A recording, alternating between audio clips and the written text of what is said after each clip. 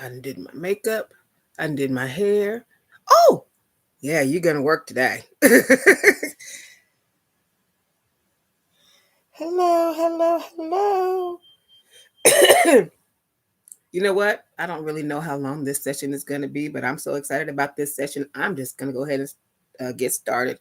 Welcome to the channel. My name's Denelsia. I've got lots of specialties, and I normally don't do review or readings of this sort, but I'm going to today. One of my favorite artists and entertainers just surpassed Michael Jackson, who was my number one and still is entertainer, for the Super Bowl halftime show. So I have been researching for a few days all the hidden meanings that I could find in his video. And then I did a breakdown of like his, you know what? The best thing is just to get right on into it. So let's do it. All right. Let's start with, before I see, I'm going to share my screen. So let me go ahead and prep that. Yes, Super Bowl, honey. All right. Let's talk about Kenny first. First time I started following or listening to Kenny was when he did the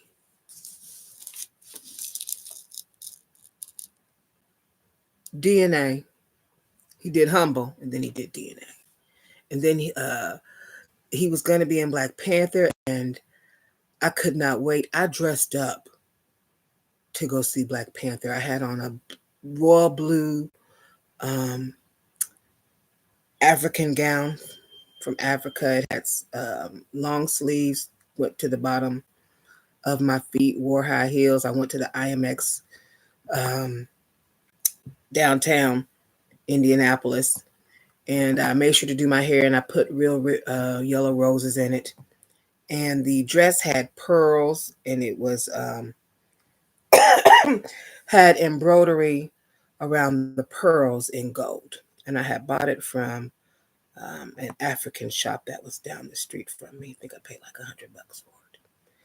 But that's how, and I did my own hair as far as an updo.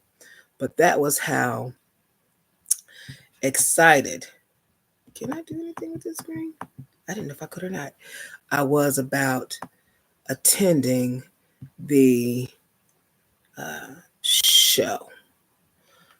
You know what? I would bring it up on my computer, but I did lots of naughty pics today. So I'm going to bring it up on my phone and send it to my email and let you see a couple pictures. Just a minute. I didn't even think about that until now. So let's see. Google Pics.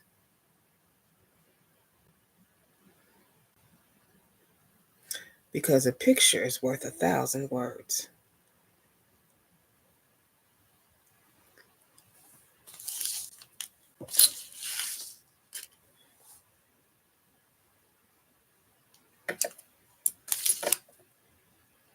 Let's see.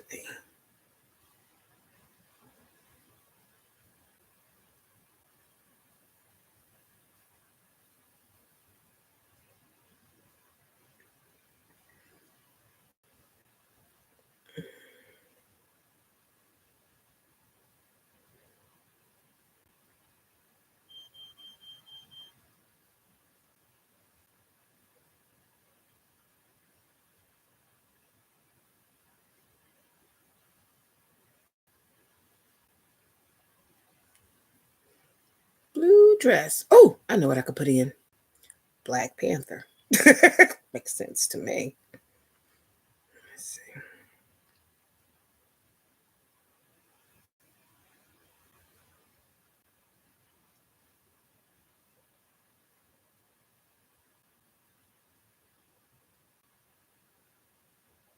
How about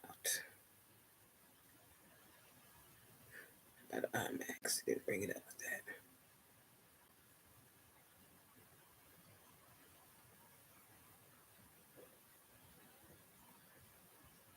There I am. Here we go. Oh, you know what? I don't even have to send it to my email or anything like that. Here you.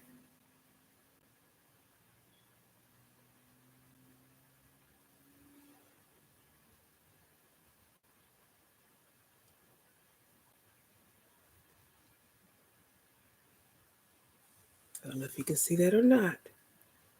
There I am.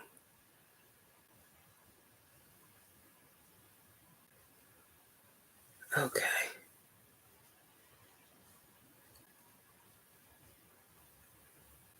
Yes, I was so excited that he was doing tracks for the show and that they were doing Black Panther. I said, let me get on down here. And I could have went to the one closest in my hood, but I wanted to have something a little bit more upscale during that time. And most upscale, of course, is downtown. Let's see.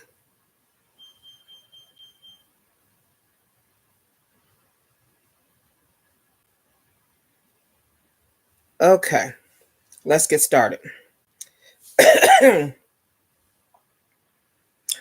When I decided I wanted to do this live, I said I want to bring something to the lives that have not been shared before.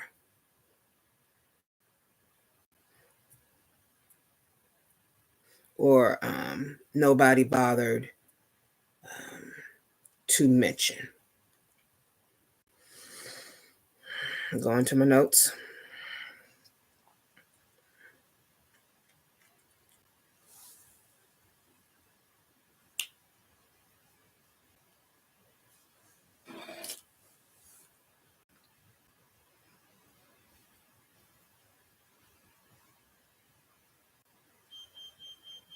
What are you all doing for Valentine's Day? Because I'm already preparing.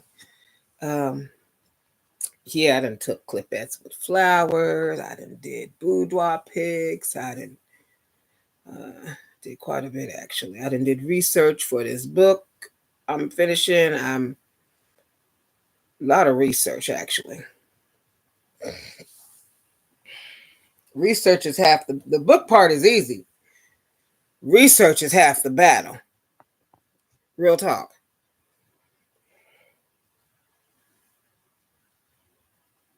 And it's takes forever to research, and then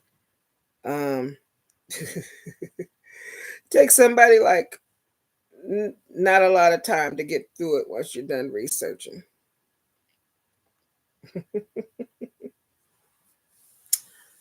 All right, so we all know, I think we all know, Kenny is from Compton. There have been a lot of mixed reviews on his performance, and people wanted to be entertained. That is not what this was. This was not, it's wonderful if you were entertained, but that is not what Kenny was doing. He had only one person to get to that he was really speaking to. He only had one person he was speaking to while he was there.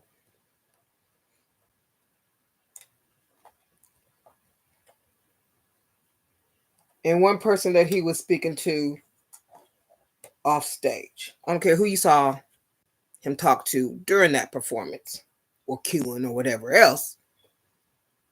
He was only talking to one person there, and the rest of you all were just sitting in on the conversation. Okay. And and he was talking to Drake, but we knew that, didn't we? So he was talking to two people, and the rest of you all were able to sit in on that conversation. So keep that in mind as we go forward.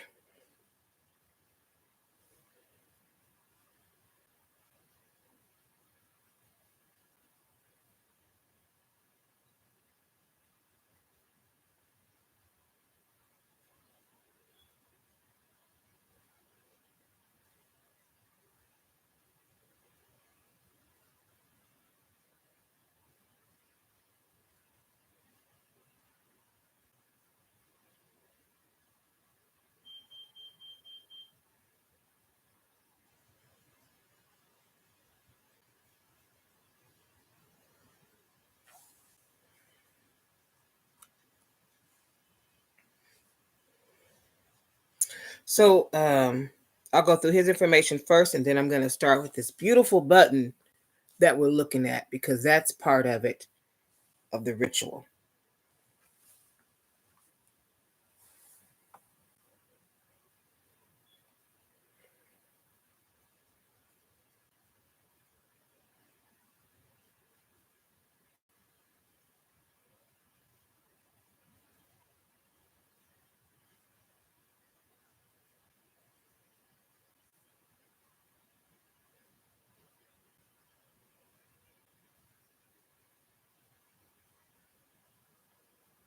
There we go.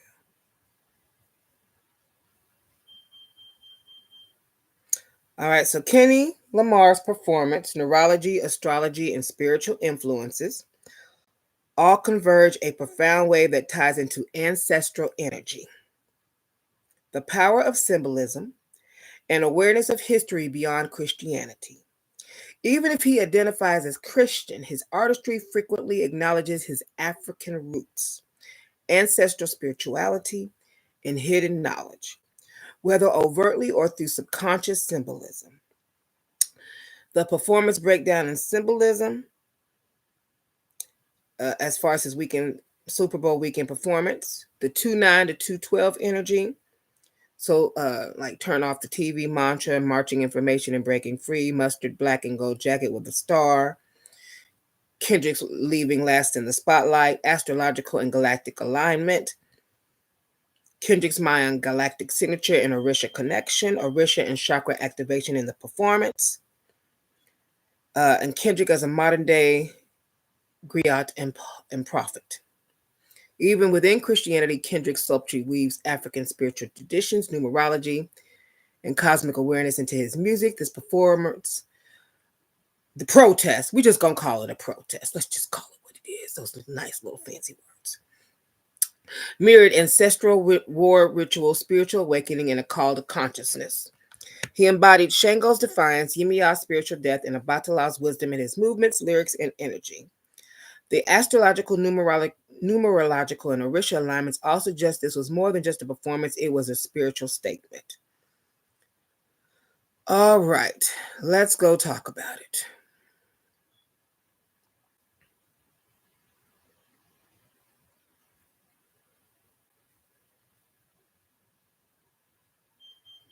I wanted to be very thorough. Um,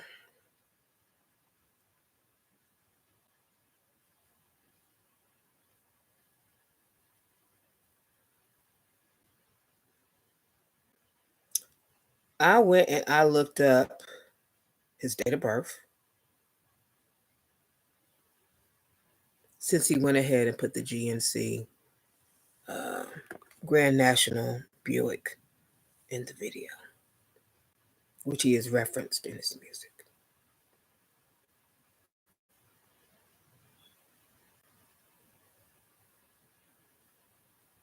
So right then and there, I said, oh, let me go grab the date of birth. Kendrick's date of birth is June 17th, 1987.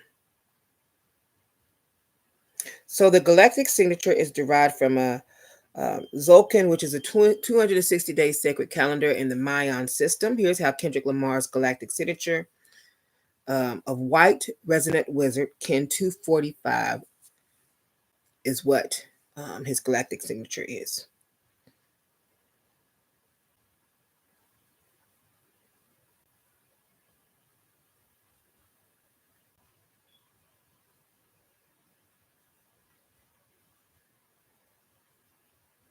All right, so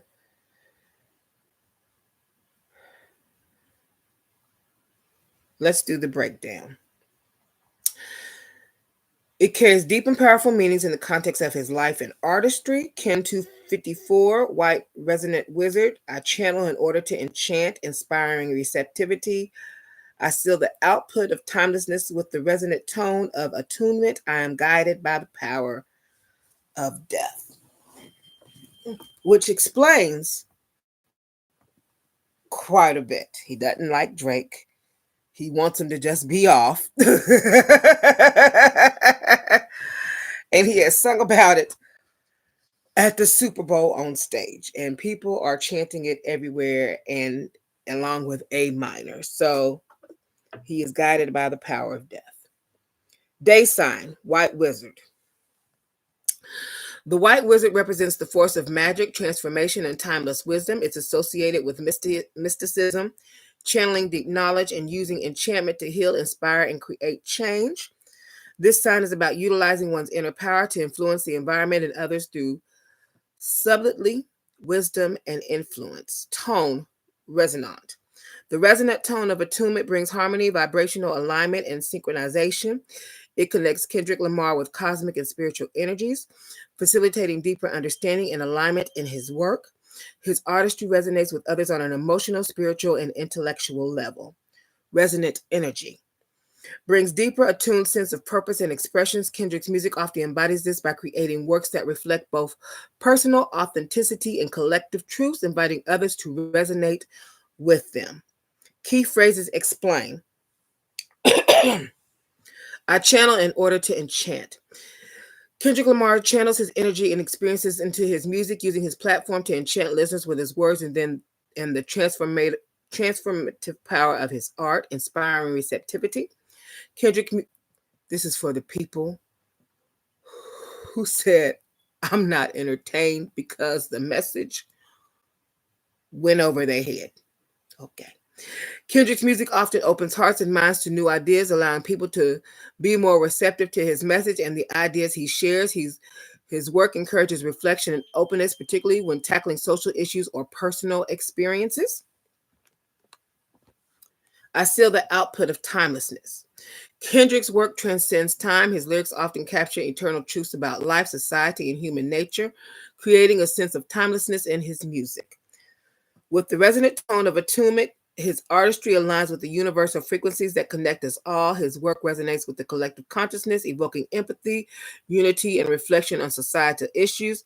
He creates harmony with his audience, reaching deep into their emotions and thoughts. I am guided by the power of death. The White Wizard is guided by the power of death, which symbolizes transformation, the shedding of old identities, and the cycle of life. Kendrick's music often explores themes of struggle, survival, and rebirth, reflecting his own journey and the experience of others. It's about breaking through barriers, facing challenges, and transforming through adversity. That actually, when we're talking about death, that actually reminds me of the Full card in the tarot card, which is about the death card, which is about transformation. Interpretation of galactic signature for Kendrick. As a white resonant wizard, Kendrick Lamar is an influential figure who channels powerful transformative energy through his art. His music not only seeks to entertain, but also aims to inspire deep reflection and connection, encouraging a sense of healing and transformation for his audience. The resonant tone makes Kendrick highly attuned to his environment, society, and the message he conveys. His ability to touch on profound universal things resonates with his listeners on a soul deep level. The power of death symbolizes the willingness to confront difficult and painful truths, transforming those experiences into works that inspire change. Kendrick's music frequently touches on things of struggle, loss, societal issues, and personal transformation, showcasing the circle of death and rebirth both personally and collectively.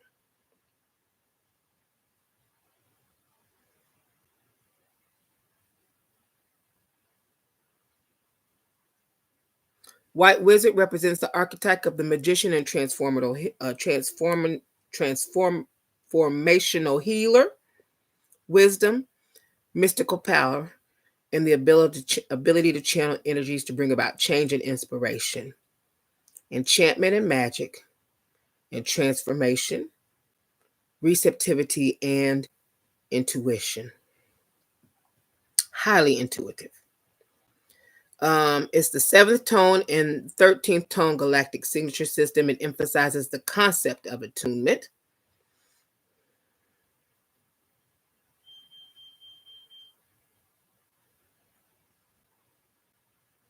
The number 13 is associated with the White Wizard for timelessness and mysticism and change and spirituality.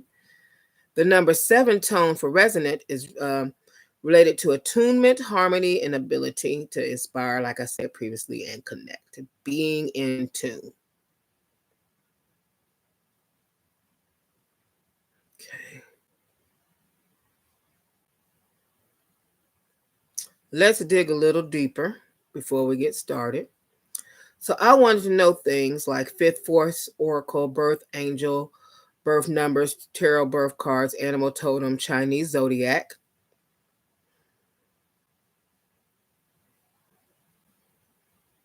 As well as his Mayan tribe in the dream spell calendar.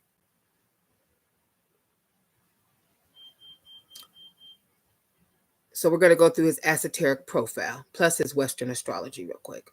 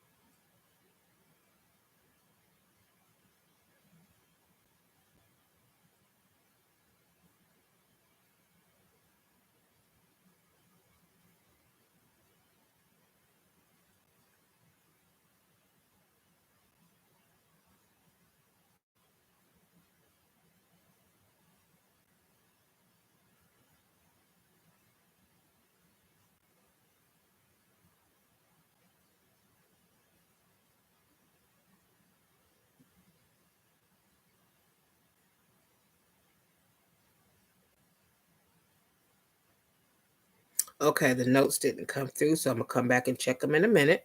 We're going to move on to a few things I think were associated during this performance as far as entities or deities, things of that nature.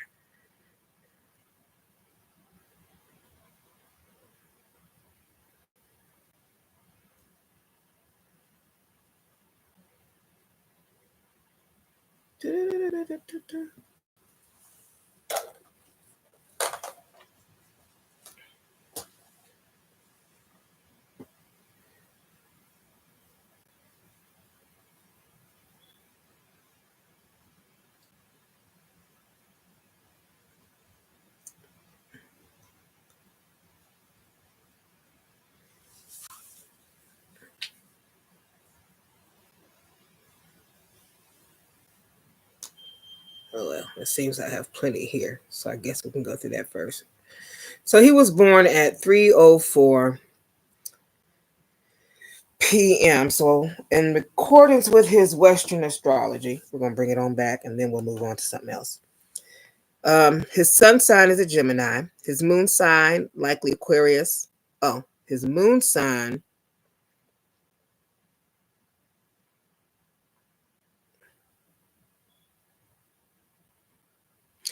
Sun in Gemini, 8th house. Key traits: intelligence, versatile, deeply analytical, intense thinker. Influence, the 8th house placement, house of transformation, power, and the subconscious. Makes him Gemini's sun far more intense and private than typical Geminis. Fascination with deep taboo subjects, life, death, politics, struggles, and spirituality. Uses his words to explore hidden truth, personal demons, and collective trauma seen in his albums like Pimp a Butterfly. Reinforces his role as a storyteller of struggle and rebirth. Moon in Aquarius, 4th house. Key traits: emotional, detached, yet highly idealistic, visionary, and independent. Influence: the fourth house, home, roots, ancestry. Means: a strong connection to his family and community, but with a detached or observational approach.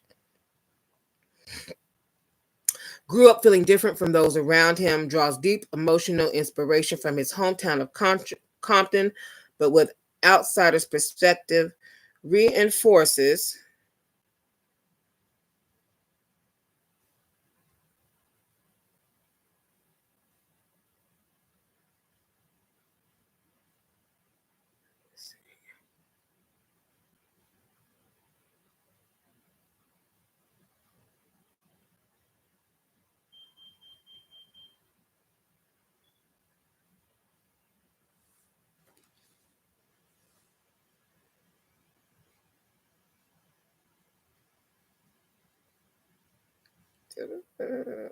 excuse me one moment, technical difficulties. There we go.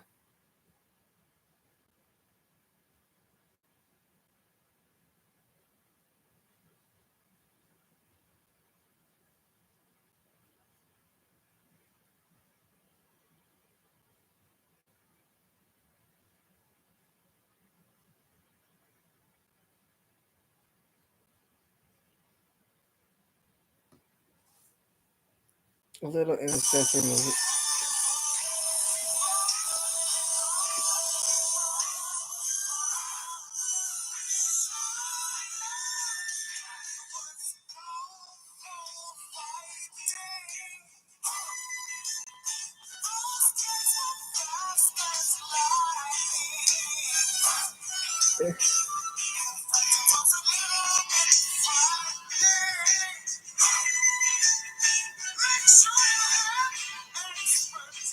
There we go. All right, so reinforces his key ascending rising sun in Scorpio.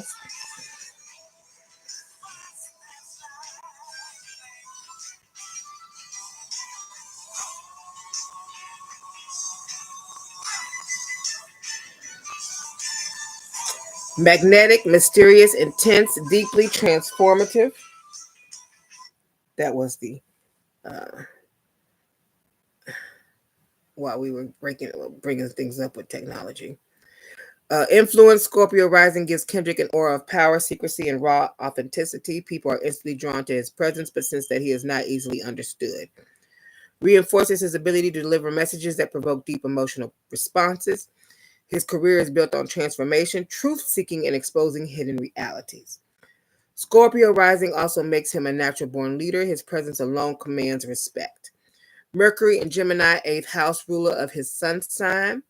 Key traits: quick-witted, articulate, introspective, sharp-tongued. Influence: a genius-level communicator, able to weave complex themes into poetic bars effortlessly. The 8th house, woo, oh my. The 8th house placement makes him fascinated with psychology, the unseen, and deep emotional truths. Can decode social, political, and spiritual messages, expressing them in ways that awaken people. Yeah, he done awoke a whole lot of people, baby. Venus in Gemini, 8th house. Intellectual, flirtatious, drawn to deep connections, dualistic in love. Flirtatious. That's probably why he's not married yet. Got babies, not married. Flirtatious. Influence: drawn to mentally stimulating relationships. His love life may have elements of secrecy or intimacy or intensity. 8th house themes. Relationships are deep, transformative, and emotional, intense rather than superficial. Mars in Aries, 6th house. Key traits: competitive, determined, action-driven, highly energetic. Influence: Mars in Aries is at home, making him a fearless, action-oriented artist. His work ethic is relentless. He moves with passion, urgency, and purpose. Since it's in the 6th house of work and discipline, he thrives in high-pressure environments, consistently delivering at peak performance. His intensity in the studio and on stage comes from his placement. Jupiter in Aries, 5th house.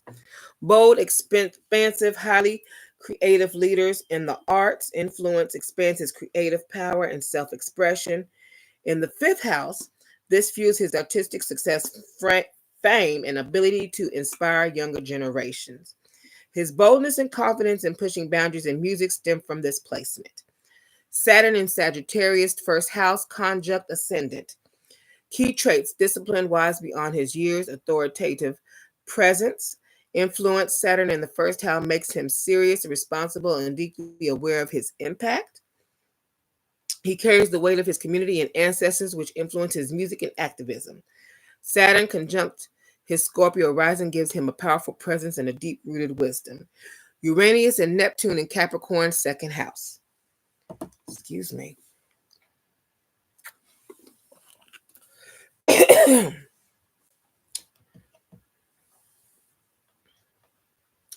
Innovative, spiritual, financial, disciplined.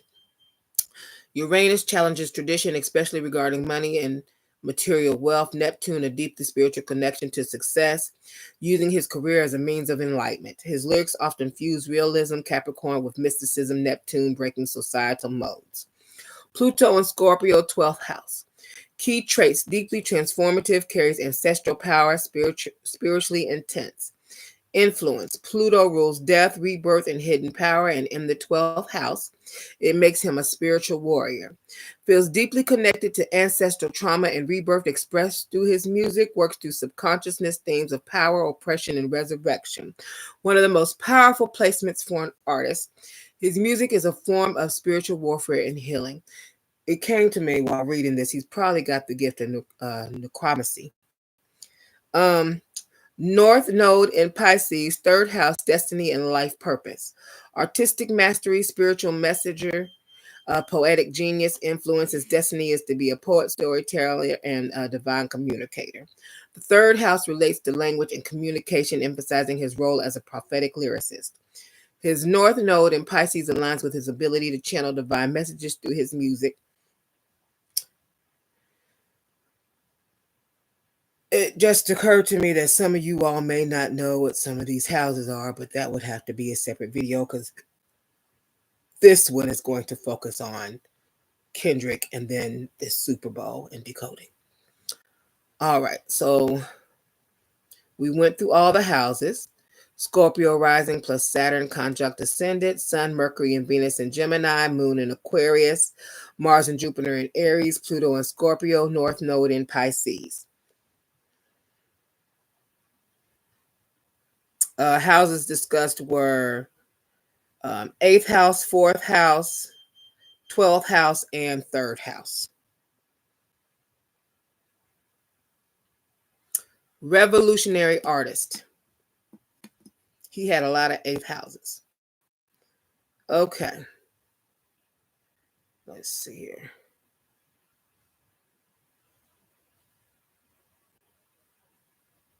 Ooh, fun. Now, my notes have came over. Let's go through.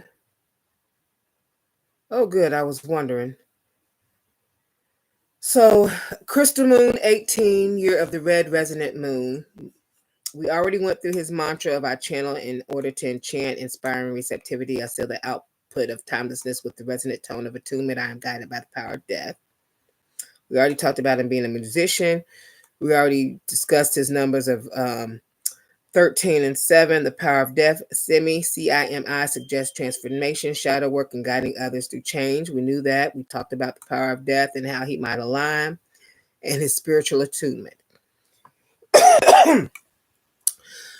White World Bridger brings transformation and connection between realms.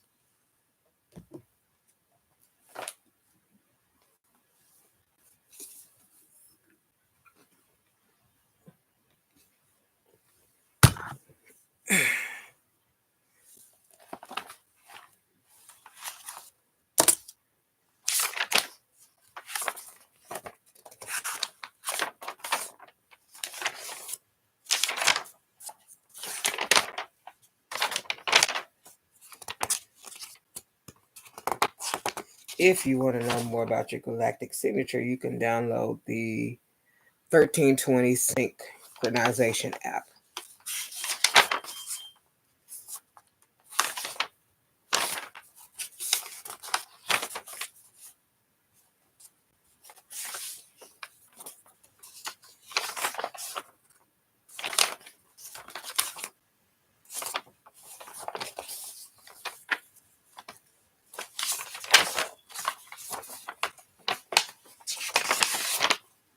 I was gonna see if there was anything else I wanted to mention.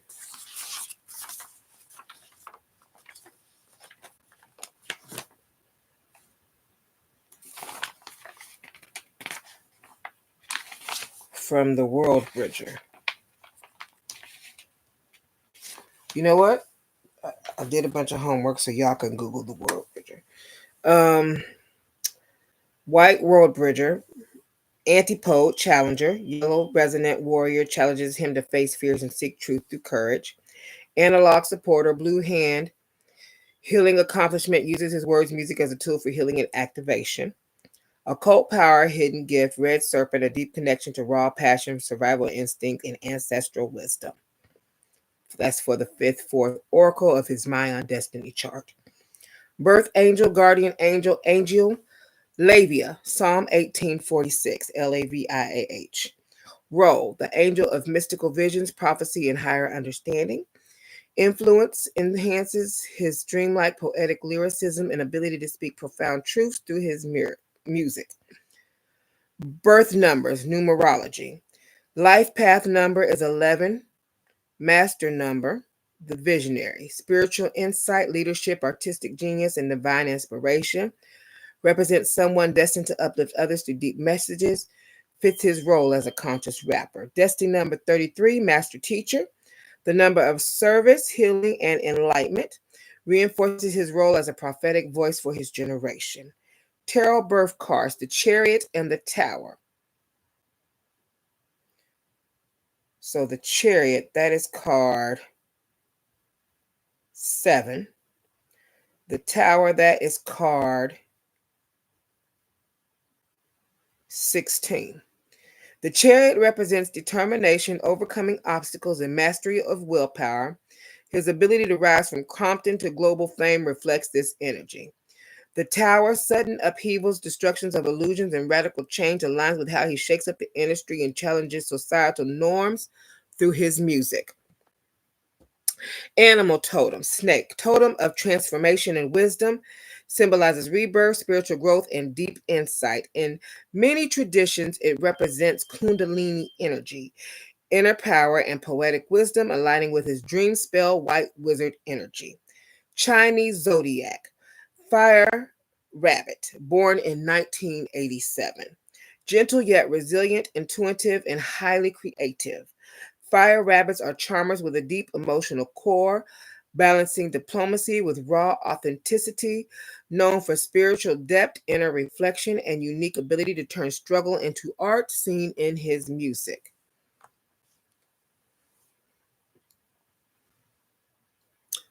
All right. And just to summarize, his white resonant wizard in the Mayan dream spell is what we discussed. Master number 1133. Visionary and numerology. Fire rabbit in the Chinese zodiac, reflecting the tension between control, chariot, and disruption tower. Aligning with his prophetic revolution energy in hip hop, his birth angel Levia blesses him with mystical wisdom and poetic prophecy, making him an artist meant to channel divine truth and deep transformation. Now that we have gone through his lovely chart, we are going to focus now on breaking down.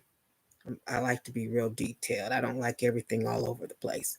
We're going to break down the Super Bowl. So the first thing, when the camera zoomed in, I looked at this button. Y'all can laugh at me if you want to, but that's just how my mind thinks. I said, "Ooh, it's the red easy button from Staples." So we're going to start with that before we go in and meet with Uncle Sam. So I'll go back to the beginning of my notes. But I wanted to discuss Kendrick and do the breakdown of him first in regards to his components. So,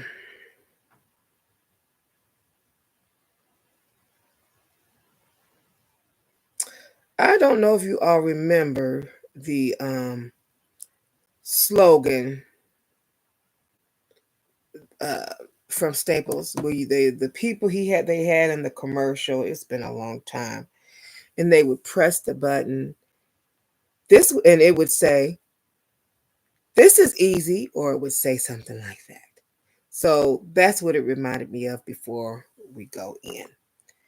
And then when we go in,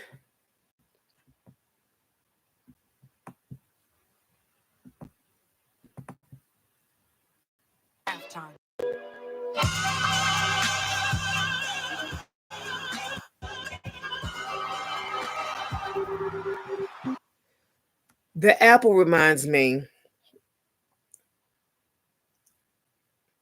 Eve had the apple. She handed the apple to Adam. Adam bit the apple. All right, so we're looking at the PlayStation according to the Bible. All right, so we're looking at which was the beginning of wisdom, because they ate fruit from the tree of knowledge. Whew.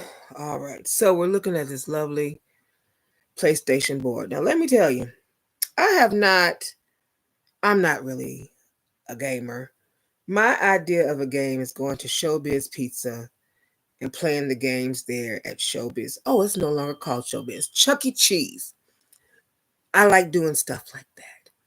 Or I like Tetris or Pac-Man or Pac-Woman. I think I played Mario Brothers a few times. I played it a few times, and that it didn't sit in my soul and say, ooh,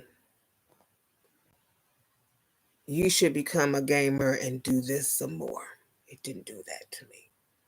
So I was like, what is this board? At first I thought it was tic-tac-toe. I like tic-tac-toe. And then I noticed it had the X, the O, the square, and the triangle. And I said, well, this is not your everyday, because this is not a tic-tac-toe board. Let me go find out what's going on with the board. And come to find out, is a PlayStation board. All right, so the PlayStation board is loading.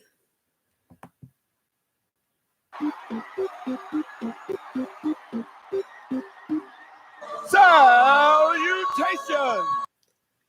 The PlayStation board is now at 100%. Ain't it great? So, the main characters, I'm going to talk about that in a minute. Let's talk about the Super Bowl being in New Orleans. I'm from Louisiana, Monroe. I'm from Monroe, Louisiana. My parents met in Louisiana, going to Louisiana State University.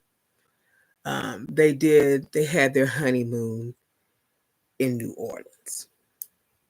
We're going to talk about New Orleans.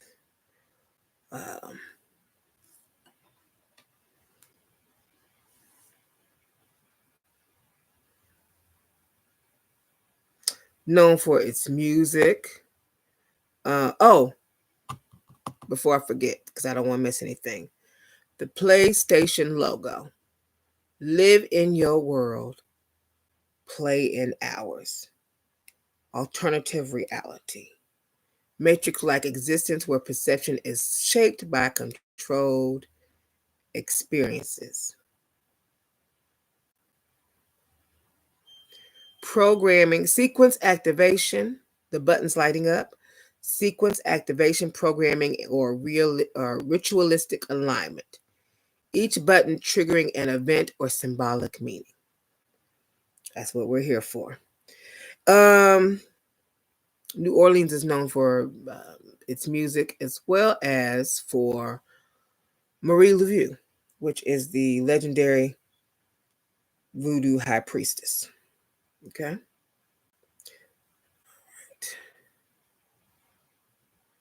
One of my questions when I was, because Kendrick has been very, he'll let you know, I'm Christian. I love all religions. I don't think people should be separated by whatever religions they believe in. If that religion is working for you, I'm happy for you. I don't have no reason to hate or squabble up with you because of your religion. That's just dumb. I think people use it as a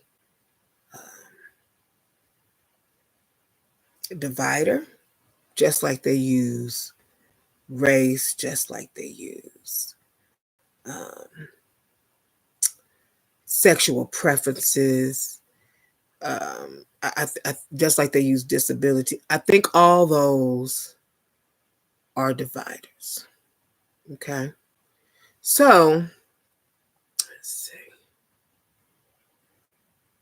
One of the questions I thought to myself, because he's very intelligent, and I know the meaning behind how some of these religions came into existence, especially. I talked about it in my last video for Christianity.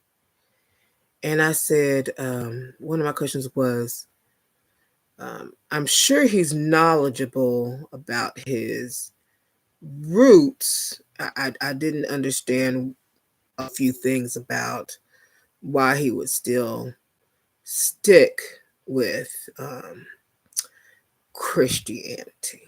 And could be like most people, his upbringing, or it's more easy to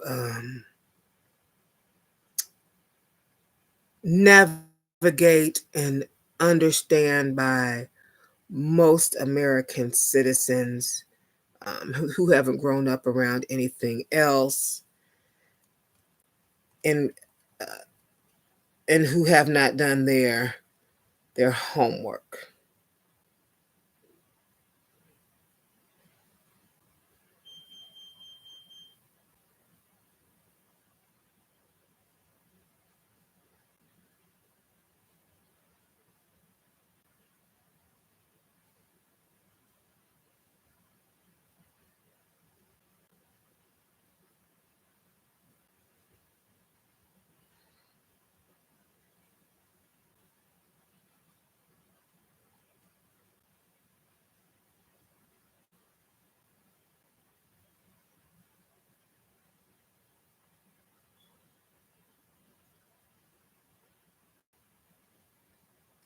And a lot of people don't like to do homework.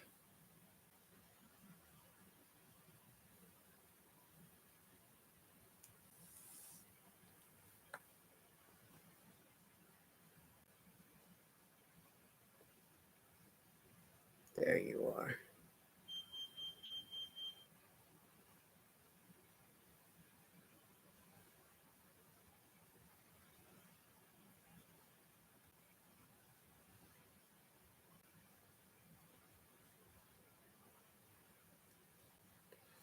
All right.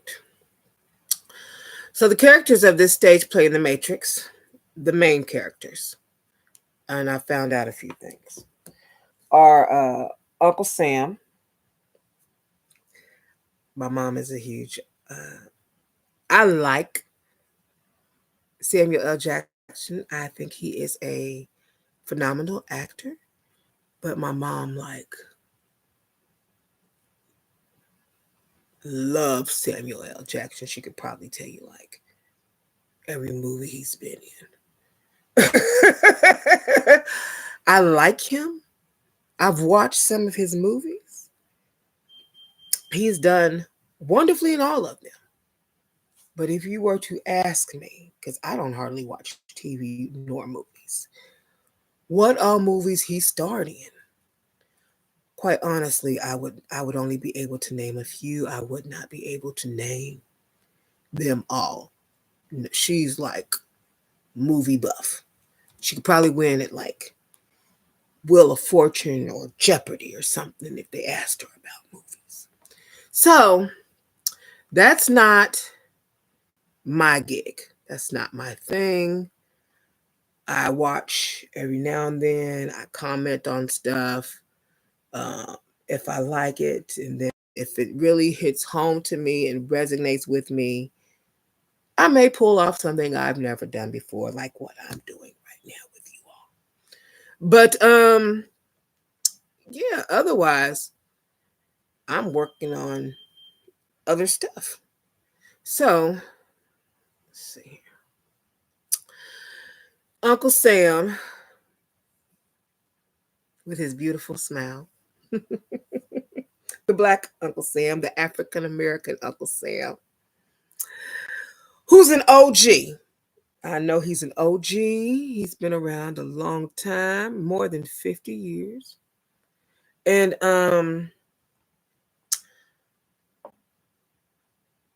the part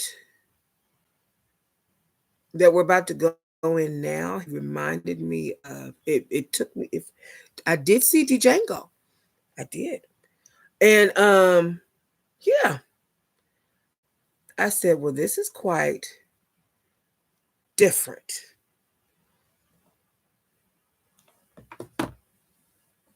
Samuel did a Uncle Samuel did a phenomenal job. It's your uncle, Sam.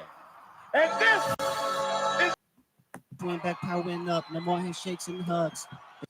Okay, so I said, oh, so we got Uncle Sam, we got Kendrick, we got Caesar, we got um, Serena Williams, and we've got producer Mustard as the main featured characters.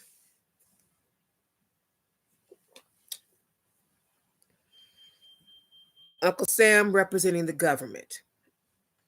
You know what? I don't know how some people did not catch this. Because when I went to look at videos, I said nobody caught this. Uncle Sam, we got the president in the audience. The president didn't, I checked, he didn't leave until after halftime, before that final quarter. They said he had to be somewhere at 8. And they didn't want him in the middle of the crowd. So he saw the performance live. Because that was one of the things I wondered. And I said, oh, he's in alignment. He is right on time. So Uncle Sam is the government, of course. Kendrick is the lover for the people because he was honoring humanity and people of, and especially people of color in this video. Caesar represented Madam Vice President as well as the impersonator, I'm going to say impersonator, for Black Love.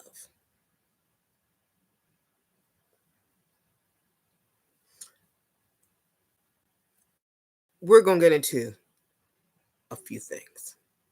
The song he starts out with is a song called Bodies. And I'm going to be real honest, I had checked out his album when it dropped.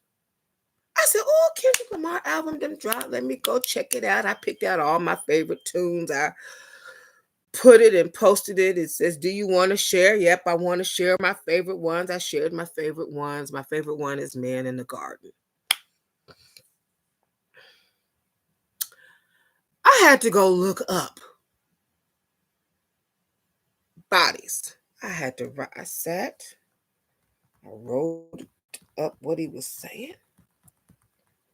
I said, oh. I said, well, I ain't never heard this song. Let me go look up Bodies. And I did. Let's get. So he's on, and I'm not. I used to work for a car insurance company, major, top two. And so he's sitting on this car. I don't know what I couldn't tell. Even though I worked for a company, I couldn't tell you hardly a thing about a car unless I'm looking at the back and I'm reading off of it what it is. So I had to do some digging.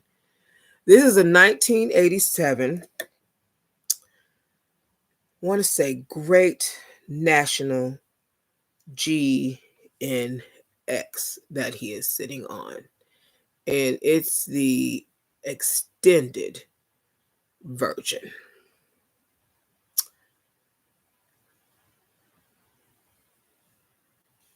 Let's take a look at.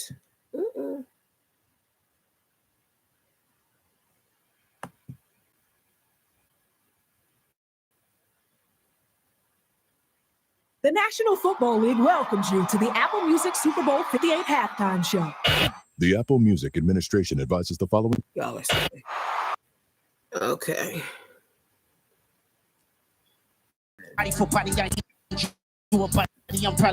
Car a few days before the performance that he requested. Okay.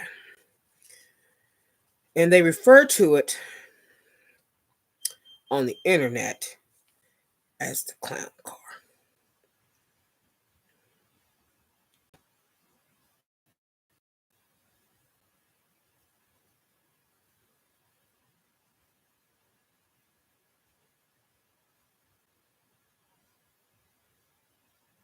All right, so we've covered the easy button suggesting instant activation. We've covered the hometown of New Orleans, it being birth to lots of music, especially jazz and things of that nature, plus voodoo priestess Marie Laveau for rituals, magic, and unseen power structures, aligning with his themes of transformation, spirituality, and hidden forces at work. We've talked about the PlayStation, reality as a game. And we have already said that this is a ritual as soon as the game got loaded with the buttons. Talked about Uncle Sam as the U.S. government and Django. And he introduced this as the Great American Game, which frames the entire event as a nationalistic, ritualistic spectacle, something more than just sports or entertainment. So when Uncle Samuel L. Jackson came out and said that, it framed the entire event. This is not going to be a regular event. 1987, Kendrick Lamar's birth year. GMX without vowels is GNX Genesis. In hieroglyphic style wordplay, removing vowels often points to deeper meanings. Genesis in the beginning, the origin. If Kendrick represents something being reborn, is he symbolically playing the role of a modern day prophet? Yes, he is. Also in connection to his Christian belief, as he often references God, faith, and divine judgment in his music. Generation X. While Lamar is technically a millennial, the idea of X could symbolize the unknown, the crossing point, or transition. This could tie into generational shift, cultural revolution, or rebirth. The Buick GMC and Compton roots. Classic American muscle car, particularly associated with the streets and hip-hop culture. In 1987, cars like this were symbols of power and status in urban communities, especially in places like Compton. Grand National, symbolism of a nation. Grand National doesn't just refer to the car, it suggests a nation at large. Kendrick's stage design is reflecting America itself, with the car representing both Compton and the broader nation.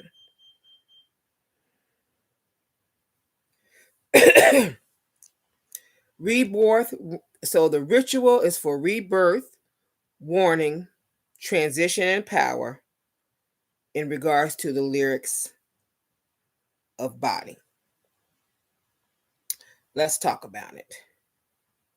Only thing matter right now is living right now, and I can't spare no feelings. Quiet on the set, but my aura loud. I navigate through hood shit and wisdom. The money all there, all here. Young man, fucking hold your hand. You die broke trying to play victim. These little ideas I told made people go rogue until God did me a big one. Reincarnated with love, my Gemini twin back powering up. No more handshakes and hugs. The energy only circulate us. Everybody must be judged, but this time God only favoring us. 20 years in, still got that pen dedicated to bare hand truth. The etiquette speak with a vigilant tongue. The predicate this time is fuck you. I'm carrying heavier hearts right now. I can power lift with Olympians too. I'm carrying various darts right now. I desert this bitch like tiramisu. See, we going body for body. I hand you a body. I'm preferably a better masseuse. I really don't bother nobody, but they run it by me if I got to clear out the room. You would not get the picture if I had to sit you in hours in front of the Louvre. You would not have a soul, even if I had told you to stand next to Johnny and Q. Started with nothing but government cheese, but now I can seize the government too. Remember the food stamp color was tan and brown, but now the unit is blue. Remember I said I'm the greatest back when you debated the number one and number two. Topic was always hilarious to me. You carried them to me. I brought out the Christ, in case anybody wanted to know what he was saying. He put that out November 2024. This is heavy, very heavy. Let's break it down. Given the Super Bowl ritual context, this song aligns perfectly with the rebirth warning and transition and power. Only thing matters right now is living right now, and I can't spare no feelings. Quiet on the set, but my aura loud. I navigate through hood shit and wisdom. Survival and urgency. He emphasizes that the only thing that matters is the now, a possible reference to spiritual awakening, immediate action, or warlike preparation. Navigating the system, he moves between the streets, hood shit, and wisdom, meaning he's operated on both physical and spiritual planes. The many all here, young man, fucking hold your hand. You die broke trying to play victim. These little ideas I told made people go rogue until God did me a big one. Personal responsibility and power. He rejects victimhood and encourages self-sufficiency, a theme found in nation building, revolution, and prophecy. People go rogue, rebellion. His words cause disruption, leading others to abandon the original path, possibly a shift in power or breaking free from old systems. God did me a big one, divine favor. He sees his actions as ordained by a higher power, which aligns with the ritual theme of rebirth. Verse, reincantation, judgment, and power shift. Reincarnated with love, my Gemini twin back, powering up. Spiritual rebirth, he suggests he has returned in a new form, possibly stronger or with renewed divine purpose. Gemini twin back, duality and symbolism. Gemini reflects duality, light versus dark, life versus death. Also, his return with a different mindset. No more handshakes and hugs. The energy only circulate through us. Everybody must be judged, but this time God only favoring us. Energy containment. He cuts off connections, suggesting selectiveness, loyalty, or purification. Judgment and divine favor. A major power shift is happening. He claims God's favor is exclusive this time, implying a chosen group versus those who will fall. 20 years in, still got that pen dedicated to bare hard truth. The etiquette speak with a vigilant tongue. The predicate this time is fuck you. Longevity and truth-telling. His writing pen has been dedicated to exposing truths for decades. Aggressive language, dialect, challenge, F you. Suggests he's done playing along. This is a declaration of war. He's letting you know with the very first song, this is war.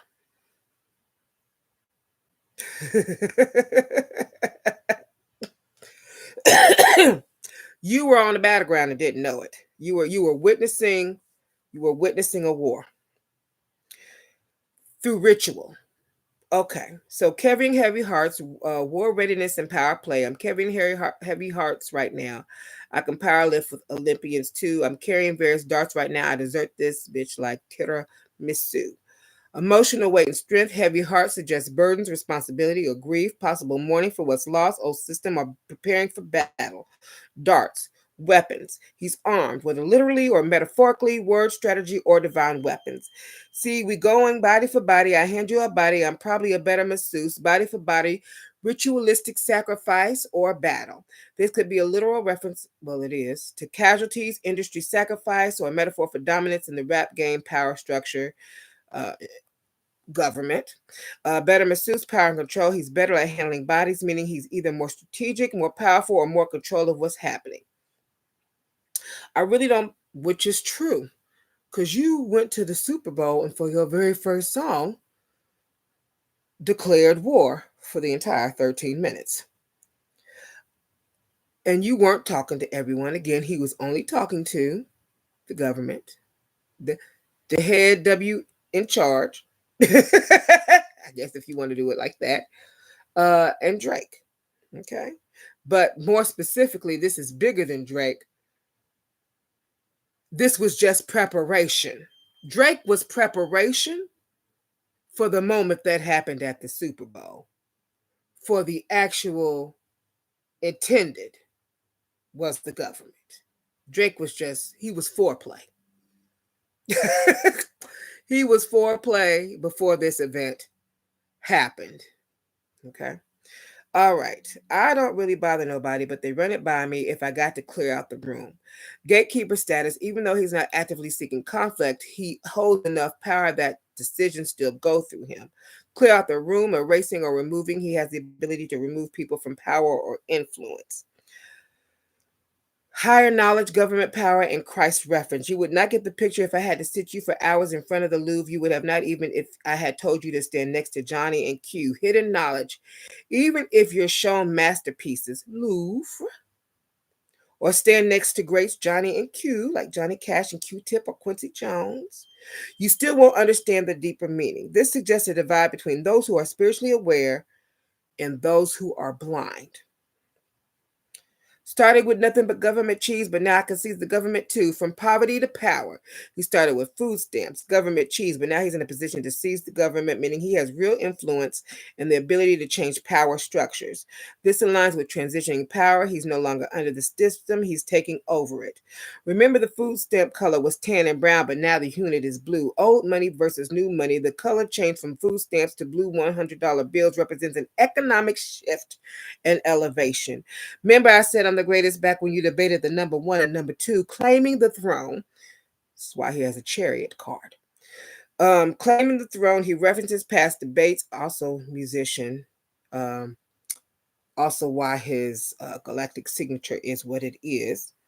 Claiming the throne, he references past debates about his status, but now there's no more debate. He's arrived. Topic was always hilarious to me. You carried him to me. I brung out the Christ. Christ reference.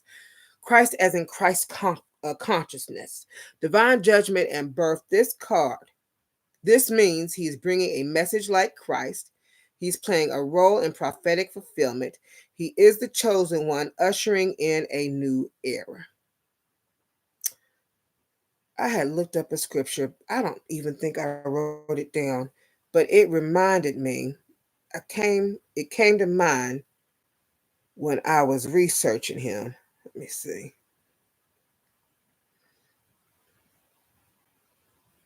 Let me see if I wrote it down.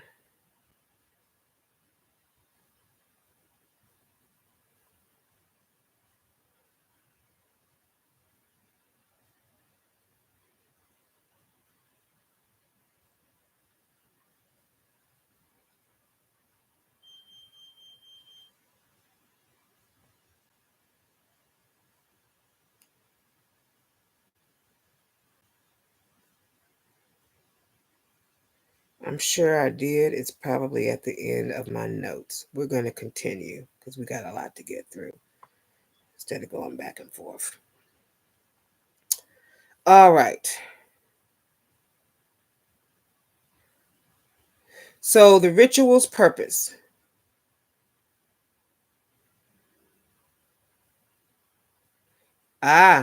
Ritual and meaning. He emphasizes reincarnation, divine favor, rising to new level or influence. Warning, the track speaks to judgment, reckoning, and a warlike stance. Third, transition and power. He references seizing the government, ending old systems, and ascending to a leadership role. Ritual's purpose. Super Bowl was a grand stage for this message. Positioned himself as a prophet, Christ-like figure, and a power shift. The references to body suggest a reckoning either in rap culture or actual society. Well, honey, all three. Samuel L. Jackson as Uncle Sam introduces the game and metaphor America's system itself. This wasn't a performance, it was a coded message wrapped in symbolism, prophecy, and power dynamics. He was warning people about the system, announcing his role in the shift of power, and telling you what your shift should be, or suggesting, I should say, on stage, what your next step should be.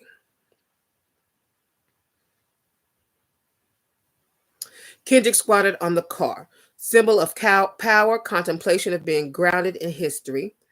The Buick GMC from 1987 already hinted at Compton roots, Generation X, and Genesis. Dancers come out of the clown car in red, white, and blue wearing incarceration uniforms. Clear message about institutionalized oppression in America. The prison industrial complex disproportionately affects Black and brown communities.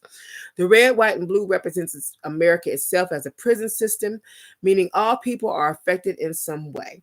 The game metaphor suggests America's system is a controlled game where citizens are pawns. A revolutionary declaration. They have the right time, but the wrong guy. The revolution will be televised. Better masseuse, really don't bother nobody. But they run by me if I got to clear out the room. You know, when I have a soul, even if I told you to stand next. The Johnny and Q started with nothing but government cheese, but now I can seize the government too. Remember the foods, them color was tan and brown, but now the 100 and blue. Remember I said I'm the greatest back when you debated the number one and number two. Topic was all right time, but the wrong guy. Now they jumped out came out the clown car. It was all over the place, red, white, and blue all over the stage. And now they are starting to find their groups.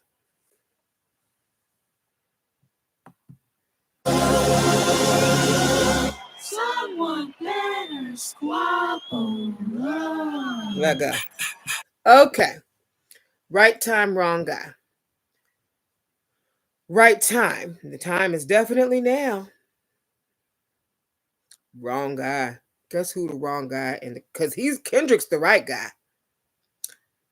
So guess the fact that he is performing this and he has selected songs that speak to guess who the wrong guy is?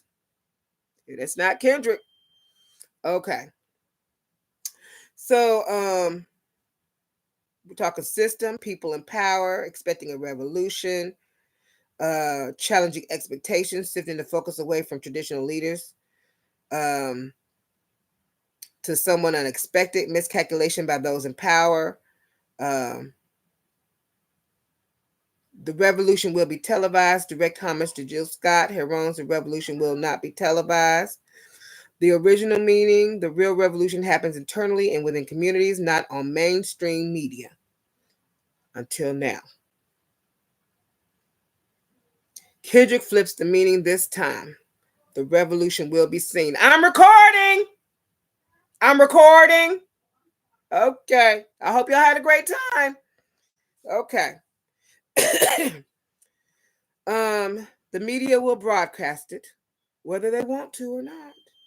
It will be undeniable in public. Bigger than Martin Luther King's birthday, huh? Okay. Let's talk about what Kenny had on. I'm going to call him Kenny. So, bell-bottom jeans, a 70s fashion statement linked to rebellion. The 70s were a time of civil rights activism, Black liberation, and countercultural movements.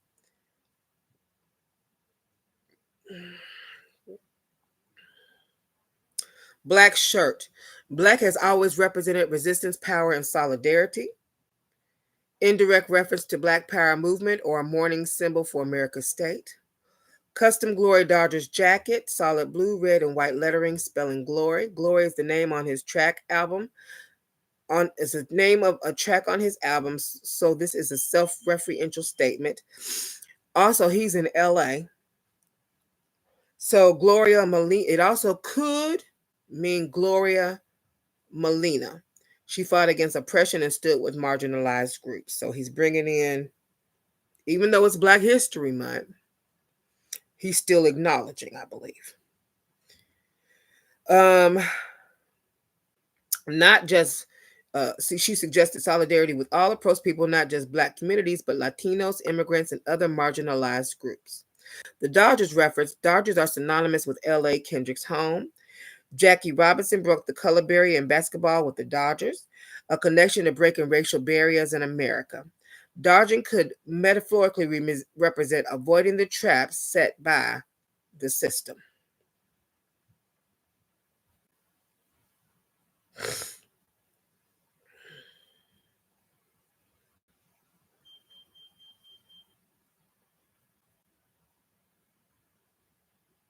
So he has set up the narrative for the entire show. Okay. All right.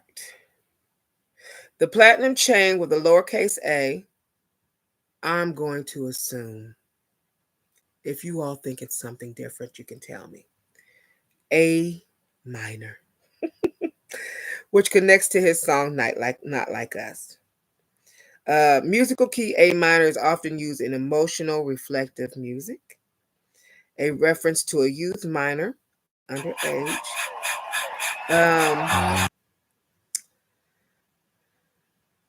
Speaking for the next generation. A symbol of being less than in America, lowercase equals marginalized, dismissed, underdog status, which would align with its Pulitzer Prize winning themes of race, power, and struggle. The black hat with the feather, left side backward, built on the backs of slave, is a strong interpretation. Also signifies going against grain, rebelling, nonconformity. A flag divided, which we're about to get into now. Okay. Let's get to here. So that's what he was wearing. Love, squabble up. What? Squabble up. Squabble up. Squabble up. Numbers 2 ghetto. How to play the game? Then tighten up. That's my mama's favorite part of the whole thing. When he tells them they too ghetto, do you really know how? And go ahead, y'all, and tighten up. Nobody pray for me. It been a day for me. And where they come out looking like the American flag. Okay.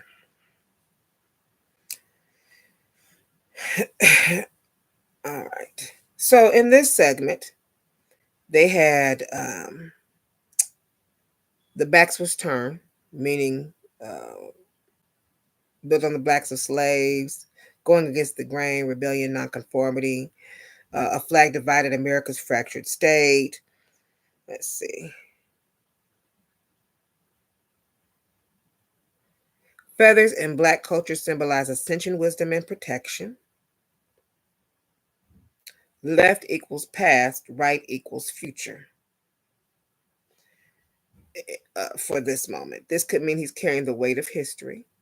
It could also reference Native American culture as feathers were used in sacred ceremonies. The part where Samuel just got finished, you are too loud, too ratchet, too ghetto, you better tighten up. Uncle Sam equals the system government. We talked about that. Oppressor. The message is condescending, dismissive, and controlling. This is a reflection of how America tells Black people to assimilate, quiet down, and behave to fit into the system. But Kendrick rejects that control. He's leading a movement, not silencing himself. The staircase formation and the American flag symbolism. Dancers align unto, I call it the stairway to heaven, or the American dream. America sells a dream of success, but at what cost? The system is built on the back of marginalized people climbing the steps of struggle. The flag forming on stage, red dancers, bloodshed and struggle, white dancers, purity, but also erasure and privilege. Blue corner, the stars, America's idealized image. Kendrick in the center, the storyteller, the truth teller, the one holding it all together. Each dancer touching the floor, because in this section they all go down and they touch the floor. Flags are not supposed to touch the ground, symbolizing disrespect to the American system, reclaiming power, America failing its own ideals of revolution, dismantling the old system. The bigger picture, the Matrix and the Super Bowl ritual. The Super Bowl is a highly orchestrated event. It's a spectacle that reflects society's values. Kendrick is showing us who holds power, who enforces the rules, who suffers and who benefits, who is waking up to the truth. The American flag metaphorically breaks down. America is being exposed for what it truly is: a system of control, manipulation, and forced assimilation. Kendrick is positioning himself as a voice for liberation, a disruptor in the machine. All right, so let's squabble up. I like that album. I like that track on his new album as well. Okay.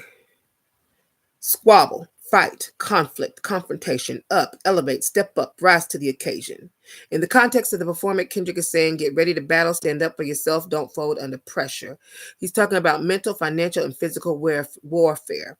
Street survival meets strategic power moves. The theme of reincarnation and destiny. God knows I am reincarnated. I was stargazing. Life goes on. I need all my babies. Reincarnation. Symbolic rebirth. Kendrick is stepping into a new form, spiritually evolved, more powerful. I was stargazing. He looking at the heavens, aligning with destiny. Life goes on. I need all my babies, referring to family, community, or proteges who need guidance. This reinforces the revolution theme from the first part of the performance. The money, power, and ownership game. I got the money and the power, both gyrating. IP ownership, the blueprint is by me. Kendrick is talking about ownership in the rap game and beyond. Intellectual property. He making sure he owns his music, his legacy, his impact. This connects back to Black financial empowerment and breaking free from exploitative systems. Aggression and street mentality. Buddy passed, but I get him splashed till he hydrated. Bounce out. No, he spooked town, eyes dilated. Splash, shot or attacked. Hydrated. A double entendre, literally needing water or getting hit hard. Spook town, fear, paranoia in the streets. Eyes dilated, either from fear or being high. So this section brings street survival mentality to the forefront, showcasing his dominance, but also revealing the constant tension of navigating power, fear, and danger.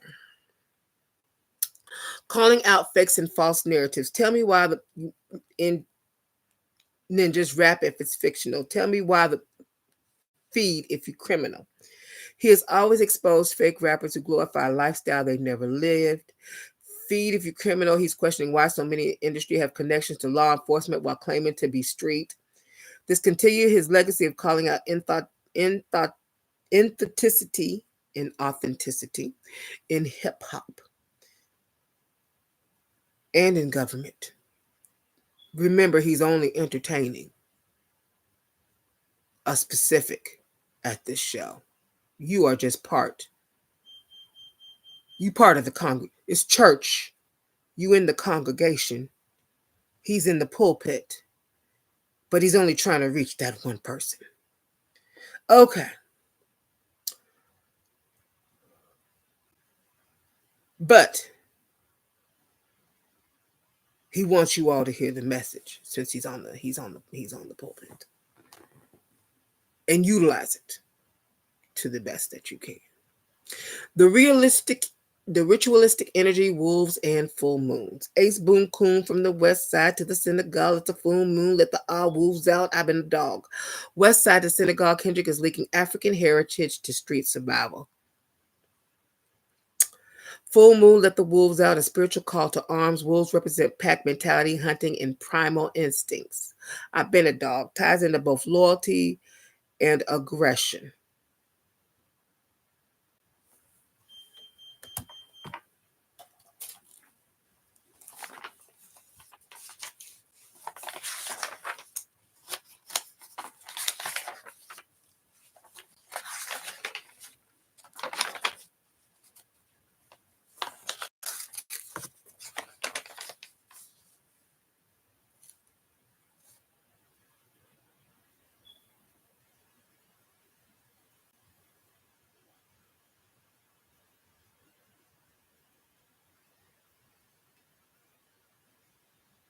World Bridger is number 10.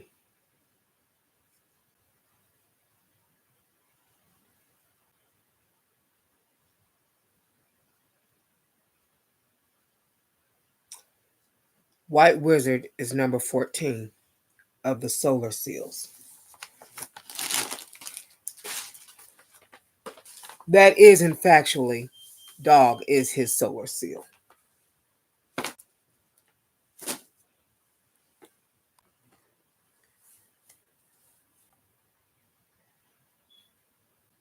The Super Bowl set design and symbolism. The dancers now move into formation, fully embodying the American struggle in the fight for power. Red, white, and blue dancers moving on the staircase, the fight for control in America. Kendrick at the center, he's orchestrating the revolution both in music and society. Samuel L. Jackson's role as Uncle Sam, the government always watches, always judges, but the fight continues. This isn't a rap performance. It's a statement on survival, revolution, and reclaiming power. Squabble Up is about financial empowerment and ownership, fighting for your place in the world, calling out frauds in industry, plants, and government.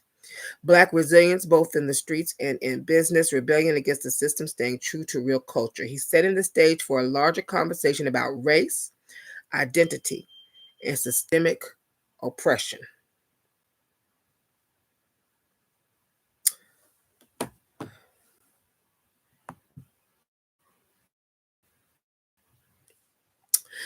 Keep these away from me and keep all my blessings faithfully. Kendrick is calling out the fakers and asserting that only genuine connections matter. Personal pain and growth, the line, more blood be spilling. It's just paint to me speaks to resilience and acceptance of the struggle, even when the bloodshed represents both physical and metaphorical battles. The choice between shameless or famous, Kendrick highlights his internal conflicts. The tension between staying true to himself and subscribing to the pressure of fame. This also speaks to the idea of being authentic versus conforming to public expectations. The challenge of understanding the origins of the culture is a clear rebuke to those who seek to exploit Black culture without truly understanding or respecting its roots. It's insane to me. Kendrick's declaration that I deserve it all reflects his belief in the merit of his journey. No DEI there, y'all. For those who saying there was not one single, it is Black History Month, boo. Reflects his belief in the merit of his journey, that his success is earned despite the hate and obstacles thrown his way. It's an assertion of self-worth amidst societal and systemic oppression. Y'all missed it. Did y'all miss it? You might not have missed it. I'm not going to rewind it back, but LGBT representation. I'm going to rewind it back. I am. Hold on.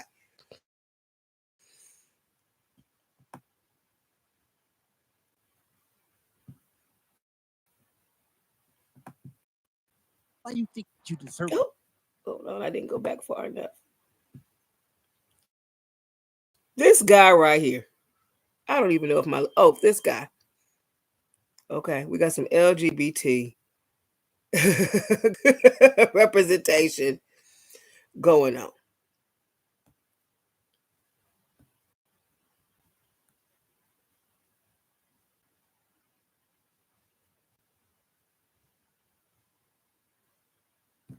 All right, so the man in the dreaded wig pretending to be bi or gay and the group having fun being themselves introduced a moment of fluidity and celebration of identity and expression. This scene is powerful because it shows that Kendrick is aligned for diverse representations of masculinity and sexuality in his performance, reflecting a commitment to inclusivity. Fun and freedom. The group isn't bound by labels or judgments. They're allowed to express themselves fully, creating an environment where authenticity is embraced. This is a moment of liberation where freedom in self-expression transcends societal norms. This scene isn't necessarily about the characters being LGBTQ, but showing that the space is safe for all to be themselves. It calls for acceptance and joy in one's true nature. Uncle Samuel L. Jackson's entrance, cultural commentary. His interest is Uncle Sam as an interruption that challenges the performance tone. His comment, I see you brought your boys with you. The cultural cheat code reads as both acknowledging the power of cultural influence and the criticism of how it's commodified. The term cultural cheat code seems to imply that the cultural influence of Black people, and by extension, Kendrick, is like a shortcut to success or notoriety, something others try to exploit without understanding or giving credit to its origins. Scorekeeper, deduct 1 point.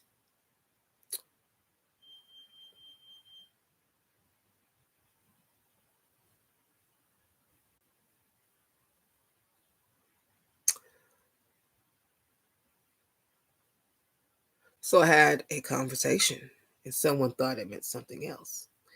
And I came back from the conversation and I said I interpreted that as a deep layer of political and social critique to the scene, especially in the context of influential figures like Martin Luther King, Malcolm X, and possibly others like Kia Duggins. Here's how this can be broken down.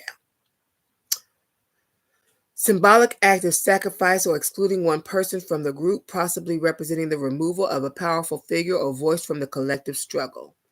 In a sense, it highlights how certain individuals or movements are marginalized, erased, or oppressed by forces seeking to control or manipulate a narrative.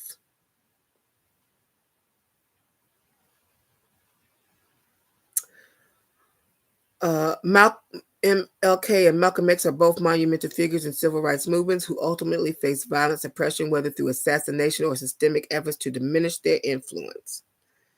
MLK was nonviolent. He had an approach that was at times at odds with more radical approaches like Malcolm X, and they represented two ideologically different but equal impactful routes in the fight for justice. So the idea of deducting 1 point could symbolize the tragic erasure of those who challenge the status quo, whether through murder, imprisonment, or character assassination. This is for educational purposes. Doesn't mean it actually happened. Okay, if we are for, let's see here. Voice or presence in the movement has been silenced or overlooked. How society tends to diminish or discard those who are seen as too threatening to the established order. The scorekeeper here can be seen as a representation of authority or power, someone who decides who gets to stay and who gets to be removed from the narrative. This could refer to the state, systemic powers that control society, social and political discourse, cultural forces that dictate which figures and stories are celebrated and which are erased, internal group dynamics, and activist or cultural spaces where certain voices or figures are marginalized for political or personal reasons.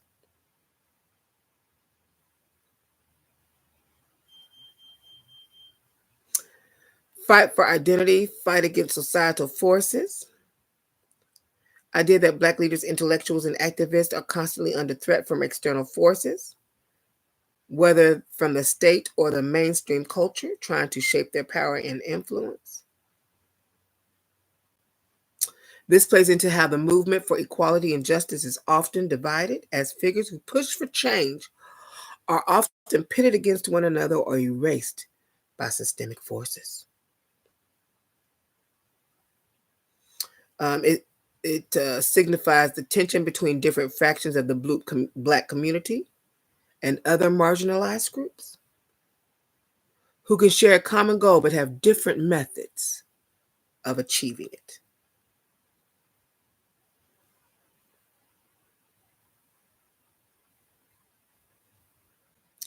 Kendrick's performance creating a reflection of how those who rise up and speak truth to power, whether they're political leaders, cultural icons, social activists, are often punished or eliminated for their fearlessness. The prison yard setting is a stark metaphor for institutional control, where even in spaces that appear free, the forces of power and control still decide who stays and who goes.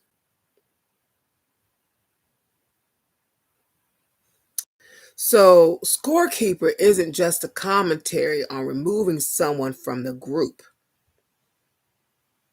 It's a political statement on how individuals who challenge the norm, whether through radical activism or artistic expression, are often silenced, excluded, or erased.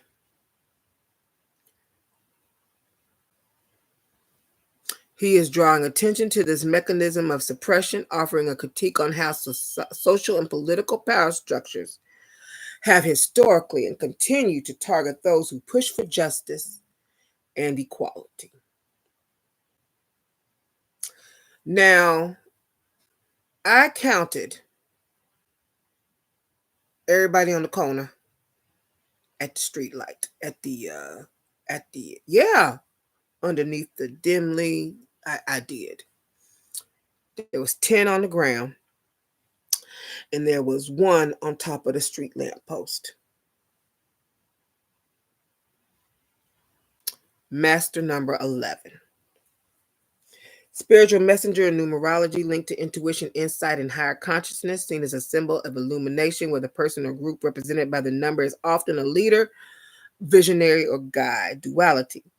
11 is a combination of 1 plus 1, emphasizing duality and balance. In this case, it reflects two sides of polarities within the performance: light and dark, freedom and oppression, spirituality and materialism. Amplification.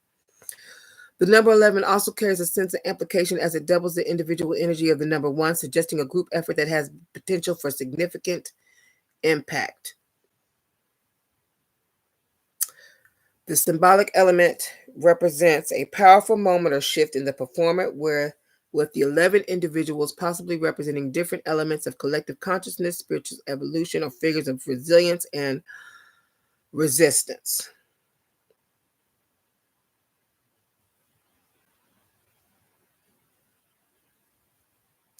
You know what else I thought about when I seen the guy on the lamp post?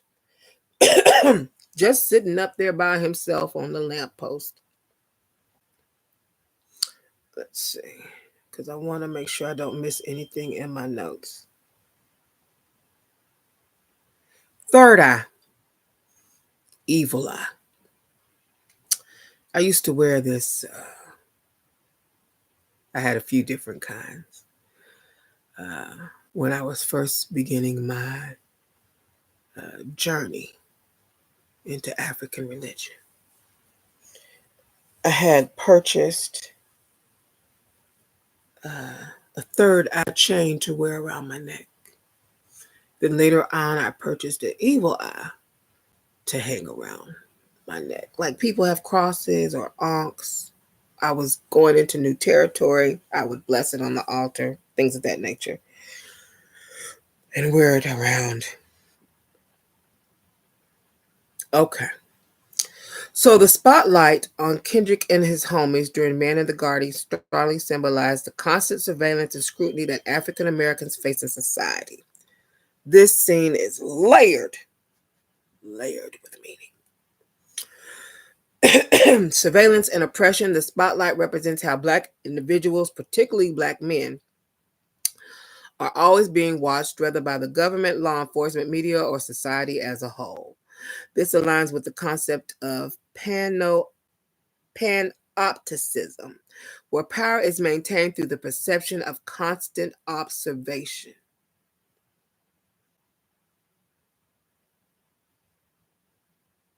It reflects real-life issues like over-policing, racial profiling, and the way Black culture is monitored, policed, and commodified.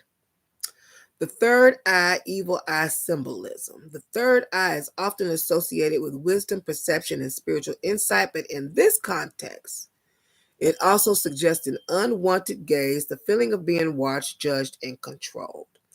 The evil eye concept ties into this as well, symbolizing jealousy, envy, and negative energy directed towards Black people, especially successful or influential figures like Kendrick. This could also hint at Black excellence being viewed as a threat by oppressive structures.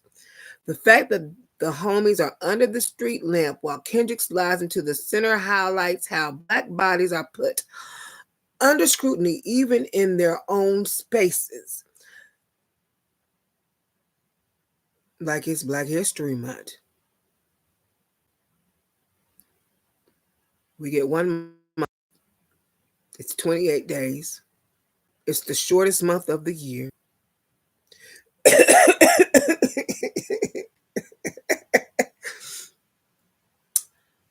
And folks is upset because not one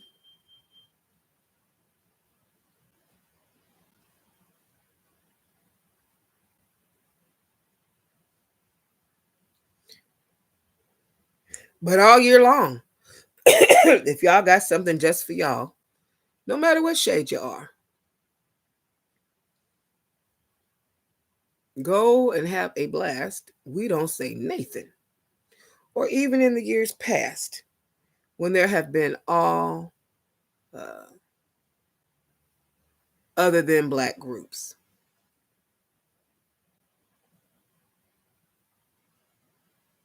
Wonderful. I hope you have a blast.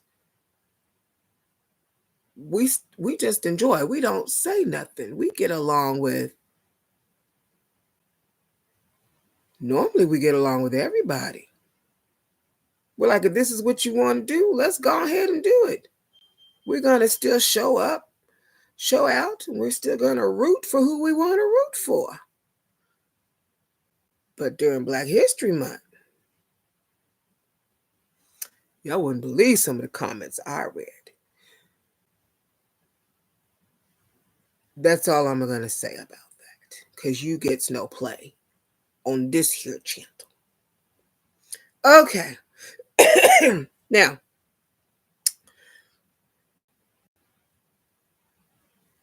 so the scene echoes historical and modern example of how Black leaders, artists, and activists has been targeted by government agency, COINTELPRO surveillance,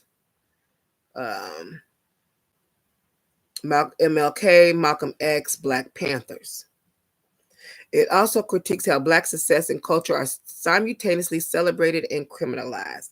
They love us when we entertain, but fear us when we organize.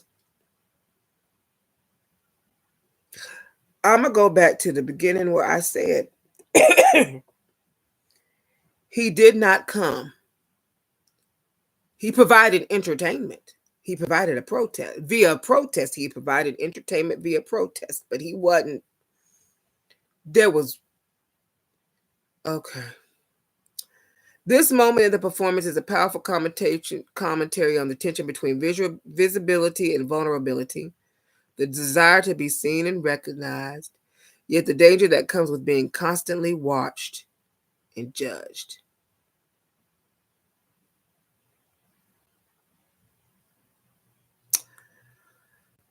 During the performance,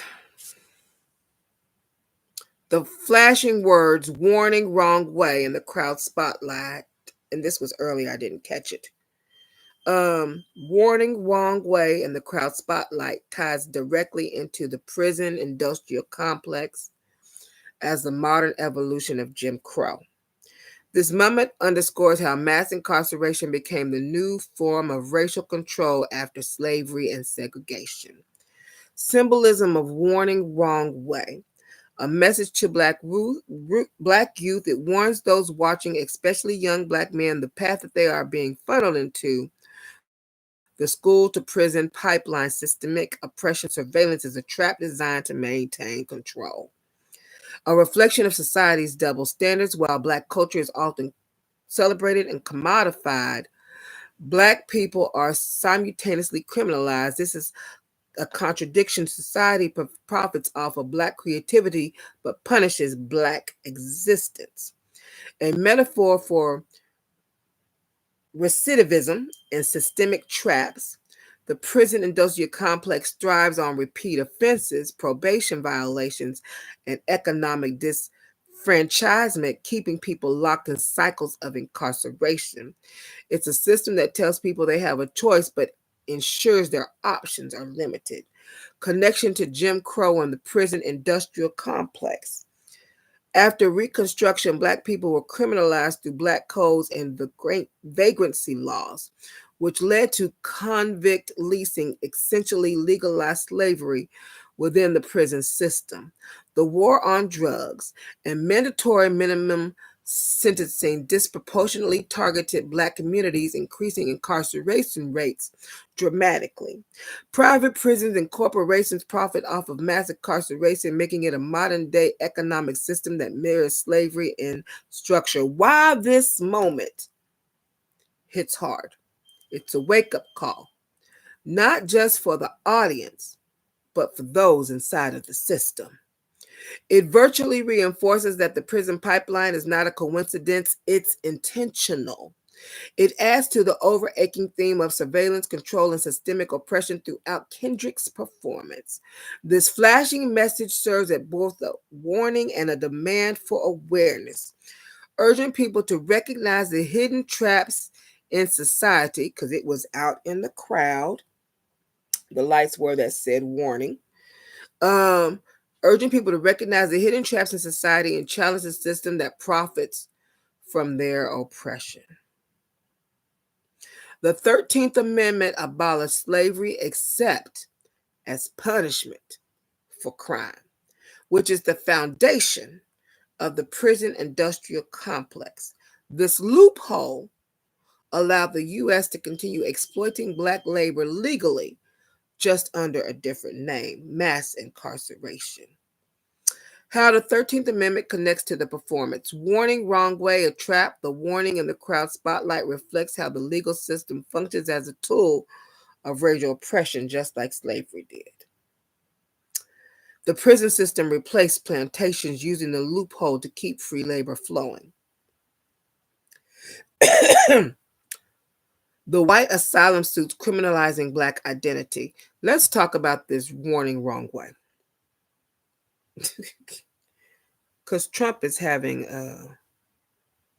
a prison system. I want to say it holds like 30,000 people in Cuba for immigrants with no chance for life sentence for coming into the USA illegally, with no chance to get out because they can't go back to their home countries.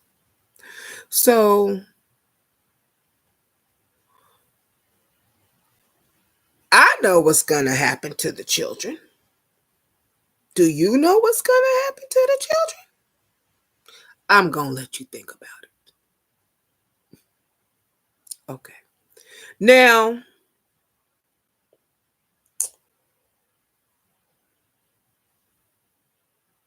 that's a lot of free work. I don't know. That's a really harsh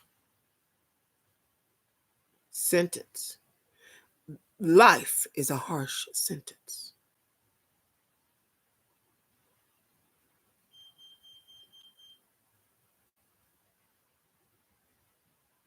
So instead of labor in the fields for some pennies, I believe they got rid of the penny, for some dimes,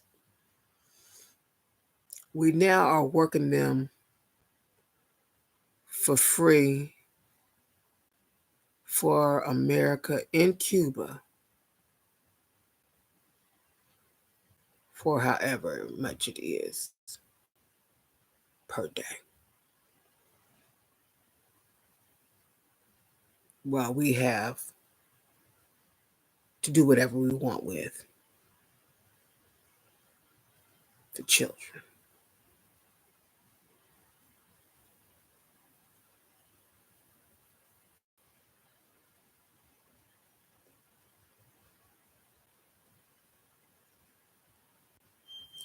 Oh, okay.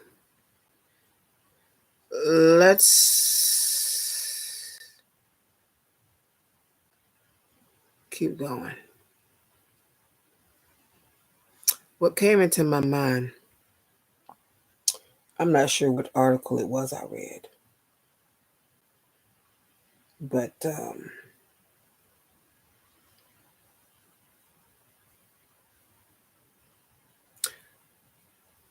I didn't put a lot of time in it, so I won't talk about it right now.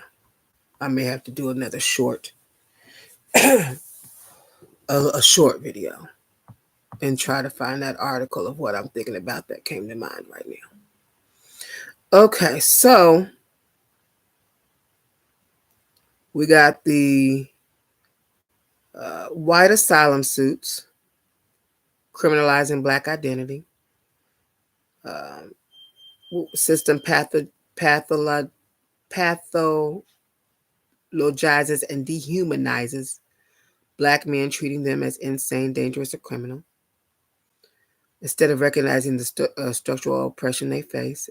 Surveillance and the third eye, the panopticon, uh, Michael Foucault's panopticon theory.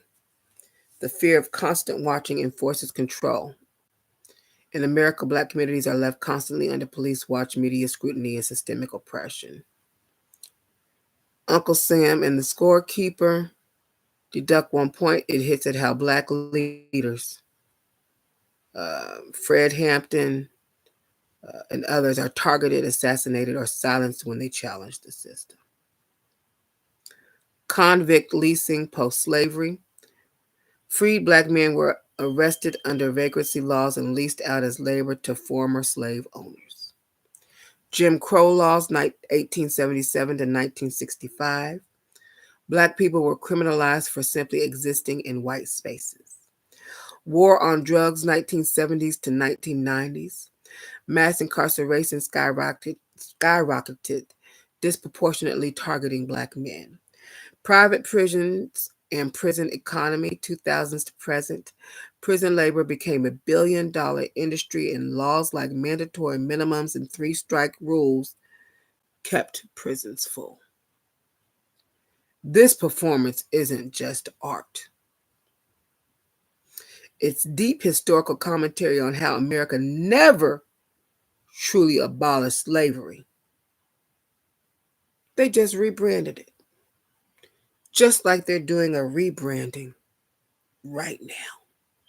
They're rebranding America right now. Oh my.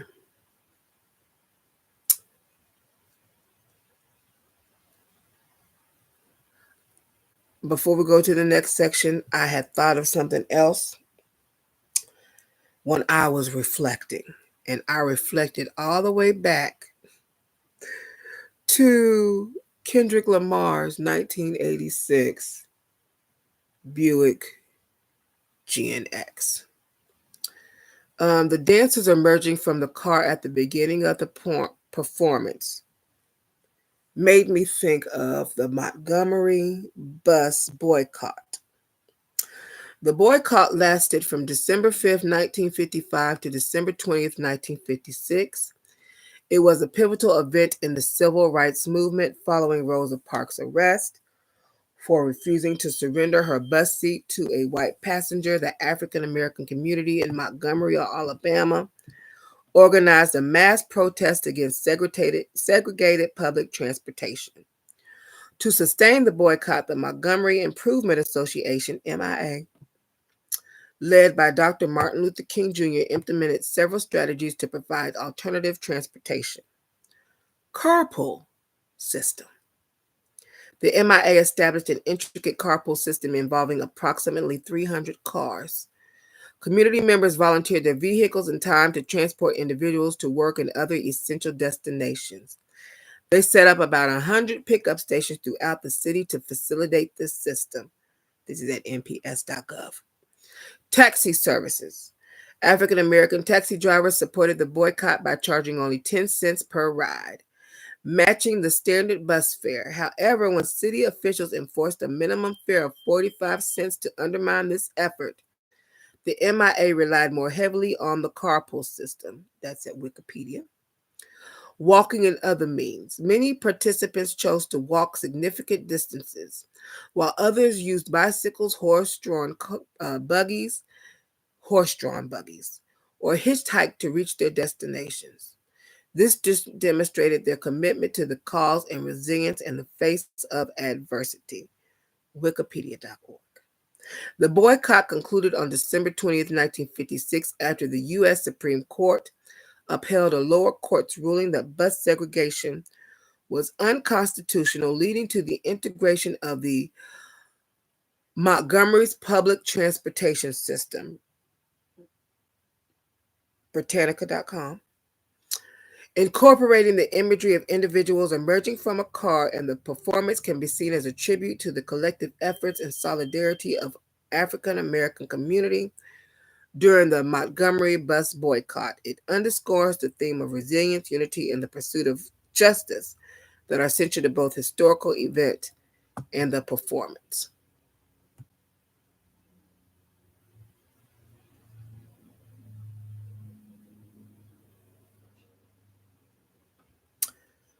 Okay, so we're going to go into the next masterpiece. Okay, okay.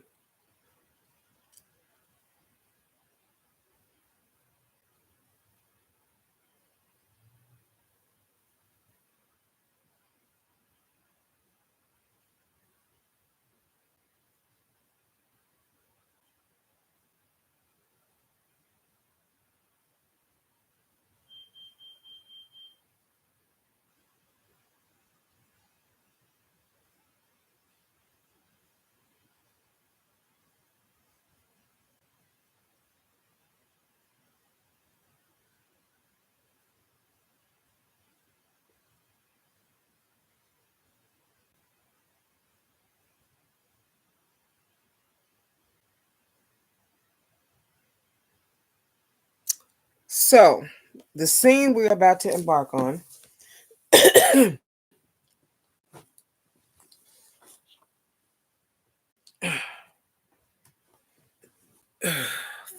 peekaboo. Let's get cracking.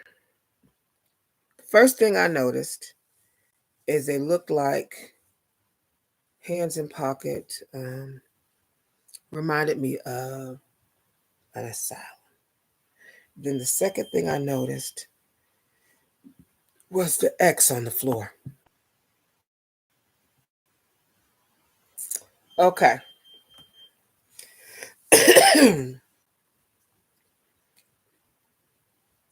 There are 4 ladies here. Aren't they gorgeous? So, that last scene,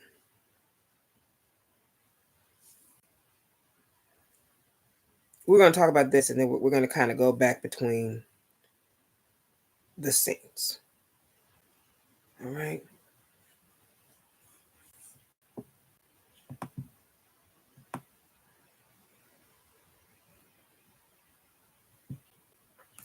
Okay.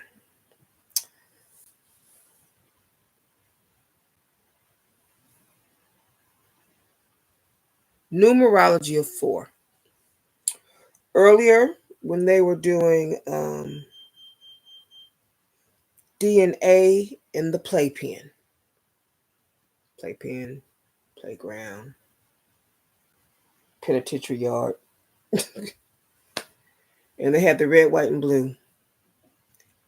He uses a lot of 4s. And we had them all in 4s running from one side of the court of the playground, the playpen, to the other side. 4. In numerology, 4 is associated with stability, structural order, and foundation.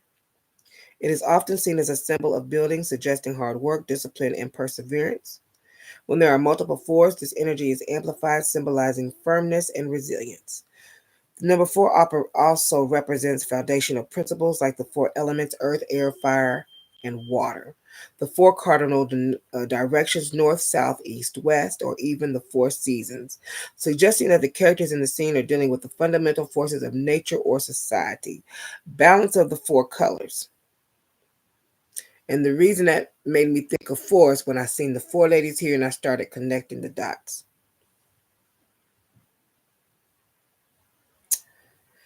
The equal use of 4 red, 4 white, and 4 blue signify equality, balance, and harmony between these colors, possibly representing different forces or sides coming together. They may also symbolize diversity within unity, showing that despite different backgrounds or ideologies, red, white, and blue, there is a common ground. Red, passion, energy, action, intensity, anger, revolution, sacrifice. Blood spills for freedom, resistance against oppression. Whites, purity, peace, innocence, neutrality, surrender or emptiness. Hope, new beginnings, blank canvas for change. Conformity or power structures that seek to maintain status quo. Blue, calmness, loyalty, wisdom, and truth, but also symbolize melancholy or oppression. The use of blue here might reflect things of loyalty to the cause, resistance, wisdom and resistance, and even the melancholy reality of being caught in the system of control. The group of 4. Chaos, challenge, transformation, resolution, revolution, struggle, evolution of power, imprint a sense of inevitability.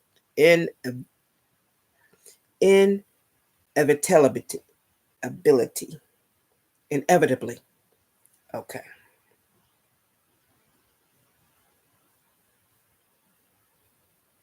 Greater plan, wholeness, when you're talking 12.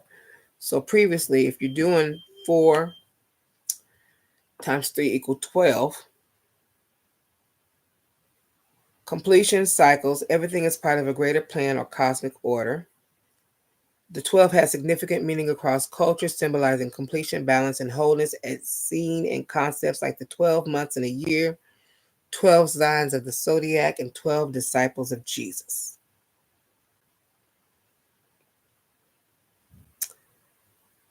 Okay.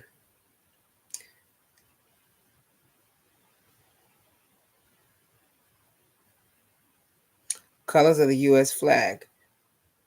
Critiquing and exploring American ideas and cultural dynamics, especially in the context of race and resistance.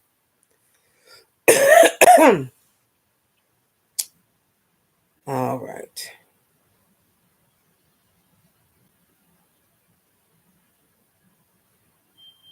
I believe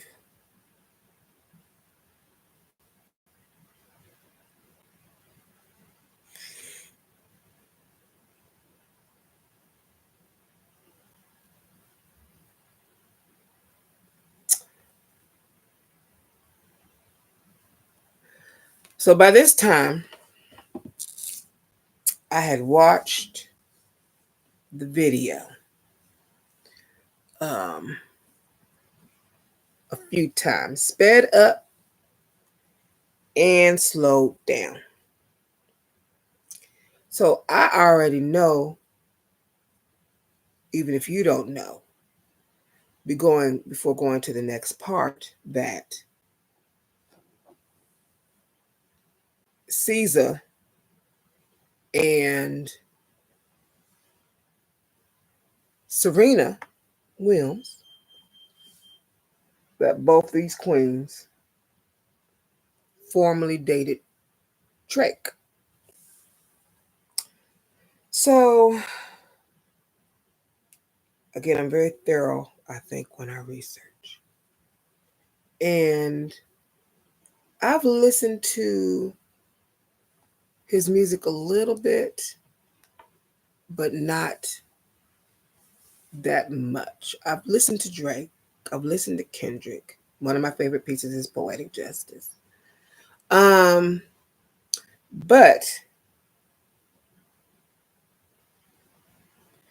I've never really listened to much of Triple X Temptation. I hope I said his name right. But he popped up. So I'm going to put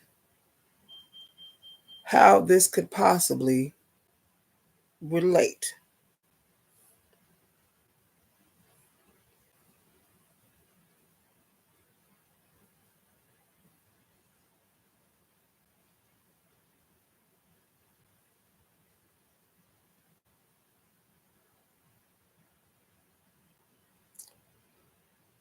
So it turns out him and Drake had a beef. I'd call it more than that. I'm gonna for short call Mr. Triple X Temptation. I'm just gonna call him Triple X. He accused Drake of biting his flow from Look at Me and even suggested in interviews that Drake could be a threat to his life. After Triple X's tragic murder in 2018, Drake released lyrics in songs like I'm Upset and Mob Ties, which some fans speculated were references to Triple X.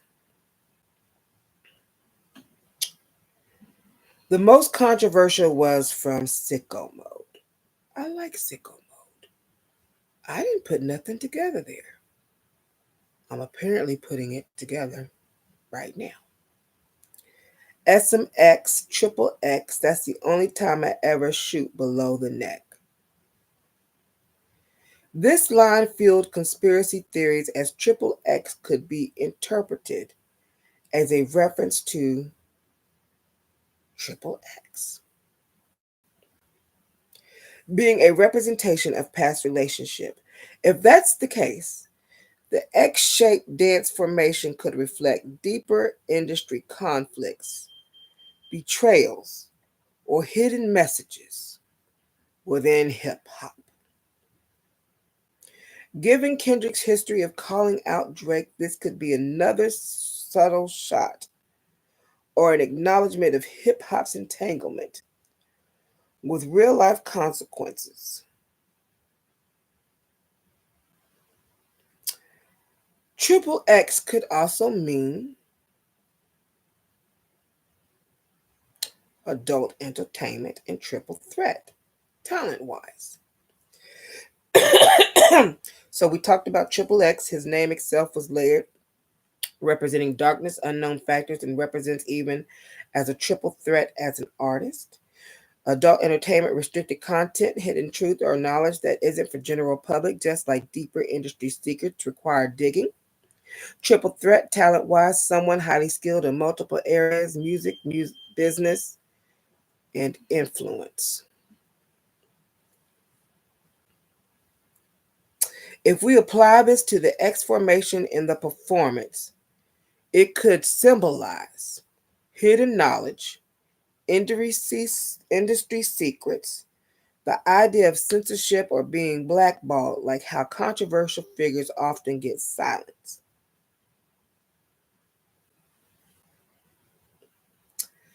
X at the crossroads. So we've already performed bodies, squabble up, humble, DNA,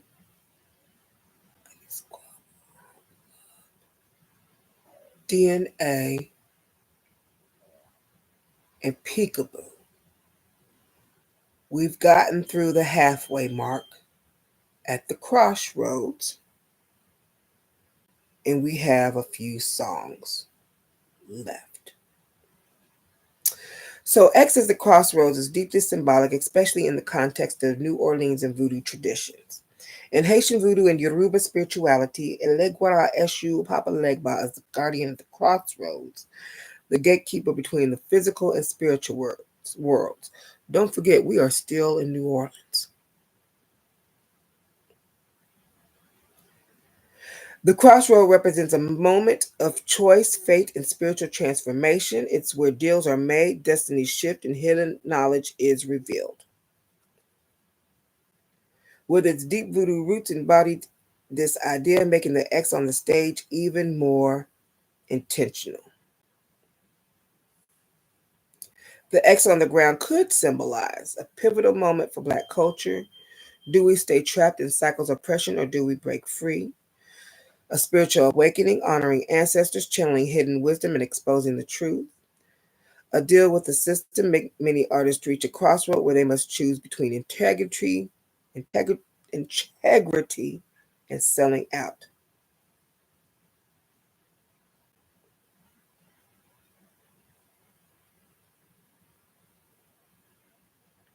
So throughout this time during the performance, Kendrick has been consulting with the lovely ladies on the stage. And I said, maybe I need to take a deeper look at what this means.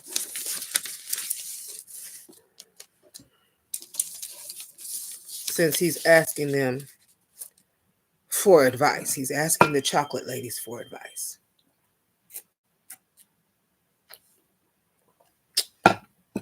I need to think deeper on this. So I did.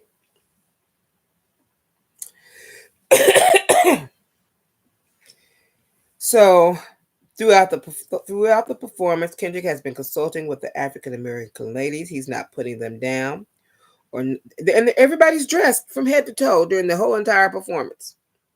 They hardly even showing any tummy, honey. I wear more clothes than they do. I wear less clothes. I got clothes on today though, but normally I got on less clothes than they did. So everybody's dressed, okay, for this whole entire squabble up. All right, so he's using their expertise and experience. He is not blaming them or outcasting them under the name DEI, used as the ninja word, to keep them from being hired or jobs despite some things. Okay. So he is highlighting the wisdom, resilience, and contributions of Black women, and it seems like he's intentionally showcasing their role in guiding, advising, and preserving the culture instead of scapegoating them, something that happens far too often. He's recognizing their expertise and experience. The critique of DEI as a repackaged exclusionary tool is a deep take too. While it's meant to promote diversity, equity, and inclusion, the reality is that we are not the main ones benefiting from it, leaving Black Americans, especially Black women, at the bottom of a hierarchy. Kendrick weaving this into his performance is a bold call out.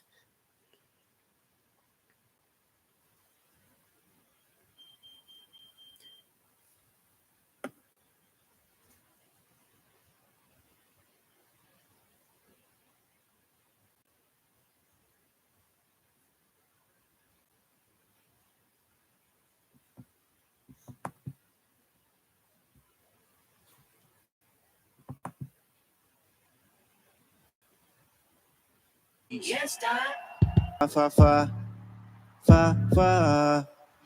This world, All right, let's talk about it, baby. concrete flowers grow. Okay. So, at the beginning was the PlayStation game, whatever you want to call it. They had the square in the top left-hand corner. This piece that Caesar is sitting on is shaped like a V. Ooh, oh my. I don't know what that was. Somebody's excited. So, I thought of the square versus the vortex.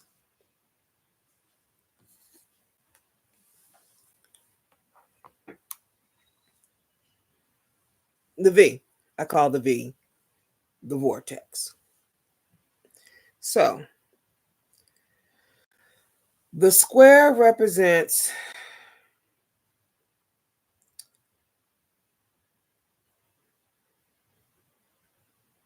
okay, briefly. The four ladies in white saying peekaboo aligns with themes of hidden knowledge, divine feminine energy, and ancestral wisdom.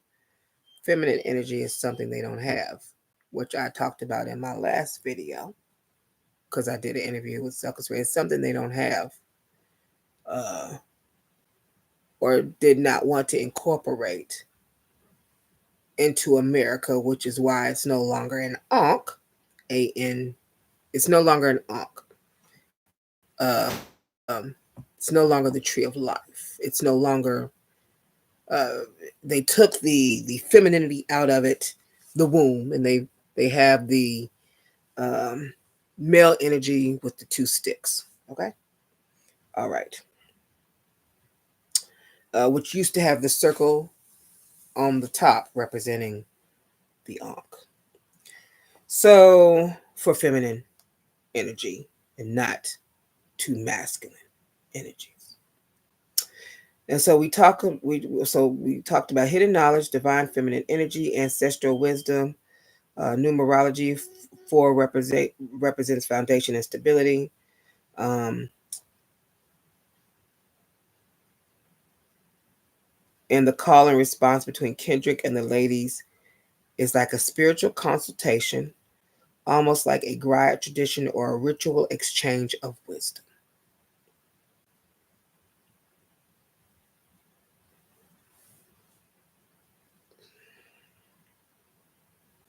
Him been talking to them ancestors, honey. And still does. So the square represents restrictions imposed on Black people or people of color, really. Restrictions. The vortex, the V that Caesar is sitting on when you bring in the feminine energy, the yin yang, baby, suggests infinite possibilities, flow, and abundance. A concept tied to metaphysical teaching on manifestation and freedom. By starting on the V as a game piece, Kendrick could be signaling that he's actively choosing movement and liberation, contradicting past limitation. This also connects to Roman numeral 7, which symbolizes spiritual awakening and divine wisdom. Caesar in the middle of the vortex in red. Red leather in the center of the vortex adds another layer, passion, power, and sacrifice. The struggles of love within the Black community. Black love is rarely centered in mainstream media unless actively sought out. The contrast between Kendrick in white and Caesar in red, Kendrick in whatever he's dressed in, that we talked about at the beginning of the video with the custom-made glory jacket. And Caesar in red symbolized the push and pull of love within the community, both internal struggles and external forces that try to divide it. So when he was talking about the number 7, because Luther is on his GNX album. And I automatically, anytime I hear that, think of Prince's. All 7 and we'll watch them fall. They stand in the light of love and we will smoke them all with their intellect. I think of that when I heard him saying it. So the references to Prince 7 ties into the idea of divine justice. All 7 and will watch them fall represents the downfall of oppressive systems, while step in the way of love and we smite them reinforces the idea that Black love itself is a revolutionary act. Kendrick slowing things down here after all the high energy, politically charged moments seems intentional. Of course it does. Genius. He emphasizes love as a crucial piece of liberation, pushing back against the constant narrative of violence and division. This performance is layered with symbolism, numerology, and cultural critiques. Now, Caesar also, this reminded me of when Caesar was also in, unless I'm remembering it wrong, This Is America by Gambino, Childish Gambino. Which is filled with social commentary, activism, and Black identity. Like Kendrick, Donald Glover uses his platform to critique issues in America, focusing on racial violence, consumerism, and often ignored plight of Black people. Caesar's soft yet powerful vocals on that track contrast with the dark imagery and disturbing scenes in the music video, creating a striking juxtaposition of innocence and harsh reality.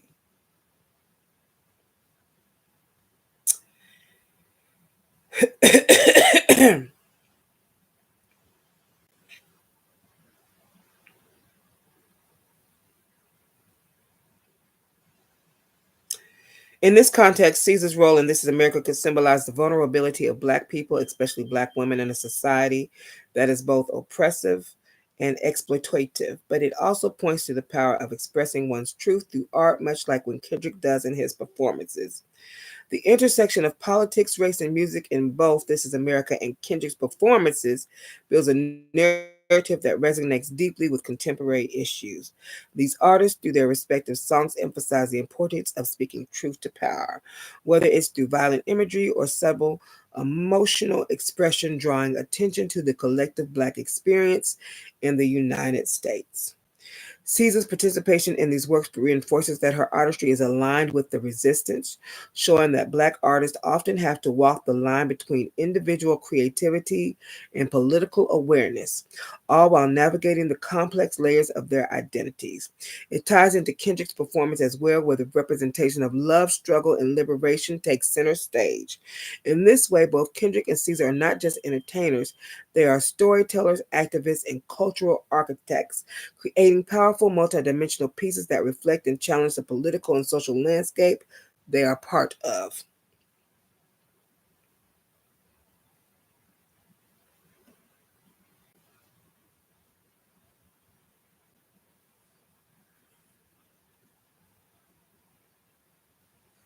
All right. She did beautifully.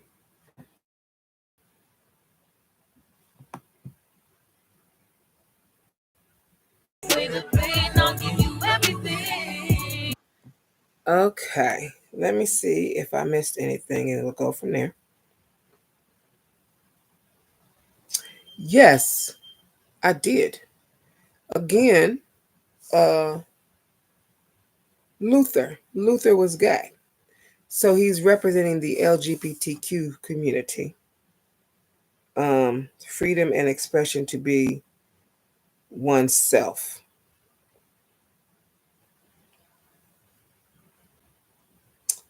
And then while we're here, let's talk about the football field where it said 30 on the X. The 30-yard line.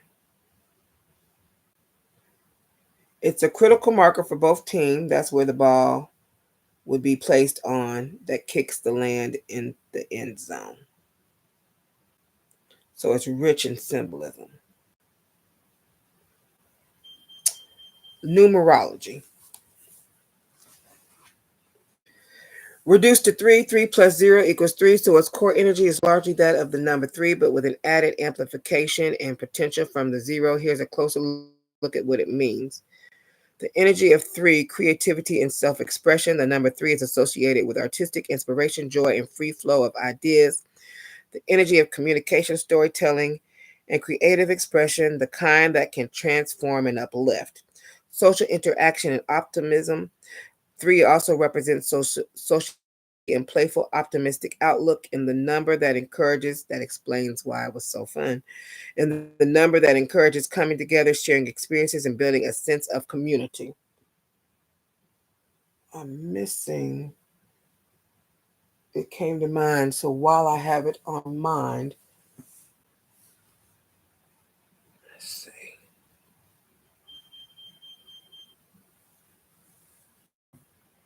I've learned I've got to do things while they're on my mind. Oh, excuse me. The computer just said, I need a break. So I guess it was on this last battery and I forgot. So it's now plugged up. In the meantime, My folks went to Mississippi Belle and brought me food back, so I went and heated me some up, and I ate me some ribs, a spoonful or two of mac and cheese, and some sweet taters, and some beans, and some collard greens with some tomatoes and some onions. And I am now back with some homemade lemonade that I made. We're going to start off. I'm really shocked. This is my first time doing this live on this type of live on the laptop. And when I refreshed and came back and had to start the computer over, thank you for your patience, it told me reconnect. So the last topic I was at was talking about the 30-yard line on top of the X, in which they were doing the song Peekaboo. Okay. And I was explaining the numerology in that. So I ended with 3.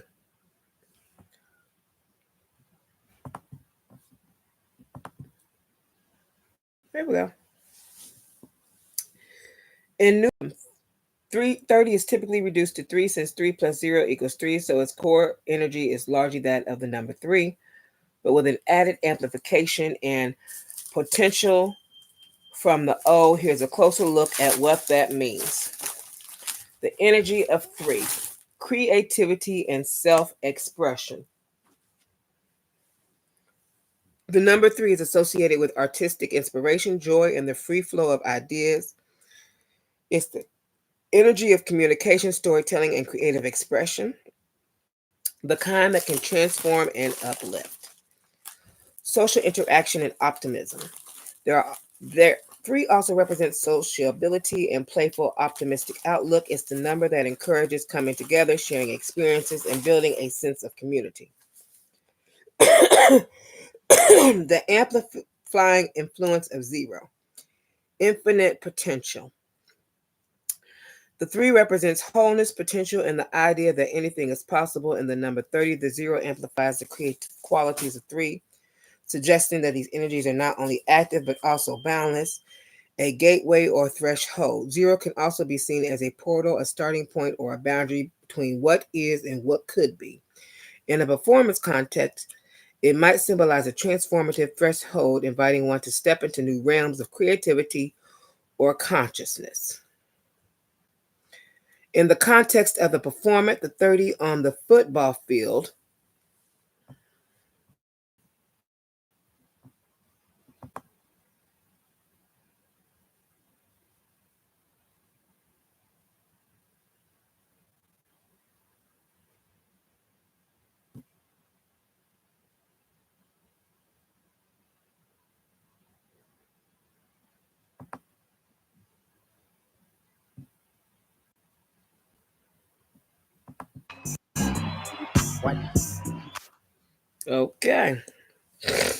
appears as a symbol of the football field. For instance, at the 30-yard line of an X, it might serve as a metaphor for a pivotal point, a critical line in the game where strategy, energy, and decisions come into play, just as the 30-yard line marks a significant spot in football.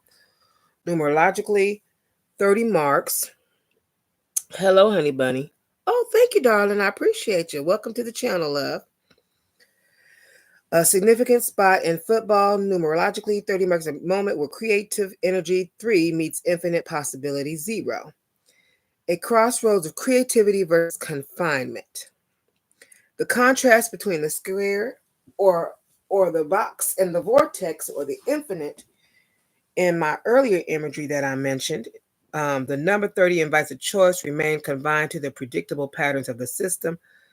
The square or tap into expansive transformative potential. The vortex and that the amplified energy of 3 and 0 offers. connection to broader themes. The moment might also allude to the idea that while the system or the established order wants to keep you in the box, there's a deeper creative truth urging you to break free. It's called to harness your inherent creative power, channel it into expression, and transform your reality. Echoing the revolutionary spirit found in Black Panther's themes and broader struggle for truth. In summary, numerology 30, with its foundation in creative and expressive energy of 3, enriched by the limitless potential of 0, suggests a moment of choice and transformation.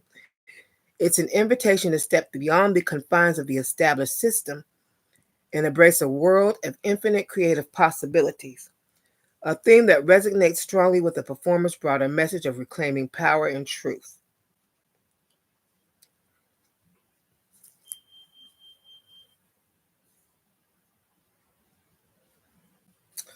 So, most of the numbers we have brought up for numerology right now have been 0, 3, 4, 7, and 11.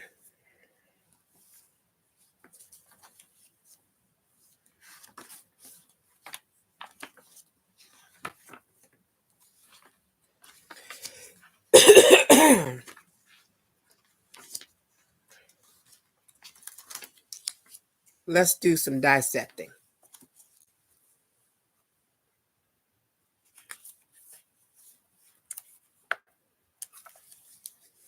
1, the trumps. 0, we're going to start with the full. Elegua, who I mentioned earlier, because remember, we're tying it all together. The crossroad particularly, it is 0 and 3. And I mentioned earlier that Elegua, Eshu, and Papa Legba are the keepers, are the of the gateway of the crossroads. So Elegua is perhaps the most central spirit in the Lukimi tradition. He's the one of a few who knows why you came to Earth and what you should do while here to fulfill that destiny.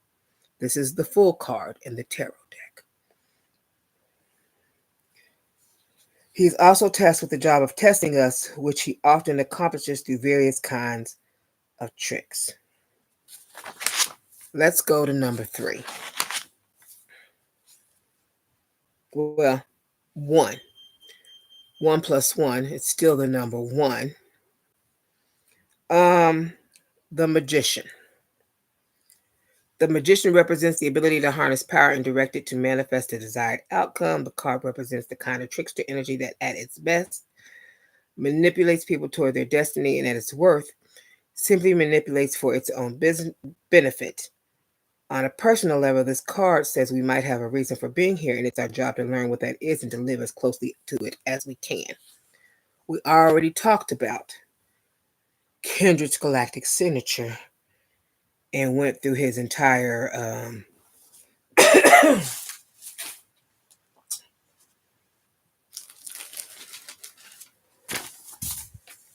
we went through his solar tones, his 13 tone, his at the beginning of the video we discussed his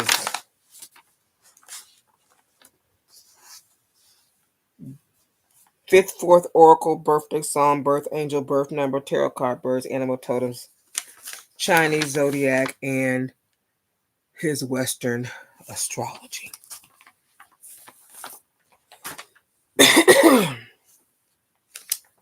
All right. 3. Now, because the card started at 0, so it's like 0, 1, 2.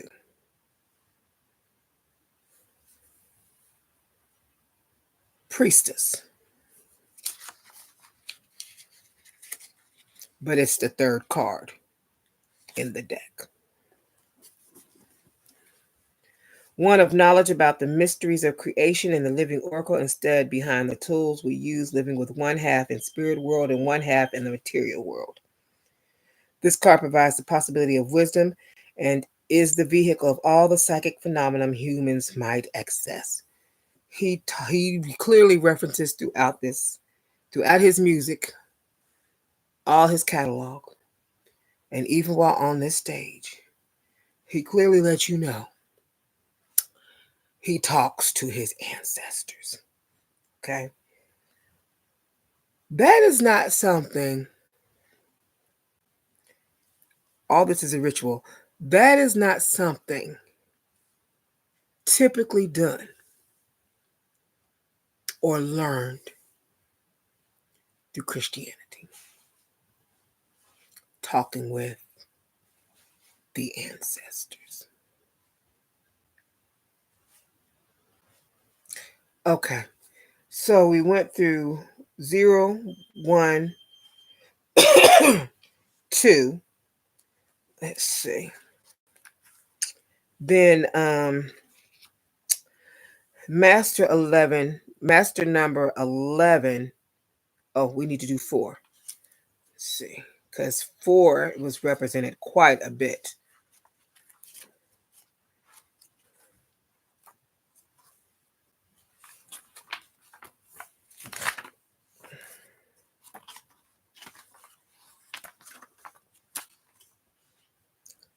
The Empress, which is card 3 in the tarot deck, but it's 4 cards if you're counting from 0 and not 1. Depending on who you ask, the Empress is either the fertile, nurturing, creative force of the universe or fierce ruler in reality. She is both depending on what she thinks you need at any given moment. So it's clear he is using his yin-yang energy. Now, let's go to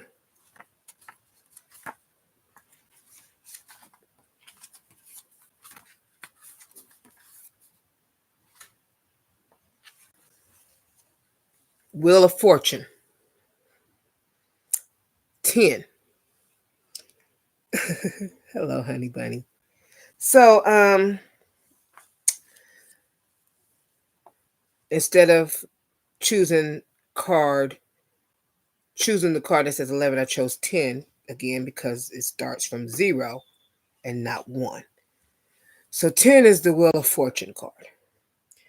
The card points at some of the mechanisms undermining creation. It is a cyclical, and speaking of how we move through a variety of states as we live, but in the end return to where we were.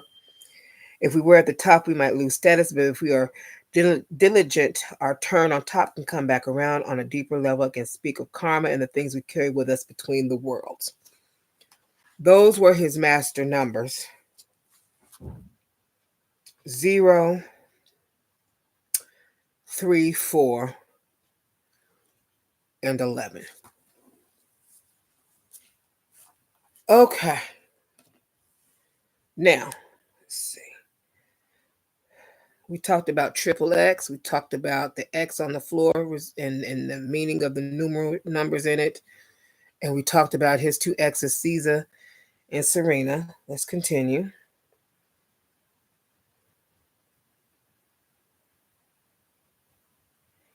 So before Kendrick met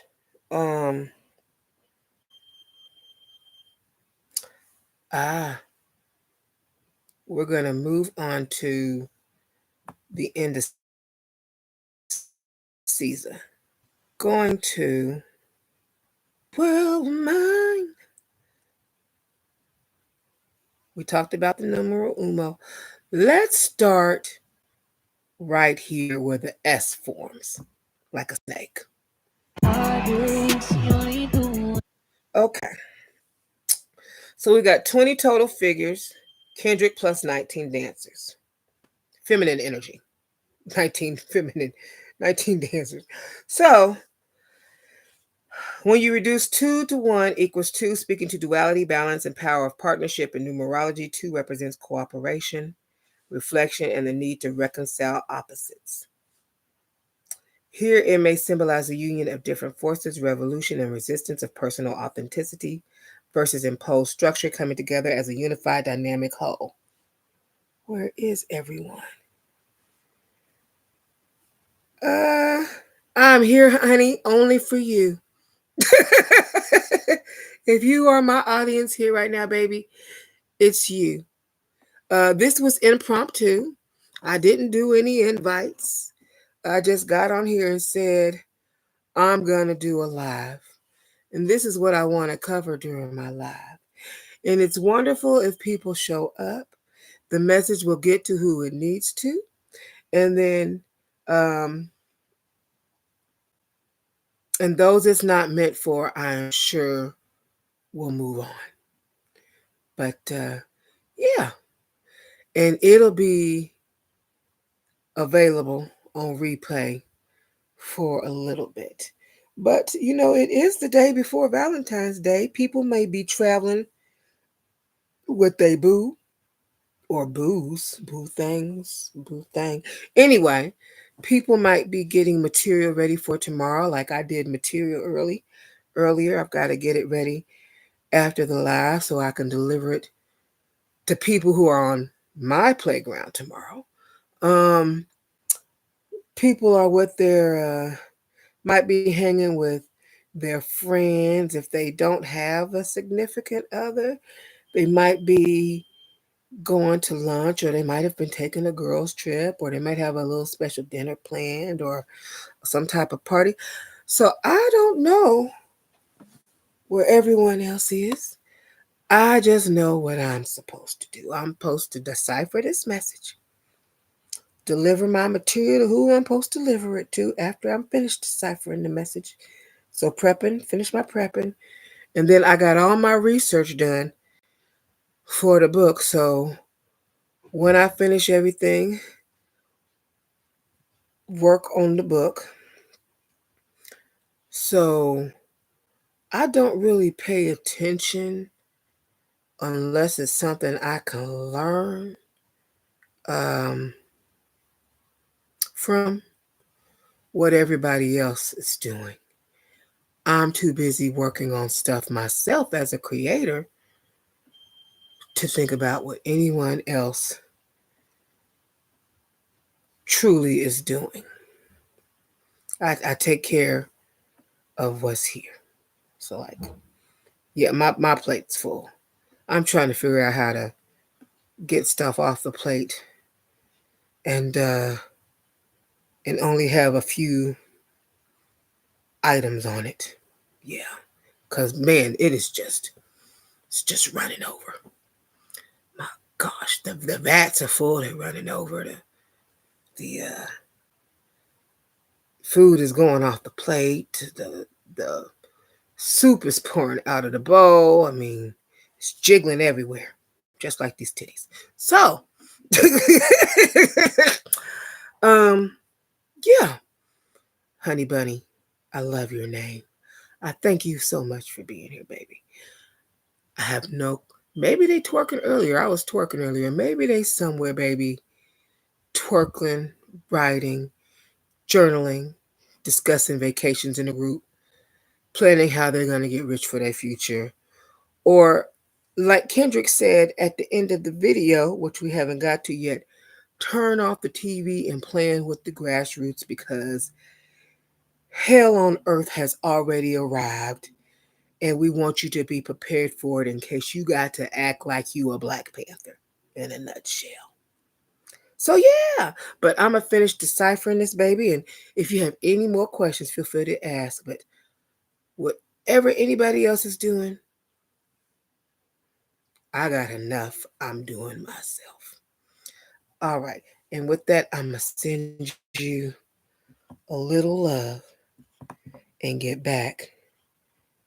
See if I can find some love in here. Is there some love in the house? There you go. There's some love. There you go. What was going on? Okay.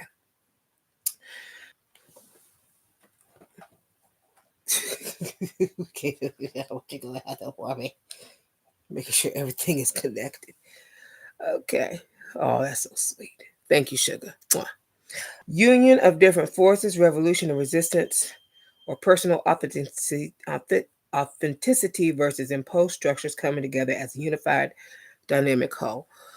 So before she starts singing, the dancer's formation moving in a sinuous snake-like S shape is loaded with symbolism. My Chinese symbol is the snake. Okay. There's been times I like to wear snakes in my hair, on my dreads. I like painting snakes. So, like, one of my pieces of artworks I created was an African American female black Medusa um, with snakes as her dreads instead of dreads. Snakes are in many religions, like the snake in Adam and Eve was made to be evil, but in other religions, snakes are well. So, for instance, they represent wisdom, especially when you start talking about snakes like, let's see.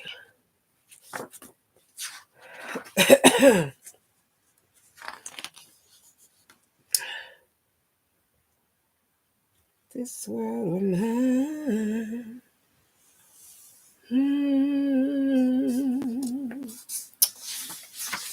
I'll see if I can show you a couple pictures. Or at least,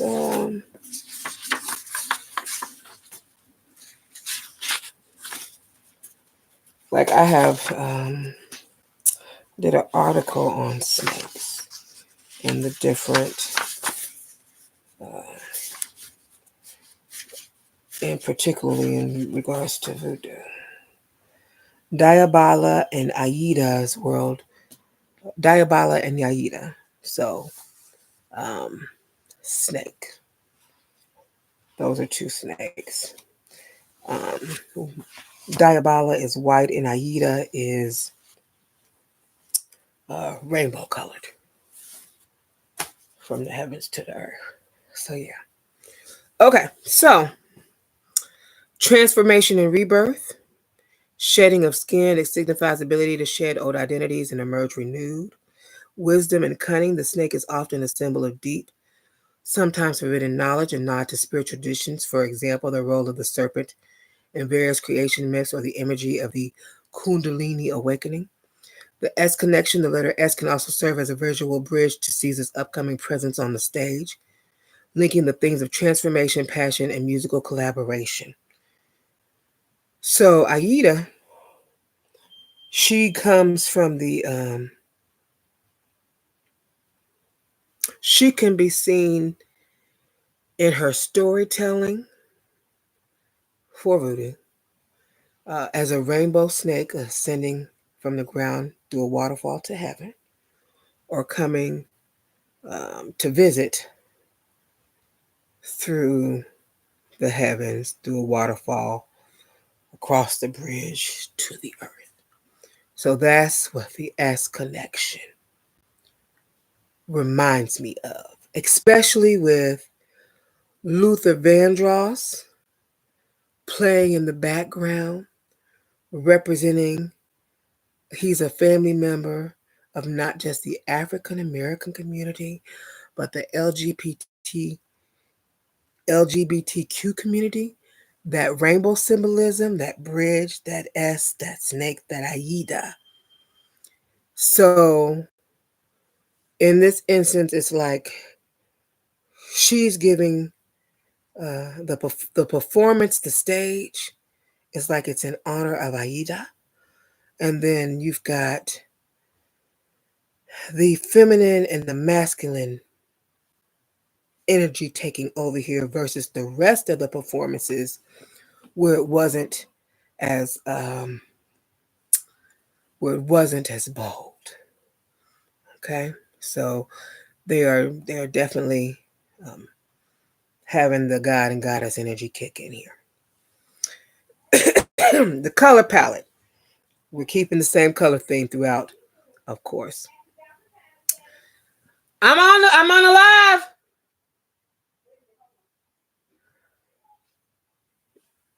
Okay.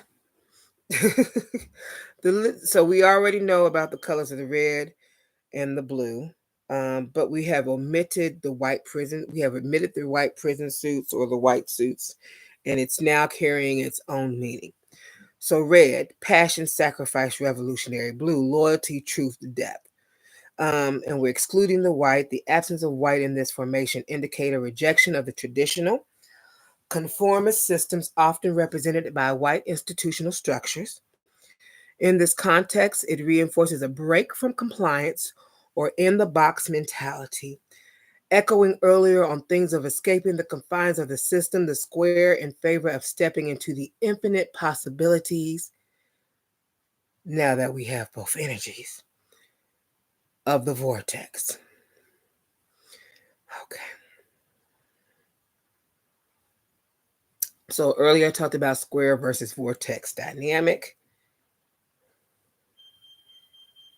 So with the 20 individuals moving as one, the formation becomes a potent metaphor for community strength and the idea that individual freedom and collective power are intertwined. We reduce the number 20 to include 2, which introduces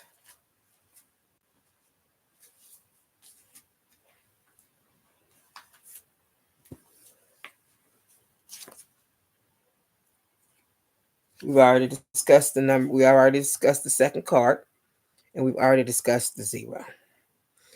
Okay, hidden, we already discussed hidden meanings related to X and the crossroads. We discussed numerology, the S formation. We talked about the wisdom of the S formation, and we talked about the color symbolism with no white.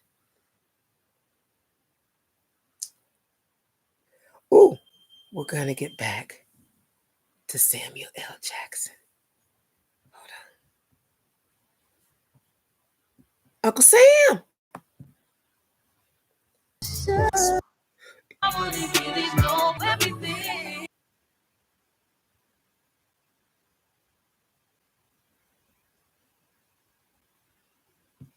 So Okay. I want to make sure I don't skip any notes.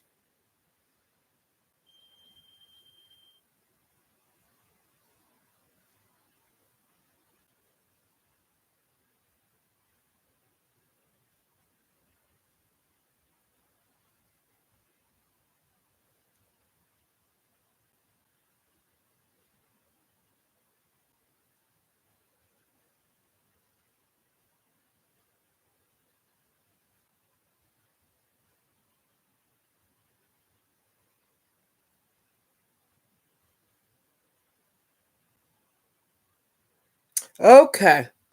We're going to break down If This World Were Mine. Woo! If This World Were Mine, a vision for transformation. A world reimagined. The recurring line, if this world were mine, sets up a thought experiment.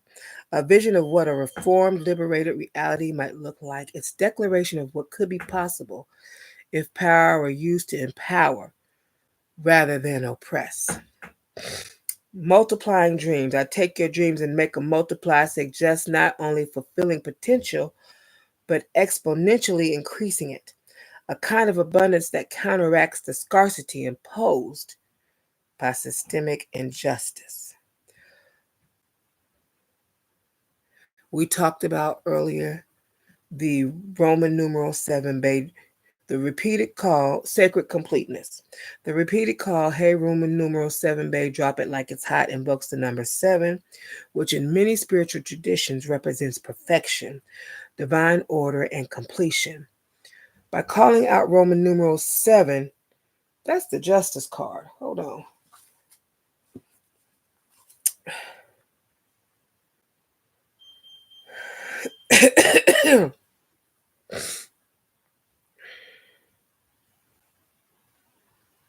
Kendrick is tapping into that energy as signal that this moment is not about earthly change, but a deeper, almost sacred transformation.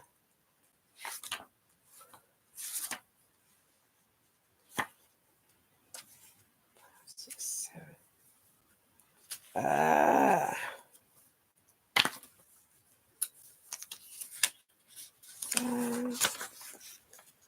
6. It's the Lover's card.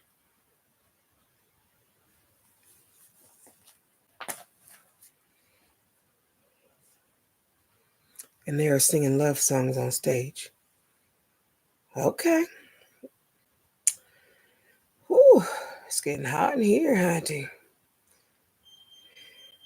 Kendrick is tapping into that energy as signal that this moment is not about earthly change, but a deeper, almost sacred transformation. Whew, hunty. A catalyst for change, the instruction to drop it like it's hot implies releasing that transformative energy suddenly and powerfully, as if igniting the spark needed to set this envisioned world in motion. Confronting oppression with truth and fire. Fire, baby. Okay. Taking enemies before God. The lyrics, I'll take your enemies in front of God, introduce them to that light, hit them strictly with that fire. Speak to the idea of purifier, exposing injustice. That fire can be seen as a metaphor for truth, cleansing, or even righteous anger, a force that burns away falsehood and reveals what is real. Rejecting superficial solutions. When Kendrick challenges you, bring bullets, swords, and everything else but the truth to me. He critiques those who use force. Hold on, wait a minute. Or empty gestures instead of confronting the real issues. It's a call to move beyond. But we done went from if this world were mine to all the stars.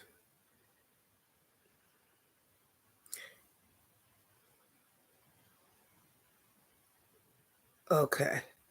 Apparently I did these while I was half asleep and I put the whole thing together, which is fine. Now, a couple of things I thought of. Drop it like it's hot.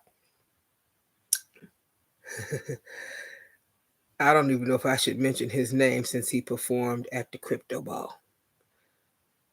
But that's who comes to mind with Pharrell. If the pimp's in the crib, ma, drop it like it's hot. Drop it like it's hot. So, he is saying,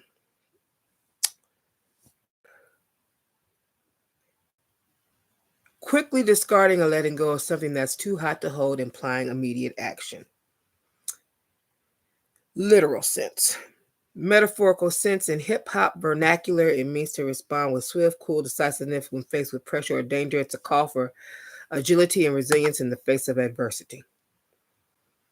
Contextual dualism. The chorus juxtaposes the imagery of pimps, power figures, or individuals in control with certain subcultures. Government pimps. Same thing. They're the exact same thing. 48 Laws of Pimping. Pimps and government, same thing. Okay, that's a book, by the way. So, with that of pigs, a derogatory term often used to refer to police or oppressive forces. Duality creates a space where styles of survival and rebellion intersect. Symbolism in hidden meanings, cultural code and survival. When the pimp's in the crib, when the government's in the crib, suggests that those who hold power or influence are present. You must act with calculated coolness. You can't let your head get too hot. It can be read as a reminder to remain unflappable even under close scrutiny. When pigs try to get you, invokes the idea of being pursued or oppressed by state forces. The advice is to park it like it's hot. It's a call to swiftly and smartly evade or neutralize that threat. And if get an attitude, pop it like it's hot, reinforces a stand of rapid, decisive response to changes or disrespect, suggesting that any opposition must be met with an equally forceful, almost automatic reaction. Energy, urgency, and style. The repetitive structure of the chorus not only makes it memorable, but also mirrors the urgency in the message. In environments fraught with tension and potential danger, hesitation is not an option. The phrase acts as a rhythmic rallying cry for maintaining one's composure and street smarts. You got to learn to decipher, critique, read through lines in 13 minutes and 24 seconds. The broader context in hip-hop performance, assertion of identity, delivery in the chorus is the declaration of self-assurance and refusal to be caught off guard by external pressures. It encapsulates the ethos of many hip-hop narratives where style, wit, and cool demeanor become armor against societal and systemic challenges, hidden layers, and the crypt meaning.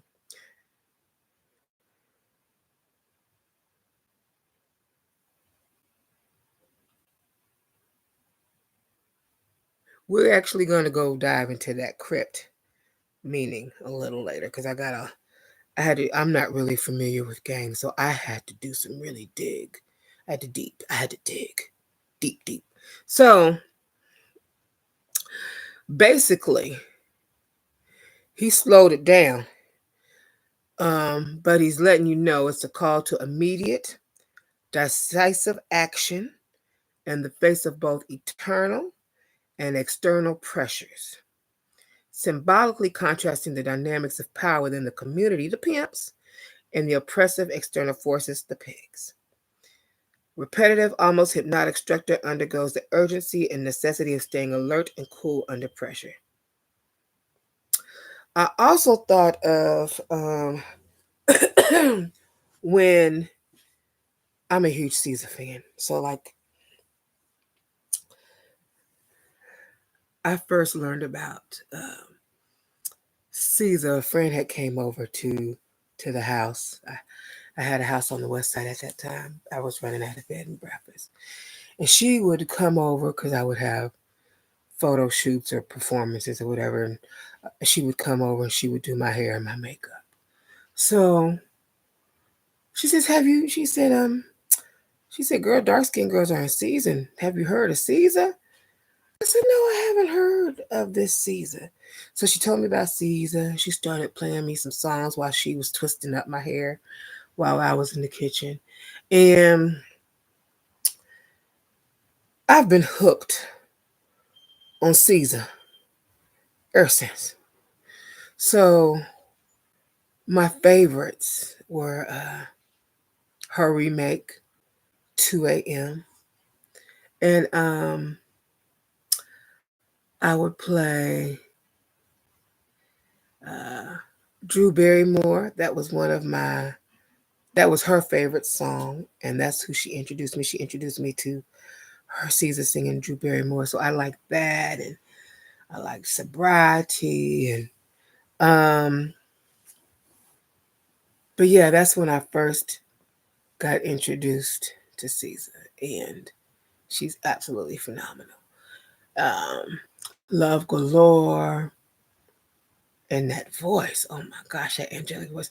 And I thought to myself at that time, if she's going through all that, because I said to myself, I must be the only one going through some things out here in the dating world, in the relationship. And she's as cute as a button, fit, cute hair, just a bouncing around here everywhere. And she's going through all these issues with men. Honey, she's dark and lovely and catching hell like Aretha Franklin. So that's when I started listening to her. So I want to talk about, since we are doing the breakdown of this video, and she is one of Drake's exes. Let's talk about the side chick as a symbolic role. Strategic positioning in an oppressive industry. Okay, so what I thought to myself, when looking at when the pimps in the crib cheat on your man, that's how you get ahead. Caesar became popular with a song called The Weeknd. Well, I like all her songs.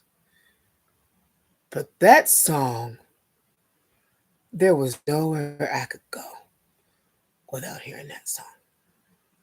Without people writing poems because they were upset by the song by Caesar called The Weeknd. They would come to the Greenhouse Effect on a Friday night and they had wrote Miss Caesar some poems about she done worked all week and you think you about to have him on the weekend. That's what I knew. Caesar had touched a few people's buttons.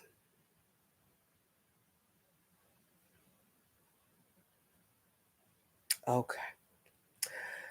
As gorgeous as she is, she has had her share of man issues, especially with AA Men, as seen in Love Galore with Travis Scott.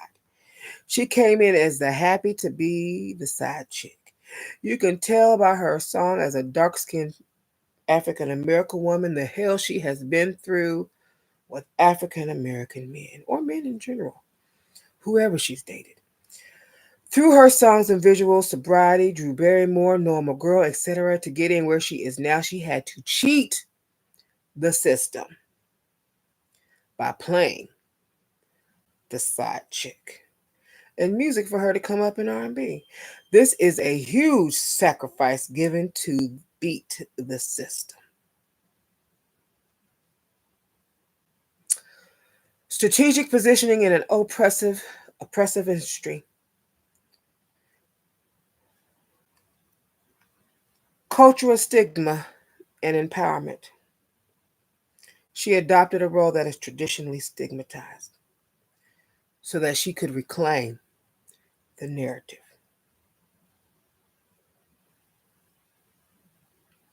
Instead of being, she used the archetype as a tool, a means to challenge the system that pigeonholed Black women and limits their roles in music and popular culture.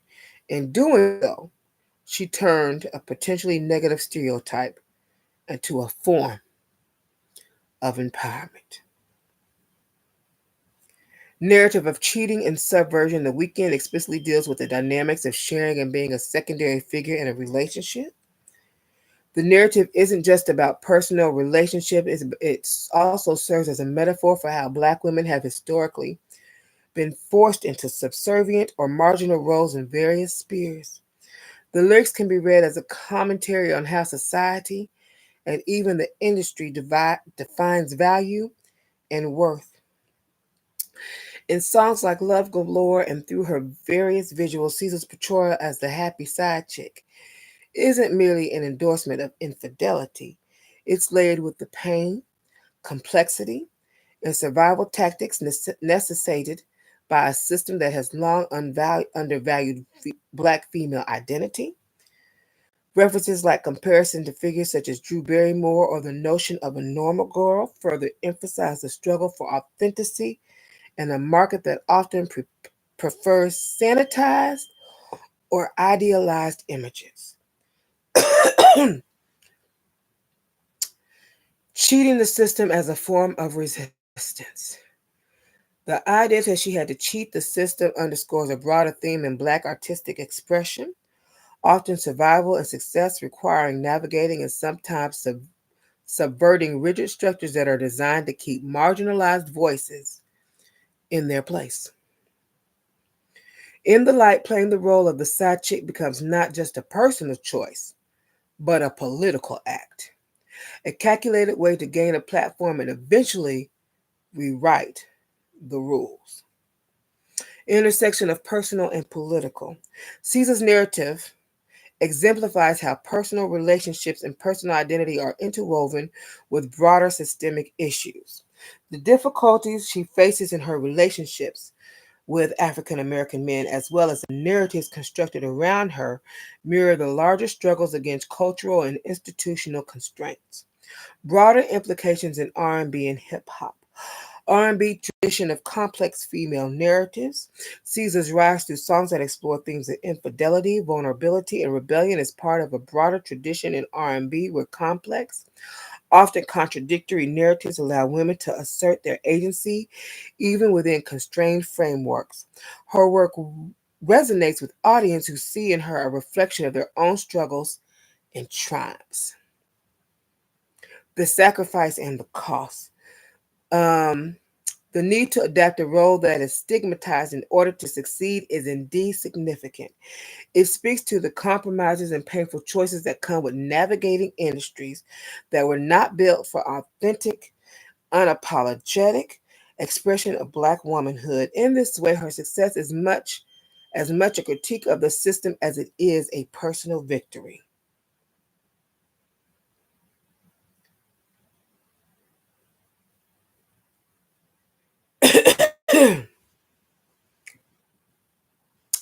So, um, let's dig a little bit into Luther before we move on to Black Panther All the Stars. I think, well, a couple of things. Now I will refer to him as. I didn't previously, and I will explain that here in just a moment. So, the greatest gay male vocalist who was rich and died early from heartbreak brings to mind figures whose artistry was interwoven with unspoken or suppressed truths about their sexuality and vulnerability. Though no single artist may perfectly encapsulate this label, the imagery resonates with the struggles of icons like Luther Vandross, whose private life was shrouded in secrecy, or even the broader narratives of artists like Freddie Mercury, whose immense talent and personal sacrifices continue to inspire. Hidden sexuality and heartbreak. These artists had to navigate an industry and society that were often hostile to any deviation from the norm. Their need to keep parts of their identity hidden because of societal and even political pressures. Considering performance before figures like the US president known for exclusionary views as a layer of bitterness irony to their legacies.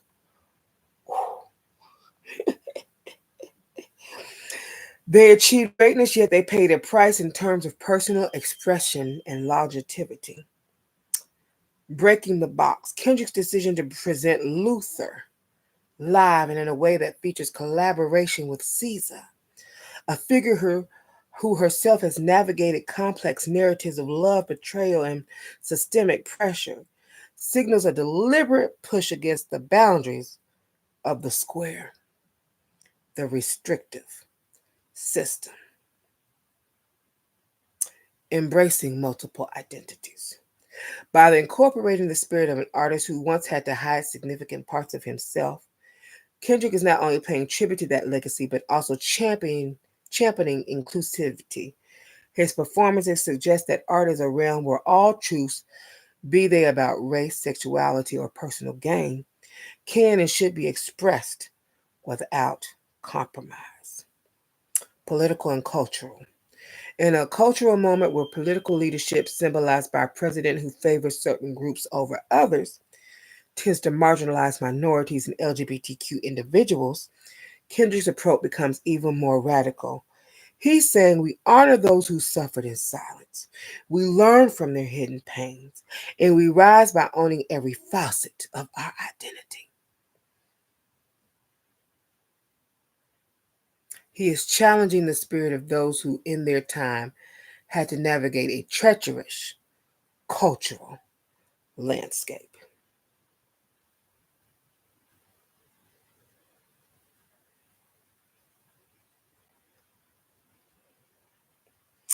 Let's get into all the stars, shall we? Um, that's all the digging I'm going to do right now on Luther. I love Luther. Okay, here and now. Come on, let's go.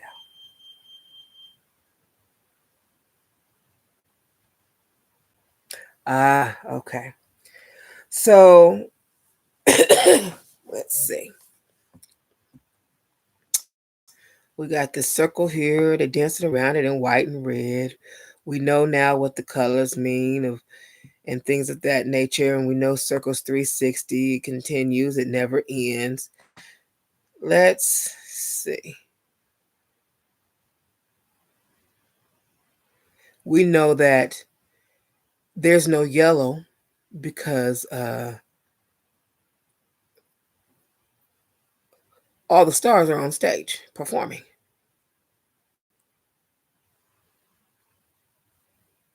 Red, white, and blue.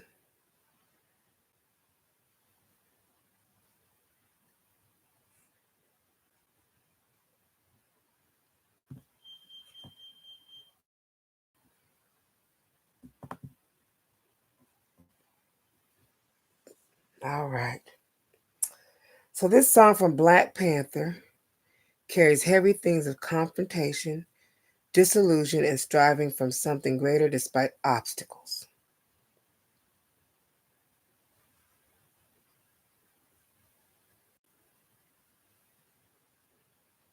Confrontation ain't nothing new to me. You can bring a bullet, bring a sword, bring a morgue, but you can't bring the truth to me.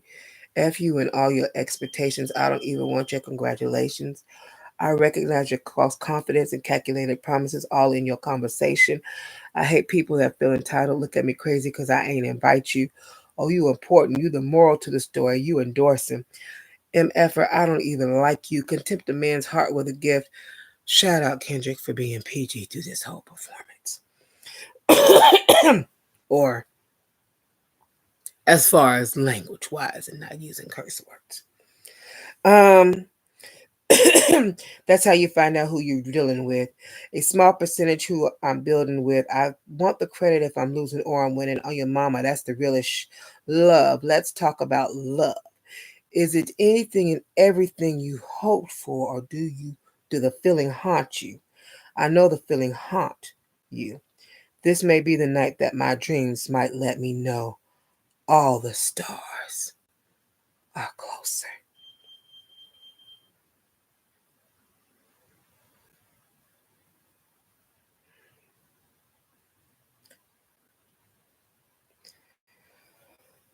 Whew.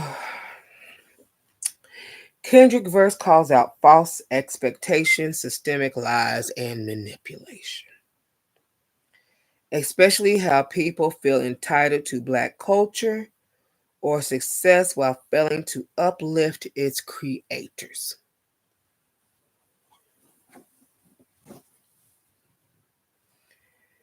Bring a bullet, bring a sword, bring a morgue, but you can't bring the truth to me. A direct reference to how the system will use violence and oppression against Black people but refuse to address the truth about injustice and equality, which is the whole purpose of this Super Bowl performance. Baby, if you ain't caught the message by now,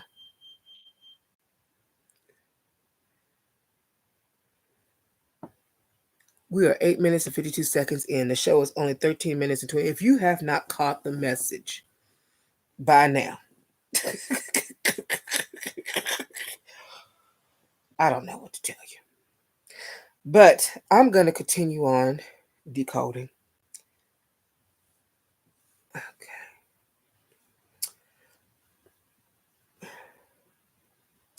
Corrupt a man's heart with a gift. A warning about how materialism, bribes, or temporary success can be used to manipulate and divide. This aligns with how artists, especially in the industry, can be exploited. It didn't mention it,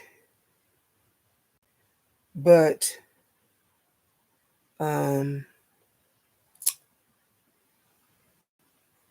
interpreted corrupt a man's heart with a gift.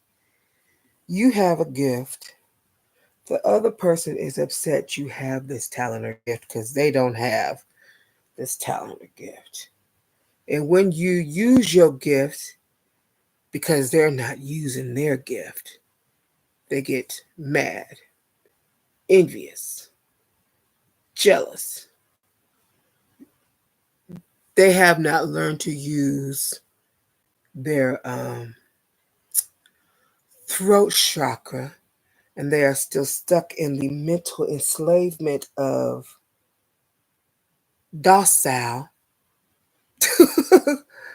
not speaking that they're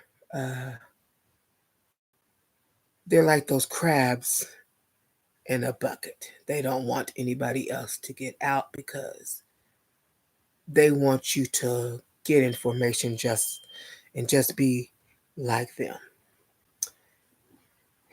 Okay. So, you know, when you start losing your gifts, you're not going to have time for certain things. Um and certain people will fall off. And that's okay cuz you have an assignment. I am sure Kendrick had to get rid of a lot of people on his climb up in his stairway to heaven from Compton in California to New Orleans, NOLA, in Louisiana. You can't stay with the past.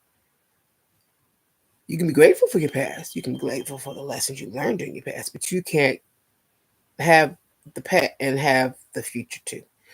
You got to pick a side. All right. So, yeah, I want the credit if I'm losing or I'm winning. A rejection of systems that only celebrate Black success when it fits a narrative that benefits the establishment. This connects to how Black artists are often used for profit but not given real power. So, this is why you no longer have a Lauryn Hill. I mean, let's just keep it real. That's why she's not back. They could not control her narrative.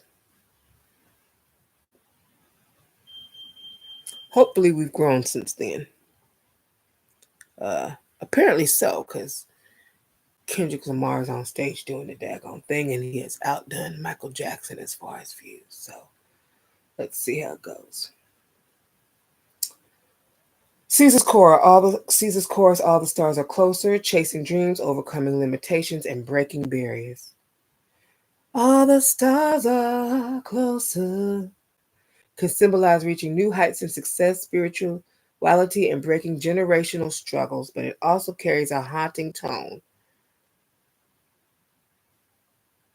At what cost does success take? How much is the cost of success? The bigger picture. The AA community and the system. The entire scene and performance feels like a call out to the entertainment industry, the government, society as a whole. How success for Black artists are often come with hurdles, exploitation, and sacrifices. Think about Caesar's journey. She had to play the game as the side chick figure in R&B before breaking through on her own terms. This mirrors how many Black artists have had to conform to industry's demands before they could fully own their artistry.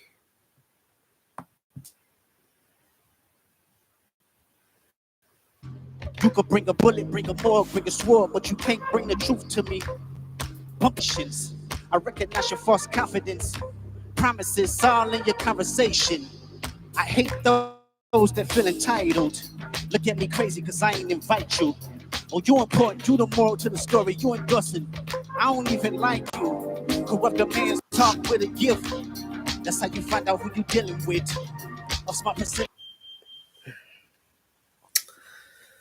Let's not forget that Black Panther itself represents Black empowerment, self-determination, and resistance to oppression. The movie celebrated African excellence, but behind the scenes, Hollywood still profits from Black stories while controlling the narratives.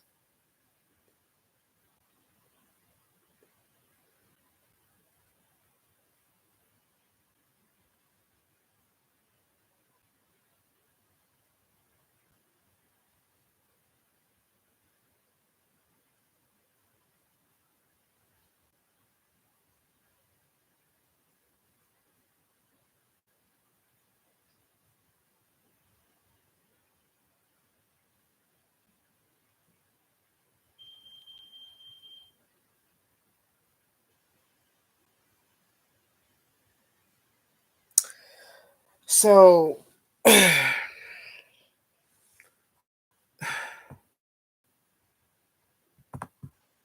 It's who I'm building with. okay. I love Samuel. Samuel Jackson. Before we move forward, let's talk about in depth relationships. Okay. These are things that came to mind when listening to Luther and watching Caesar.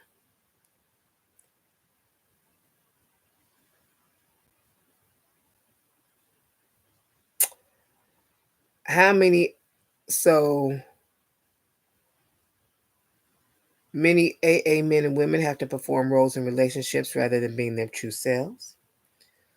The parallel, unspoken love and hurt. How many suffer in silence because of societal expectations and die with unfulfilled love or unresolved pain. Side chick culture, devaluation of black women. The romanticization of infidelity in hip hop and R&B. The normalization of women settling for shared inconsistent love. Black women feel their worth is tied to their ability to endure disrespect. This connects to struggle love, a toxic narrative where black women are expected to hold a man down through cheating, abuse, or financial instability, accept less and hope to be chosen later, raise kids alone while men find themselves.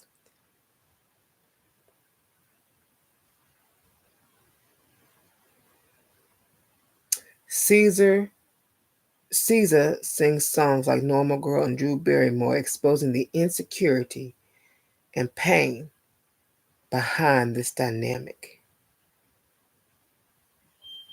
It's not empowerment, it's a survival mechanism. The high cost of struggle love in the African American community. We need to talk about why the highest categories for black men and women should not be in unwed motherhood and fatherless homes, not by accident but by design. Historical policies, economic suppression, and cultural conditioning created this cycle. Black femicide and IPV or DV.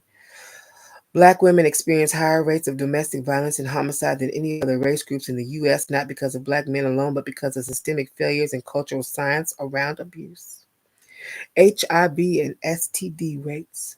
The lack of education, healthcare access, and trust in medical institutions have played a role, but so has infidelity, secrecy, and lack of accountability. These should not be our markers of black love. We can celebrate black joy, strong families, and healthy love without glorifying toxicity. We should aim higher. When Kendrick performs Luther, one of the most heartbreaking figures in music history, it's a reminder that black love, sexuality, and relationships have been constrained by so many forces.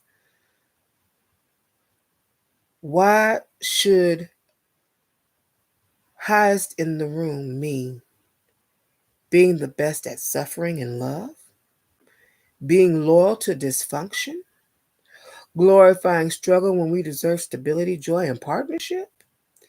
Instead, we should aim for healthy love where both partners feel safe, financial and emotional stability, commitment without control or struggle, raising families in love, not just obligation.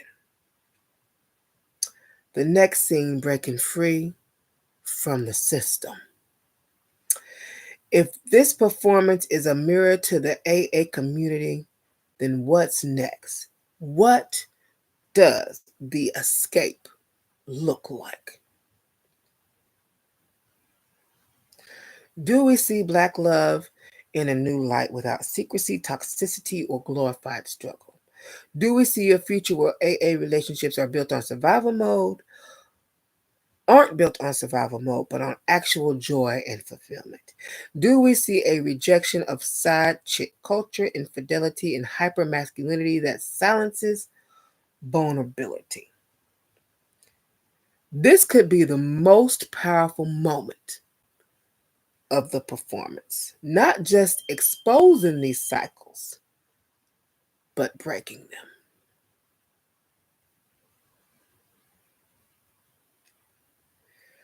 So my next thing that I thought of when I was taking notes in regards to this performance, there was something where an OnlyFans girl was dating, I guess, Tori, and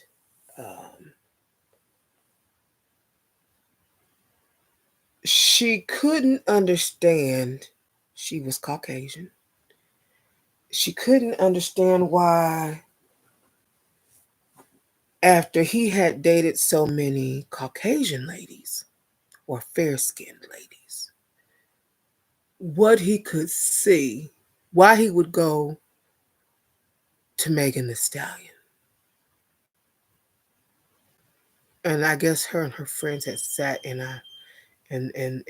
talked about it, and some things must have sounded good to them when they were discussing it in the background. So that stuck in my head. So let's talk about the reactions of Caucasian women when what's considered a high-value man chooses a Black woman or an African American woman over them instead.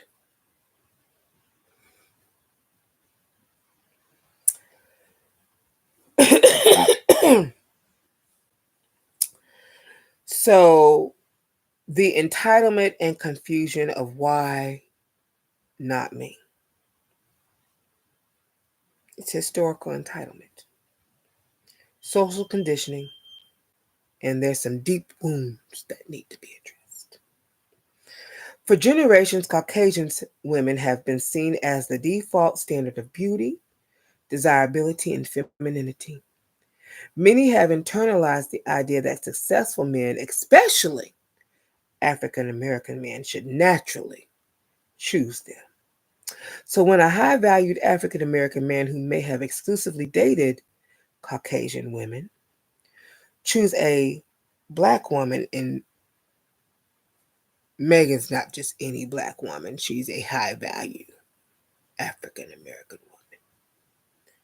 woman. It disrupts the narrative. The reactions often include confusion. Why would anyone choose her over me?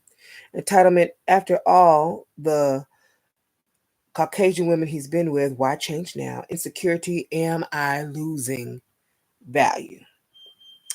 This isn't about African American women taking something from them. It's about Caucasian women realizing they were never owed African American men's preference in the first place. The historical context why Caucasian women feel they should be chosen. To understand why Caucasian women feel entitled to African American men, we need to acknowledge history. Jim Crow and segregation. African American women were dehumanized while Caucasian women were put on a pedestal. African American men were lynched for even looking at a Caucasian woman.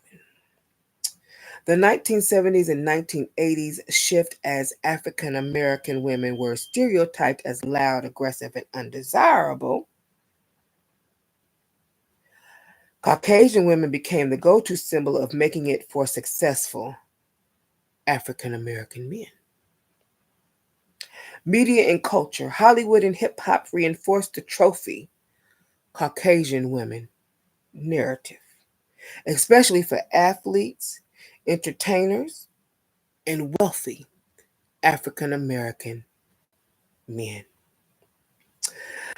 Caucasian women absorbed all of this. They were conditioned to believe they are the prize, even for African American men. This is the difference in training that Selkis and I talked about on my interview last Saturday with the uglygirlsclub.com. That was 6 hours. So if you would like, you should head on over there if you want any bit of that 6-hour interview that I did, and get your nuggets that you're going to need for the rest of 2025. It's going to be the best Benjamin you have spent in your entire lifetime. I promise you that. And then I want you, if you do decide to do that, to come and talk to me about it afterwards and let me know what you learned that you didn't learn before. Because the reviews say it's fire. I can't wait to post those reviews. I was busy researching and everything, but I can't wait to post them reviews. When she interviewed me, damn it, I came to the stage and I gave it everything I was supposed to get whoever listened to it out of the illusion of hell that they are in. Awesome. Let's get back to the story. So, media and culture, Hollywood and hip hop reinforced it.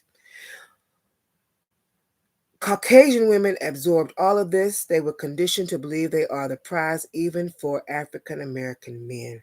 So when a high value African American black man pivots to a African American woman, or a high value African woman, or a African woman, period, it shakes the foundation of what they thought was guaranteed. The projection, something must be wrong with him. Instead of looking inward, some Caucasian women project their hurt by blaming the African American man. Oh, he must have a fetish for his own kind now. What kind of ridiculous shit is that? He's going through something. This is just a phase.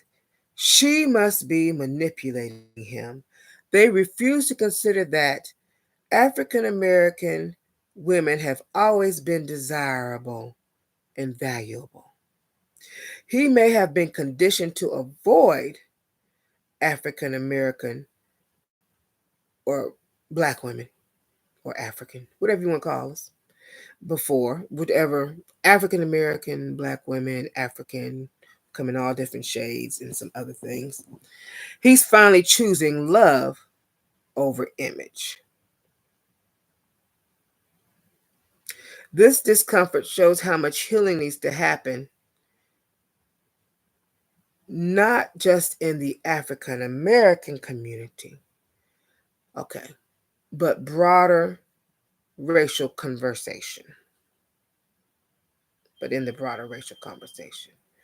The real healing, why this shift is important. If African American women have spent decades healing from rejection, Caucasian women can learn to heal from not being the default choice. African American women have had to deal with not being chosen for centuries. They've had to watch successful African American move on to Caucasian women. African Americans have had to endure being labeled less than. Now, if Caucasian women feel that rejection, it's an opportunity to reflect. Why did they feel ownership over African American men's choices? Why does a successful African American black man love a African American black woman seem off? And why do they feel like they're losing something? This shift is not about hurting Caucasian women. It's about restoring balance.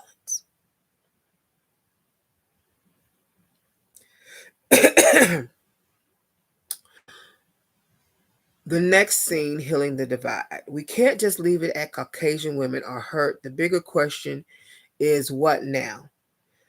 For African American women, this is a moment of recognition, not revenge. Love that is freely chosen is more powerful than validation from systems that never valued us. For African American men, this is about embracing authenticity, choosing healthy, fulfilling love over societal expectations. For Caucasian women, instead of clinging to entitlement, this is a chance for self-reflection and true healing. This isn't about division. It's about breaking illusions and stepping into truth.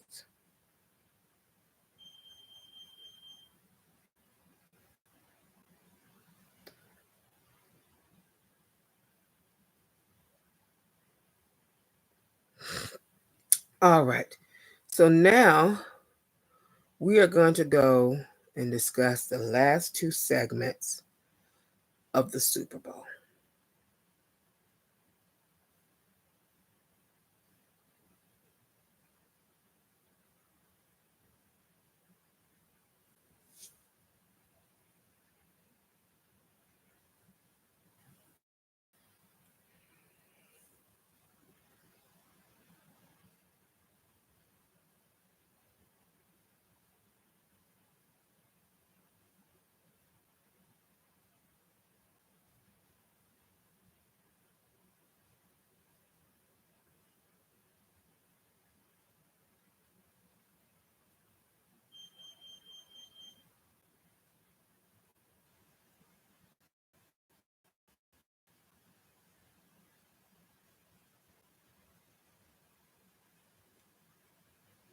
Hey, Uncle Samuel L. Jackson, baby.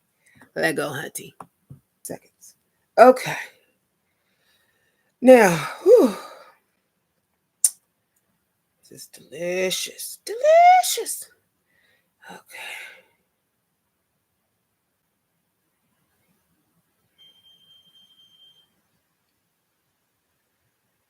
Mad props to Samuel. He served up wonderfully. Them dishes, honey, during them intersections. Thank you, Uncle. All right. So this is a cultural and historical mic drop. A powerful commentary on the systemic barriers, the resilience of Black artistry, and the historical depth still unpaid. We have our four ladies again. We've already talked about the symbolism and numerology of four and the colors that they've got on for white while they're dancing behind him.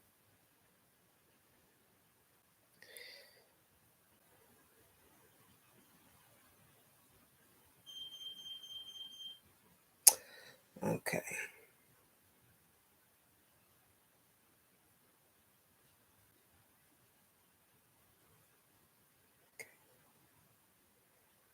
All right. Real quick, because I talked about the circle earlier that Caesar was on. White males represents purity, in case you forgot what it meant. And the red dress females sacrifice, resilience, unyielding power, circular formation, history repeating itself, Black culture, art, and influence being both celebrated and stolen only for the cycle to restart. So, interpretation of segment, cultural and historical mic drop, deconstruction of the systemic barriers Black artists have faced, the resilience of Black creativity, and the unpaid debts owed to the culture.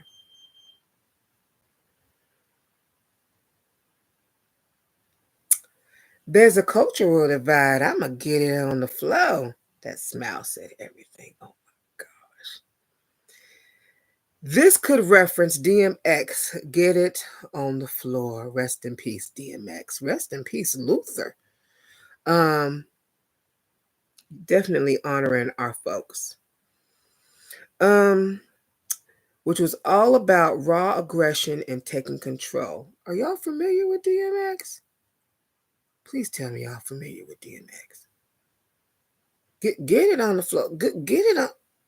You need to listen to you some DMX. Just go research the history, draw up the top 10. If you have never heard of DMX, you just need to party with DMX for a day. Rough Rider, period. Okay? Now, Kendrick isn't just talking about music, he's talking about taking the cultural and economic power that has been historically denied to Black folk. This is bigger than 40 acres and a mule. Homestead Act, 100 acres plus $100, I believe. He's addressing the unfulfilled promise was 40 acres and a mule, but Kendrick flips it.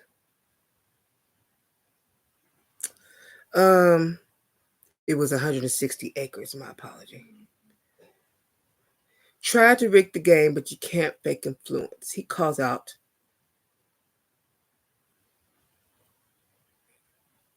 music. He calls out everybody.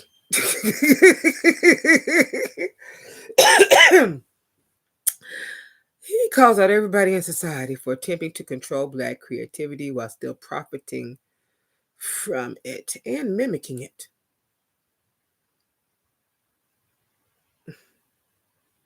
Especially those in the White House. Just because they didn't teach you your history or took history out of books does not mean they did not go read the history and imply the history.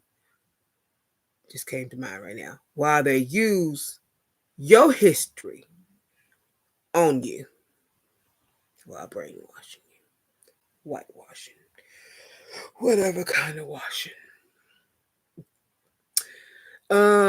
Even with systemic barriers, Black influence remains undeniable. Love art and what we provide, hate that we are the ones to birth it into existence for all of mankind, is what I was thinking when I wrote this. So this line hits deep. From jazz and blues to hip hop, R&B, and even pop culture aesthetics, Black artists are the innovators, but often don't get full ownership or credit. Society loves the product of Black culture, but struggles to love Black people themselves. Kendrick goes, ladies, then the ladies go, then get it in like that. The women's response is both a challenge and an invitation. They're saying, if you're about that action, step up and take what's yours. Black women have always been the backbone of movements from the civil rights era to today. They're pushing Kendrick to not just rap about it, but to take real action. The cultural context, the deeper message, this isn't just about music, it's a commentary on Black economic and social liberation. The Homestead Act versus broken promises. Land was freely given to white settlers while Black people were left out of wealth-building opportunities. Black art versus global currency. Black creativity has shaped every aspect of culture, but the gatekeepers still try to control its success. The struggle for ownership. From Prince and Michael Jackson to Nipsey Hussle, Black artists have fought to own their masters, businesses, and legacies.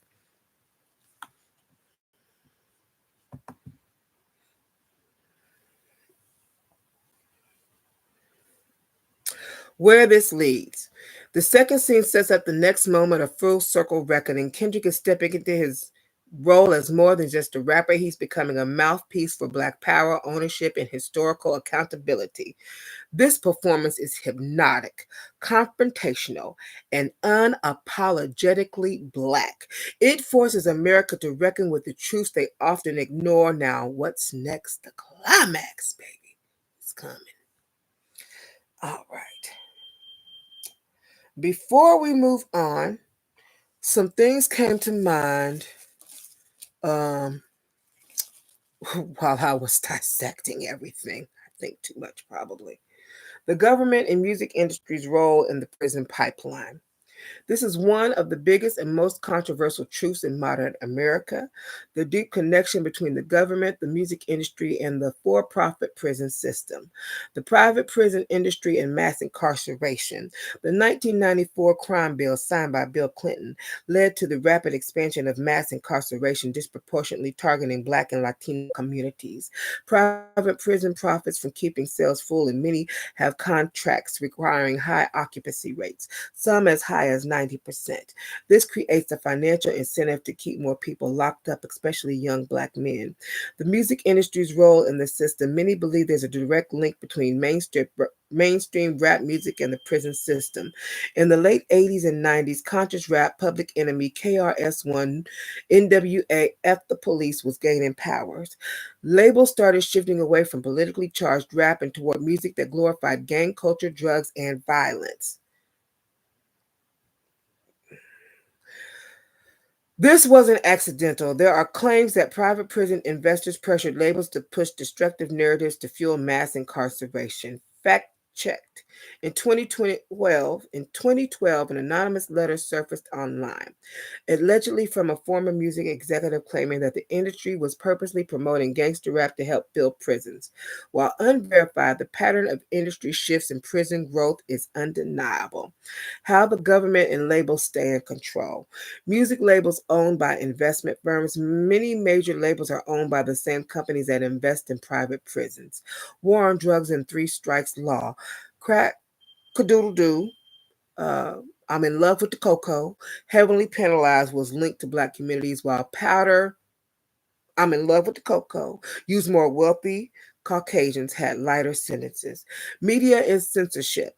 Positive conscious rap doesn't get the same mainstream push as music that glorifies crime, materialism, and misogyny. Artists who spoke out. Some artists figured it out and resisted. Tupac Shakur exposed the system in White Man's World and Changes. Nipsey Hussle pushed for black ownership and financial independence. Um, Killer Mike actively speaks against mass incarceration and systemic racism. Kendrick Lamar uses his music to expose government control over black communities. The connection between music, the government, and the prison system isn't a conspiracy, it's real.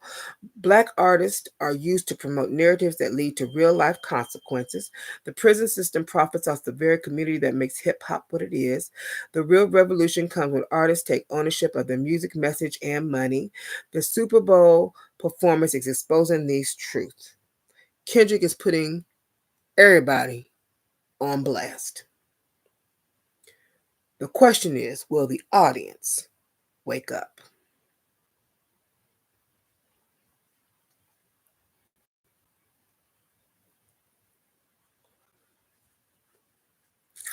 So once segregation formally ended, systemic barriers remained in place to prevent Black Americans from achieving true economic, social, and political equality.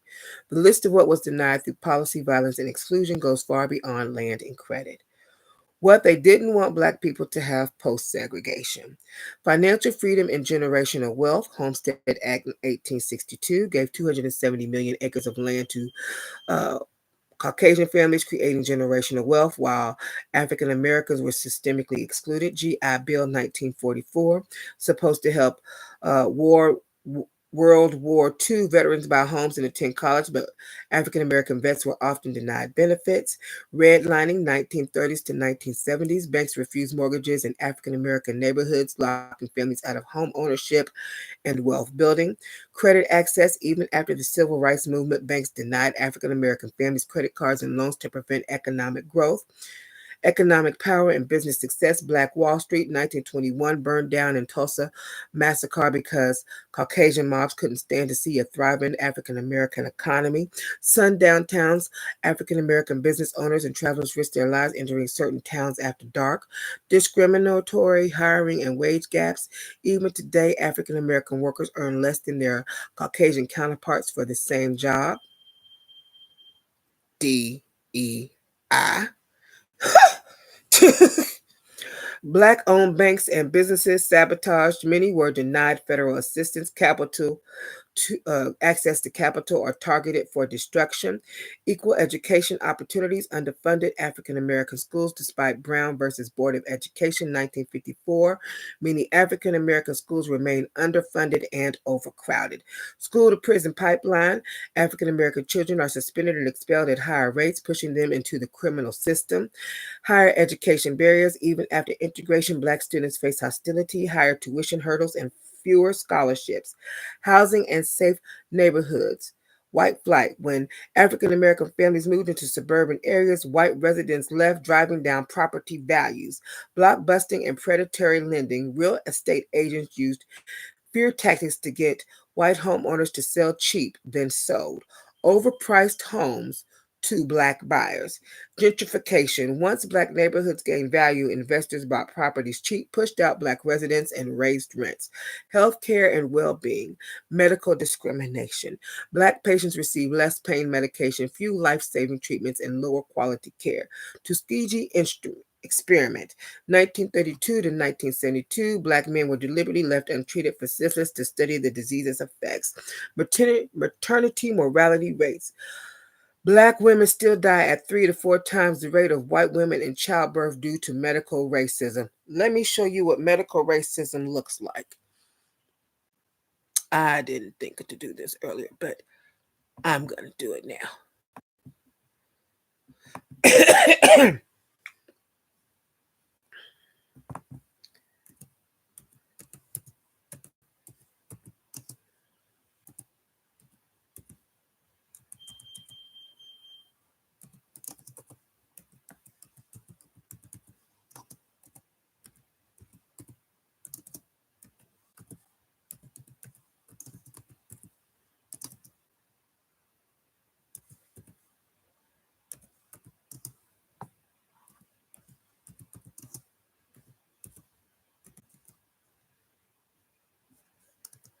Let me see if I can find this.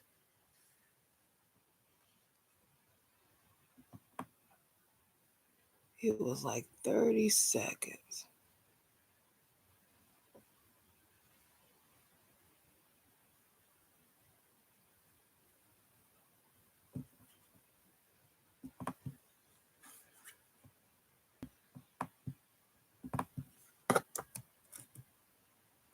Videos.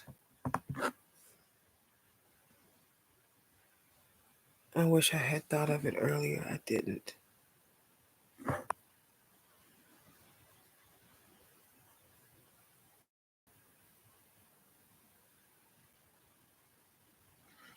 Okay, I don't see it. I may have to do that on a different one. But yeah, political and social power, voter suppression. After the Voting Rights Act 1965's laws were created to disenfranchise black voters, voter ID laws closing polling places in black areas. Media representation. Black characters in film and TV were often limited to roles as criminals, maids, or sidekicks. Police brutality and mass incarceration. The legal system targets black people disproportionately with longer sentences and higher conviction rates. Control over black culture and music industry exploitation. Black artists created genres like jazz, rock, and hip-hop and country. We just took country back. Thank you so much, Bouncy, Beyonce. But white-owned labels profited the most. Censorship of black voices. Conscious rap and political black music got less promotion while labels pushed violent, materialistic themes.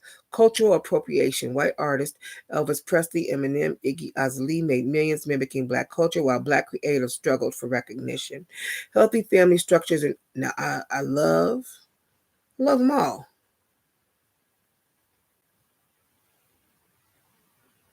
But black folks struggled.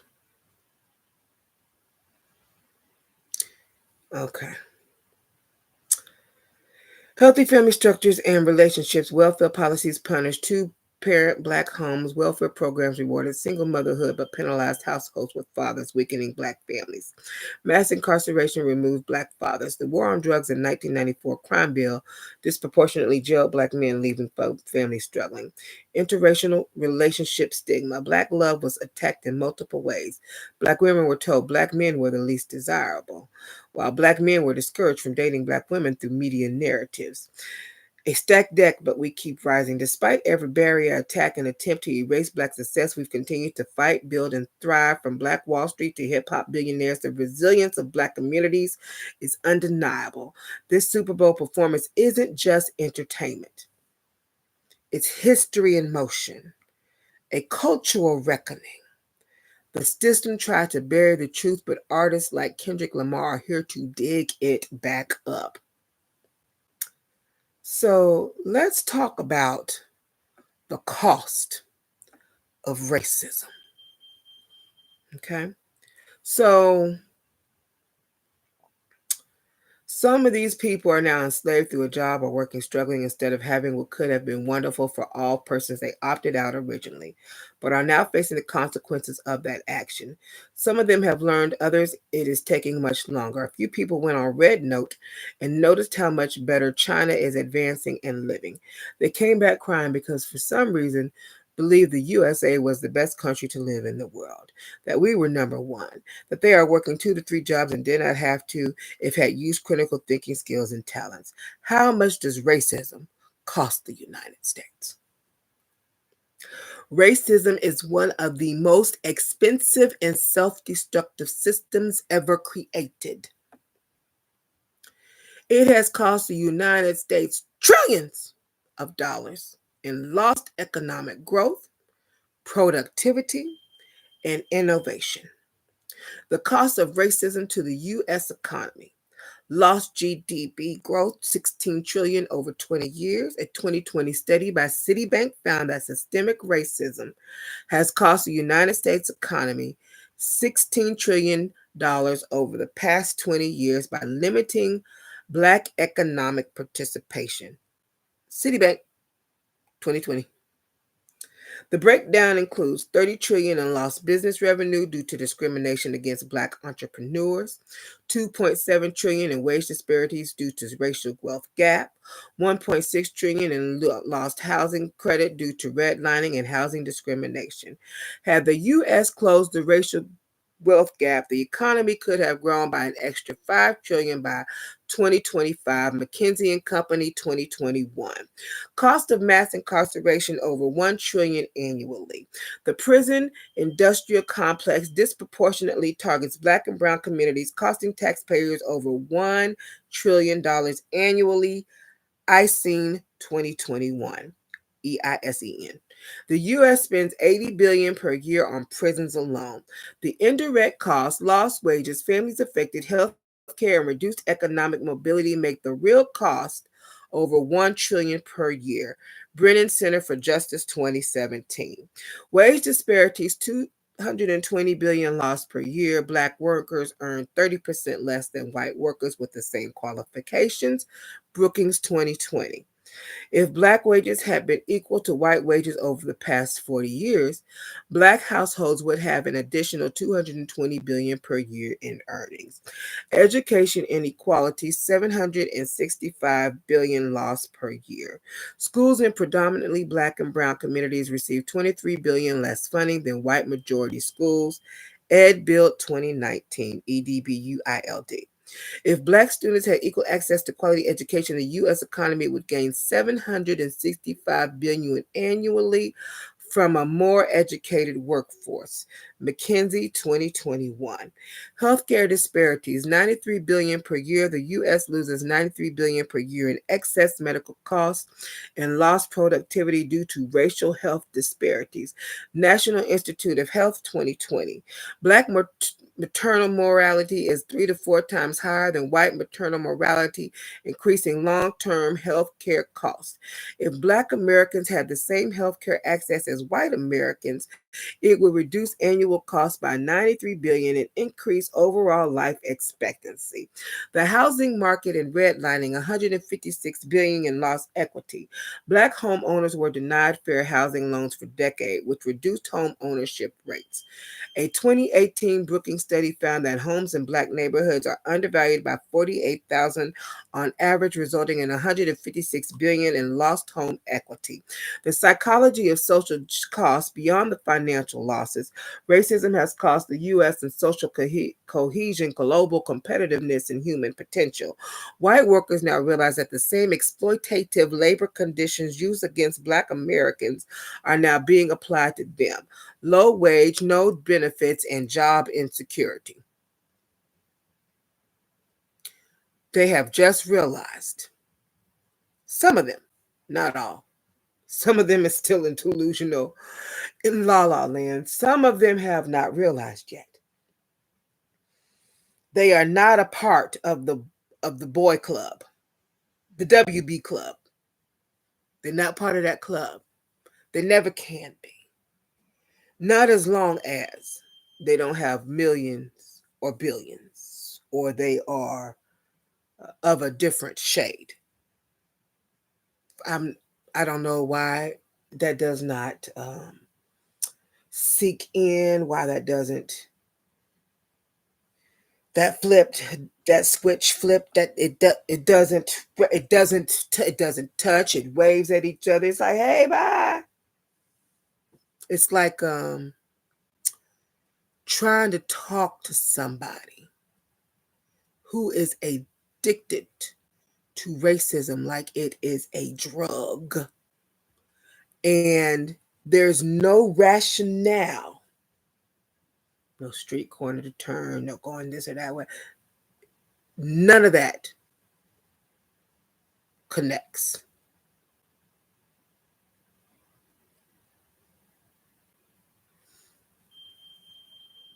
Ingrained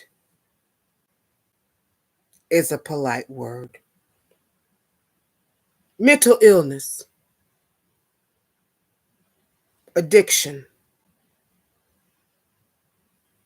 those are better words. The psychological, let's see, countries like China have advanced. It didn't matter as long as it wasn't happening as long as it was happening to people of color. But now that they see that they are included with the people of color almost on the same level, it now matters. And as far as the numbers for them making more, I have been looking at what's going on in society since Trump cutting into presidency, baby. You can hang that up. Yeah, it's getting, that stove, that incinerator, that fire, it's getting hot. Yes, indeed. Countries like China have advanced rapidly because they focused on innovation, education, and not suppressing their own population's potential. The U.S. lags behind in education, infrastructure, and economic mobility due to decades of racist policies that held back millions of people. They're trying to cut the education in the United States, but we already lagging behind in education.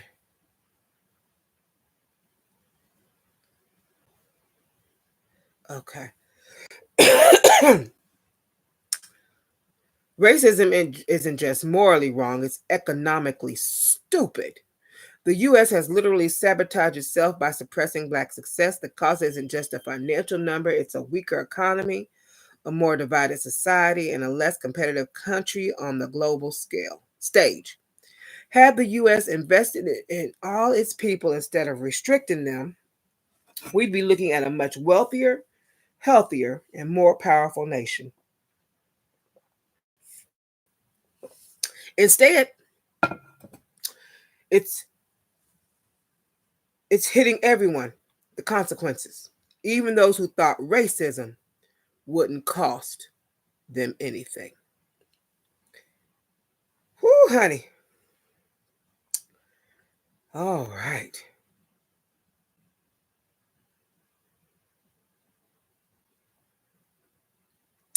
I do a lot of reading. And I read a book called Outwitting the Devil. I want to say it was Napoleon Hill, if I can remember, but don't quote me on that. And someone asked me the other day about cults. CULTS, cults. Oh, honey, I got a lot. I don't say a lot all the time. I normally write down how I feel. I'll write a book or something, put it out, or something like that, or I'll go work on business or something. But when I open my mouth, it is to talk about some deep things. So they asked me what was considered, it was on Facebook, they asked me what I considered a cult. And if I could provide some examples of cults. I sure can. I can provide some. Let's get into it.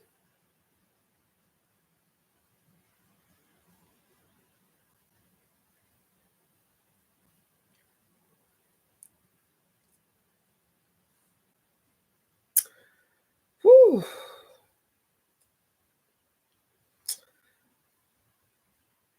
Now, not every cult is a bad cult.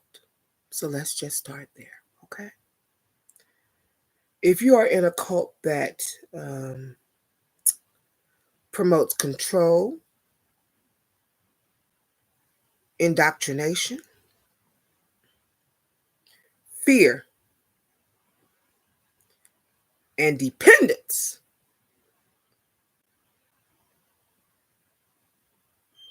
you might want to stay away from that.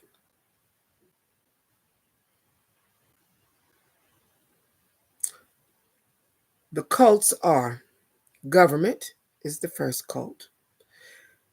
A performance can incorporate visuals. Let me go back up here. Let's see. Here we go. Fear-based control. Governments use fear to maintain control, threats of war, terrorism, economic collapse, or disease. Blind obedience. Patriotism and nationalism can be weaponized to demand unquestioning loyalty. Propaganda. State-controlled media and political rhetoric reinforce narratives that benefit those in power. Punishment for dissent, whistleblower activists, and political dissidents are often silenced. Key example. Authoritarian regimens like North Korea operate openly as a political cult, with Kim Jong-un positioned as a near-divine figure. Connection to outwitting the devil. Government encouraged drifting by keeping people distracted, fearful, and reliant on external authority rather than independent thought.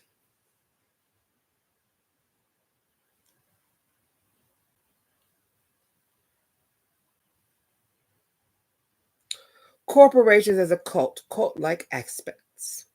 Corporate loyal culture. Employees are expected to prioritize their company over their personal lives.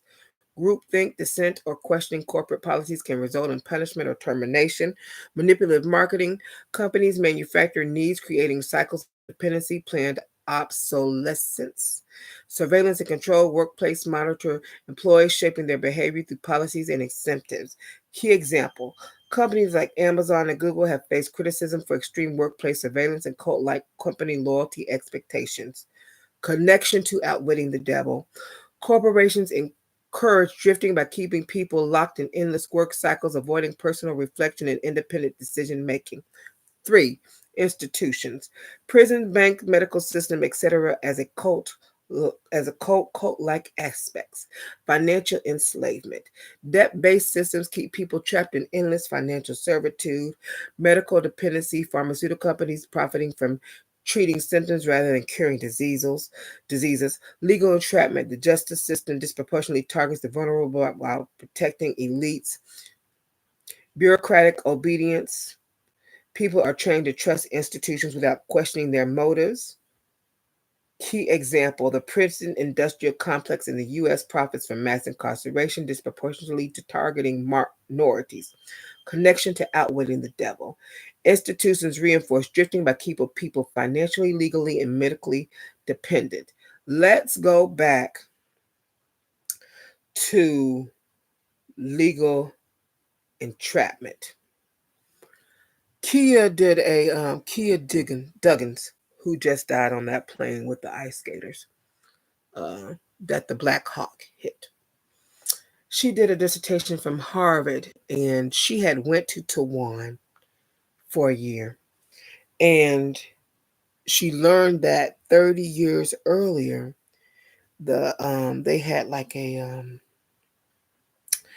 dictatorship, and they had came out of that, and she wanted to talk about that at one of the social justice parties that she was going to before she was killed. And She said the first day here, she was stopped by the police as soon as she came in. But one of the things she noticed on January 6th in her dissertation from Harvard is that when things happened on January 6th, the police catered to the elite. They weren't really resisting. That's because the police are for the elite. They're not really for you. As in Taiwan, she wanted us to study their system because it had changed from being what it was, very militant and for the elites, to now being for the people. So, yeah.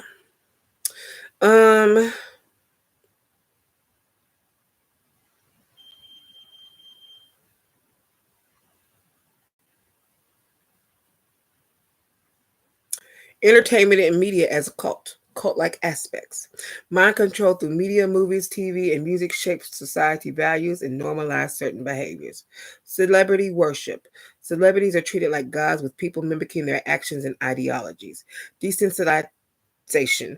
Constant exposure to violence, sexy, and materialism dulls critical thinking. Distractions from reality, social media addiction prevents people from deep introspection. Key example: social media algorithms are designed to manipulate emotions, keeping users engaged and mentally dependent. Connection to outwitting the devil. The media promotes drifting by keeping people distracted, reactive, and emotionally unstable.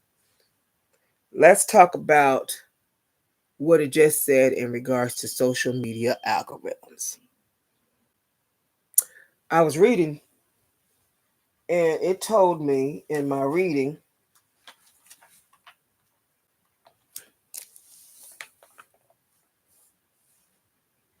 so when you go back to the beginning of the video and you see that I did some decoding on Kendrick, you can know what flow I went from. Don't fall into the social media rabbit hole. Ain't it great? Okay. I said, I'm so glad I was reminded of that. The education system as a cult. Obedience over critical thinking. Schools teach memorization rather than problem solving. Standardized teaching, thinking, creativity, and independent thought are often discouraged. Indoctrination history is rewritten to favor the ruling class, omitting inconvenient truths. That's why some people don't know about 40 acres and a mule or the Homestead Act or any of those other things that I listed. Fear of failure. Students are conditioned to equate grades with self-worth, reinforcing anxiety. Key example: many school systems train students to be compliant workers rather than independent entrepreneurs or innovators. Connection to outwitting the devil. Schools reinforce drifting by training people to accept authority rather than think critically. Religion as a cult-like aspects. Control through fear. Many religions emphasize punishment, hell, karma, reincarnation into suffering to ensure obedience.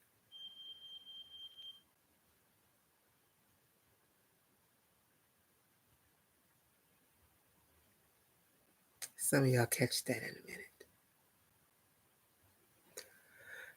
Gatekeeping spiritual knowledge. Followers are discouraged from seeking wisdom outside the church, mosque, or temple.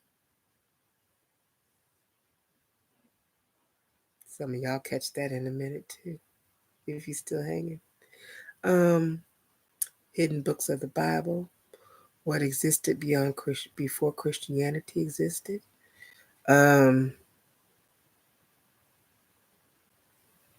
was the first bones of human found? Where were they found at? What happened from the bones and what happened on the continent they were from? You better start asking some questions.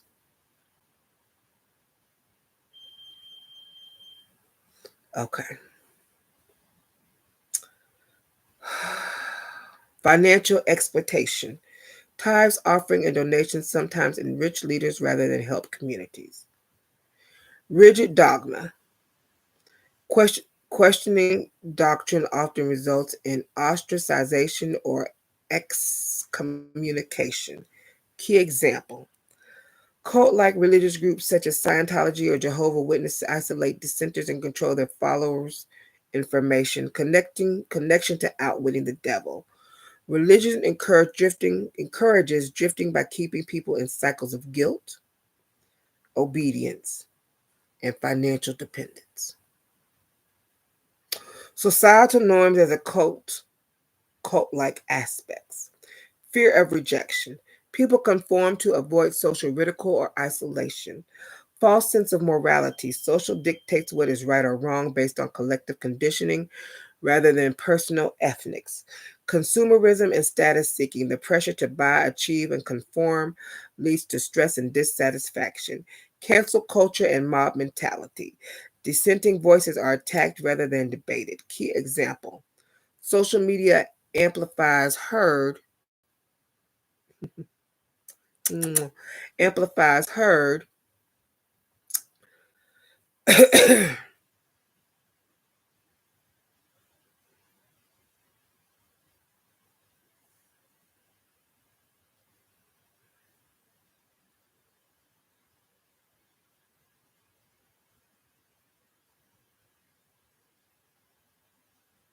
behavior, where people adopt popular opinions without independent research.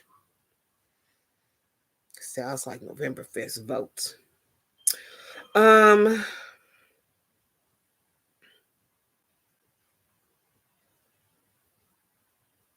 Connection to outwitting the devil. Social norms reinforce drifting by making people fearful of thinking or behaving differently. Final analysis. Are these cults? Using the core aspects of cult psychology, control, obedience, fear, and dependence, each of these systems demonstrates cult like behaviors. While they may not be traditional cults with a single leader, they shape human behavior in ways that suppress independent thought and encourage compliance. Common patterns across all categories.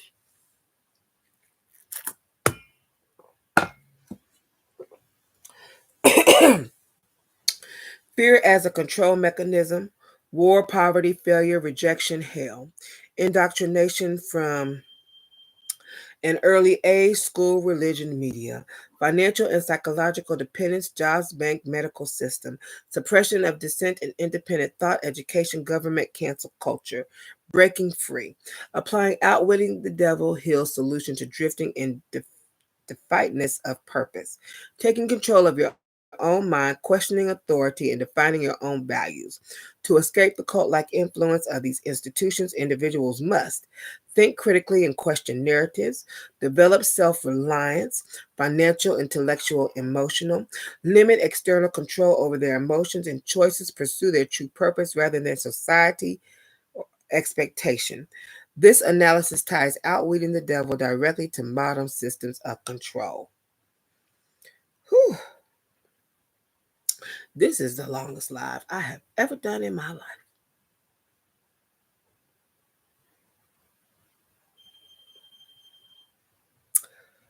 Okay, so earlier I said I didn't have much experience with gangs as far as Blood and Crips. Okay.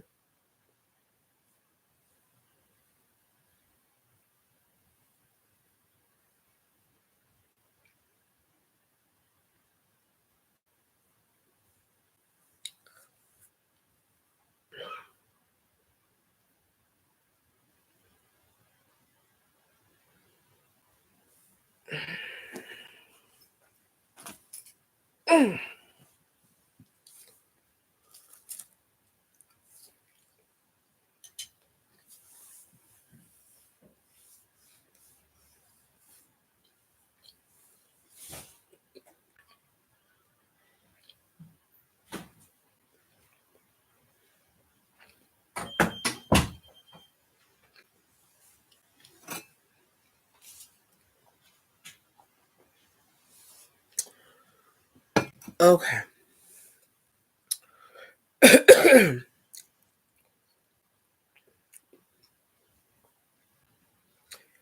If the performance is so blood, sacrifice, violence, fight for survival, gang culture, loyalty to one's group, often formed in response to the lack of safety or resources, which can be a result of systemic oppression. The color red here could evoke the pain, violence, and loss within a community, underscoring the real cost of survival in an environment of conflict and struggle. Blue, Crips. Similarly, blue could symbolize a parallel loyalty to the Crips with their own code of survival, resilience, and brotherhood. But beyond, gang affiliation, blue can also signify unity, struggle, and perseverance. For the Crips, it might represent the way in which they too are fighting for identity, for respect, and for power in a world that often denies them those things.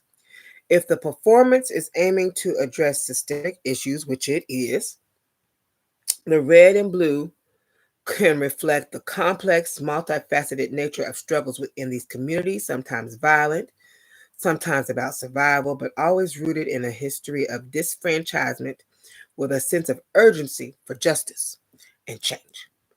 At the same time, the tension between the two colors could symbolize the larger divisions within Black communities that often arise from external pressures, whether economics or social or political, that lead to infighting, loyalty to different tribes, and a sense of fragmentation, even when the overarching enemy in the system that created those divisions in the first place.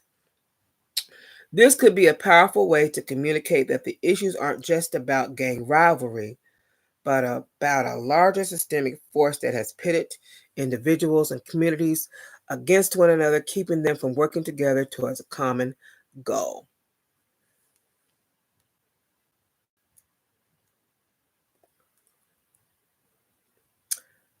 We're going to get into Bloods and Crip history.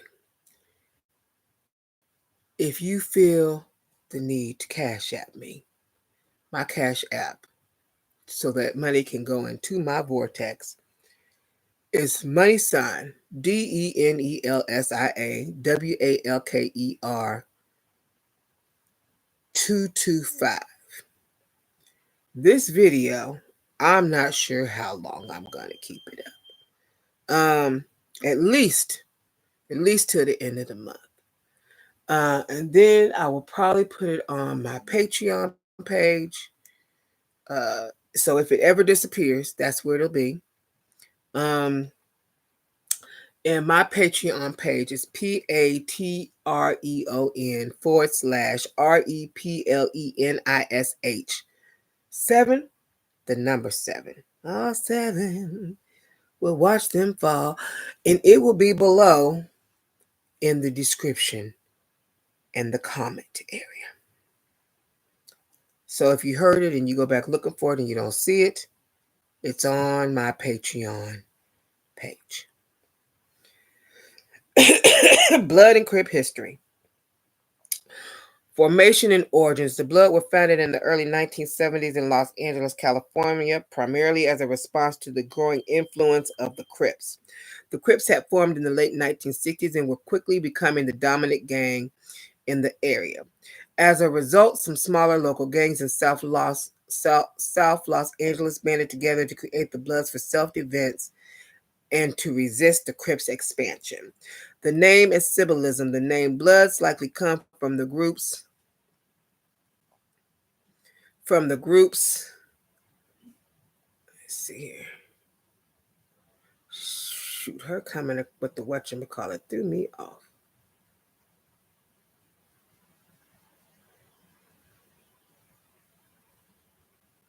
Matter of fact, association with the color red, as it's seen as a symbol of strength, resilience, and loyalty. The group also adopted the color red to distinguish themselves from the Crips, who were ready with blue. The rivalry with the Crips, the rivalry between the Bloods and Crips, is perhaps one of the most well-known gang conflicts in the world. The origin of their animosity stems from territorial control, but it was further fueled by competition over street-level drug trafficking, influence, and power.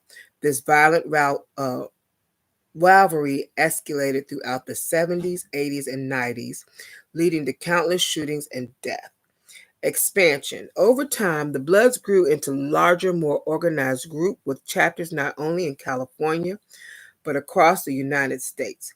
Their presence in cities like New York, Philadelphia, and even parts of the South added to their national profile. Cultural impact. The Bloods have had a significant influence on urban culture, particularly in hip-hop music, fashion, and entertainment. Blood-affiliated rappers have referenced their connection in lyrics, further embedding the symbolism of red into mainstream music and fashion. Notable symbols. The blood symbols include the colors red, the letter B, often stylized as a 6 or B in writing, and the 5-point star, which signifies the group's affiliation with the People Nation, Alliance. Formation and origins. The Crips was founded in 1969 by Stanley Tookie Williams and Raymond Washington in South Los Angeles. Initially, they were a small group of friends who wanted to protect their neighborhoods.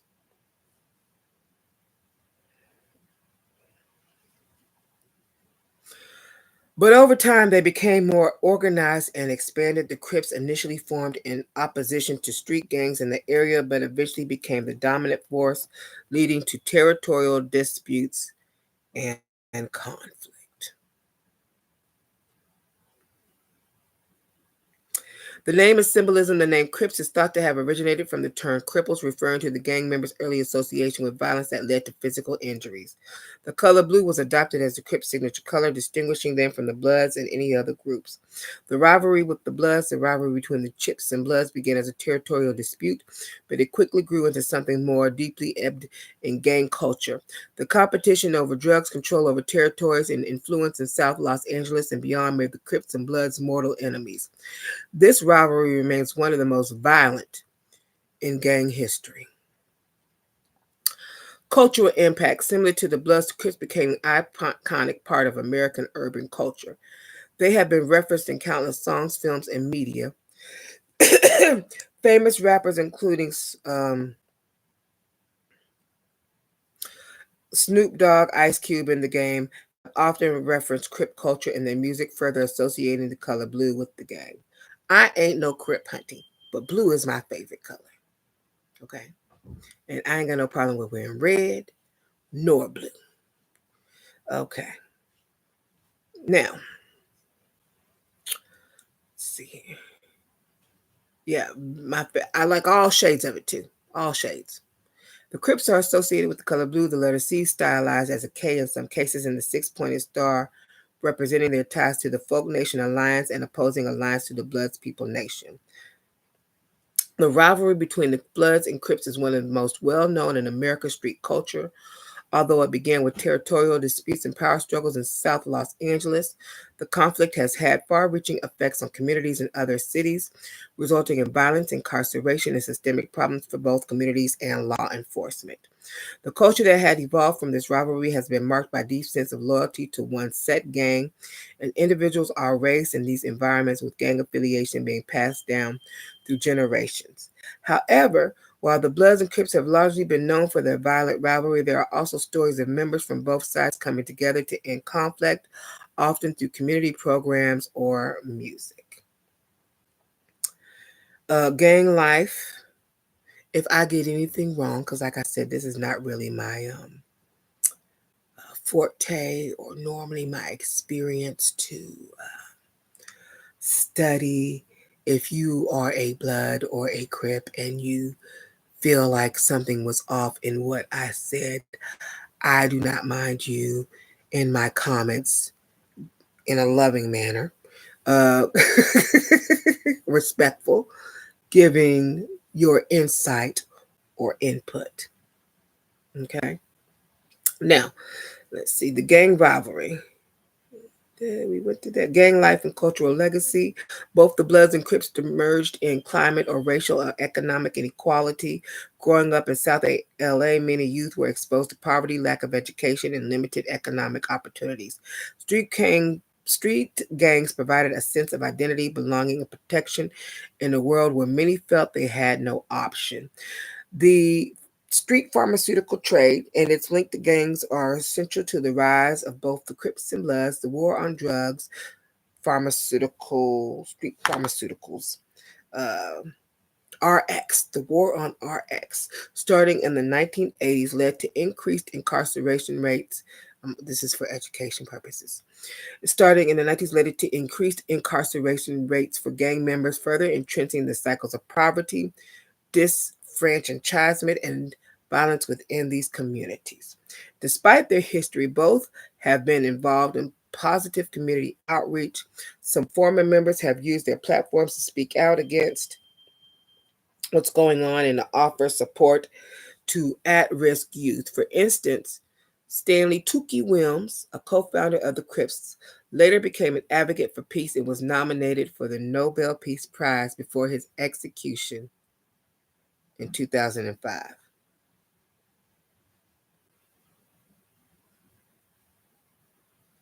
Somebody was ticked about him advocating for peace.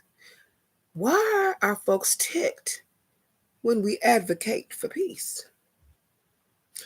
Let's keep going. The intersection with music and hip hop culture, both the Bloods and Crips have had an undeniable influence on hip hop and popular culture.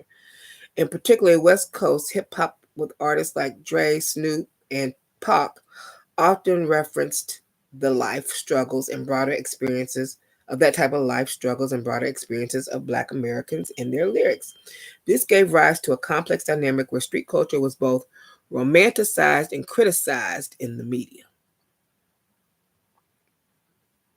I think this would be the appropriate time. The colors red and blue have been adopted by mainstream fashion brands and artists, further embedding gang culture into the fabric of American pop culture, though often removed from the harsh realities associated with it. Okay. The evolution of the Bloods and Crips, starting as community defense mechanisms and evolving into globally recognized symbols of gang violence, sheds light on the complex interplay of race, identity, survival, and systemic failure in American society. If the red and blue dancers on stage are meant to reflect this dynamic, their performance would be rich with historical significance, commenting on the need for unity amidst division, the cycle of violence, and the enduring legacy of institutionalized racism and inequality.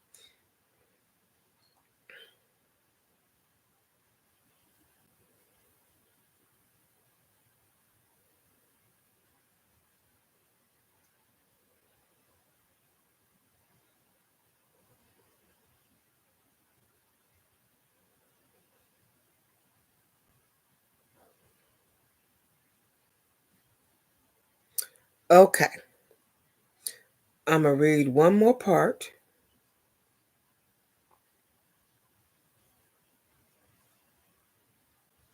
And then the family is calling, so I will have to have a part two once we have finished.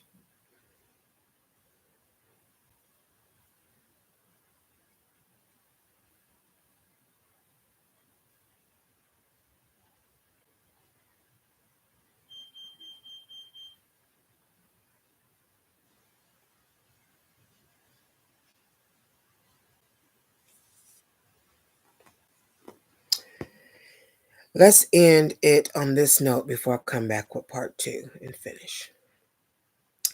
In a metaphorical sense, many people, regardless of background, are in some form of incarceration or enslavement, not just in the literal sense. As with gang members or incarcerated individuals, but in broader societal and psychological context. This concept is explored deeply in discussions about systemic oppression, societal control, and personal freedom. Ways humanity faces forms of incarceration or enslavement. economic incarceration. Many people are trapped in cycles of poverty where they feel they must work constantly just to survive. This modern day slavery can include low wages, lack of upward mobility, and exploitative labor practices, leaving people with little room for personal growth or freedom.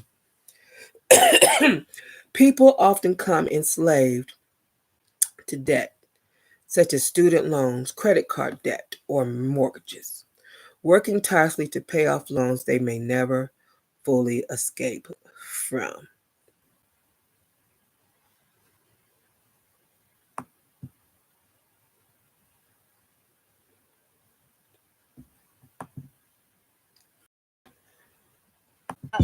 No. Are you my friend? Are we locked in? Then stab this way. Oh, I love it. Okay, so I played that because I got a lot to talk about her. We're going to do in a later segment. But I think she's totally awesome. Serena killed it. She's on it. Okay, slay girl, slay. So, psychological or mental enslavement, fear and anxiety about failure, societal expectation, and personal shortcomings often hold people captive in a state of mental paralysis. This form of incarceration keeps individuals from pursuing their true passions, living authentically, and making independent choices. Many people live in a constant state of drifting, a concept induced in outwitting the devil, where they follow societal norms rather than critically thinking and defining their own life purpose. Cultural and societal conditioning. Social norms, cultural expectations, and ideological conditioning can limit a person's ability to express their individuality or live according to their own values. From education systems that prioritize conformity over creativity to media narratives that dictate beauty standards, these influences shape behaviors and limit the freedom to choose otherwise. Culture cancer and public scrutiny can enforce a form of social incarceration where people are too afraid to speak their minds or live outside what's widely accepted. Institutional control and entrapment. The prison industrial complex, legal systems, medical systems, and financial institutions all play roles in keeping large segments of the population subjugated. People who are taught in legal battles, debt, or medical dependency may feel like they have little control over their lives. Mass incarceration, specifically in the United States, disproportionately affects Black and Brown communities, leading to higher incarceration rates and making it difficult for individuals to reintegrate into society after serving time. Digital enslavement. In the age of social media, many people find themselves enslaved to attention economies where their worth and self-image are tied to online validation. The algorithm that drive platforms like Instagram, TikTok, and Facebook often keep individuals trapped in cycles of content creation and consumption, which I just did an article on last week called High Content, Low Pay, No Pay. Patreon/replenish the number 7. Come on over, let's have a discussion. Excuse me.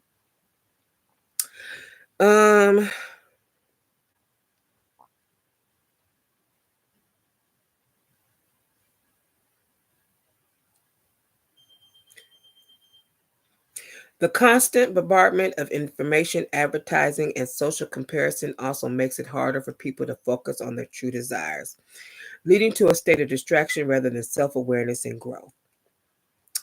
Political incarceration across the globe. People are obsessed by government regimens and authoritarian structures that limit freedom of speech, movement, and association. In places like North Korea or China, citizens face extensive surveillance, restrictions on the media, and punishment for defying state ideologies. The U.S. has its own form of political incarceration where people can be oppressed based on race, class, and political beliefs. This is exacerbated by issues like voter suppression and discrimination in the criminal justice system, unveiling the larger system of control. If we take a step back and examine how different systems are connected, we start to see a larger structure of control that affects all of humanity in various ways. This incarceration comes in many forms, including economic hardships, mental manipulation, cultural norms, and institutional constraints. Even those who aren't physically imprisoned or directly oppressed might feel combined by the systems in which they live. Freedom in this context isn't just about being able to do whatever you want without restriction. True freedom involves breaking free from these invisible chains, whether they are economic, mental, political, or social, and achieving a state of personal empowerment, self determination, and authentic expression.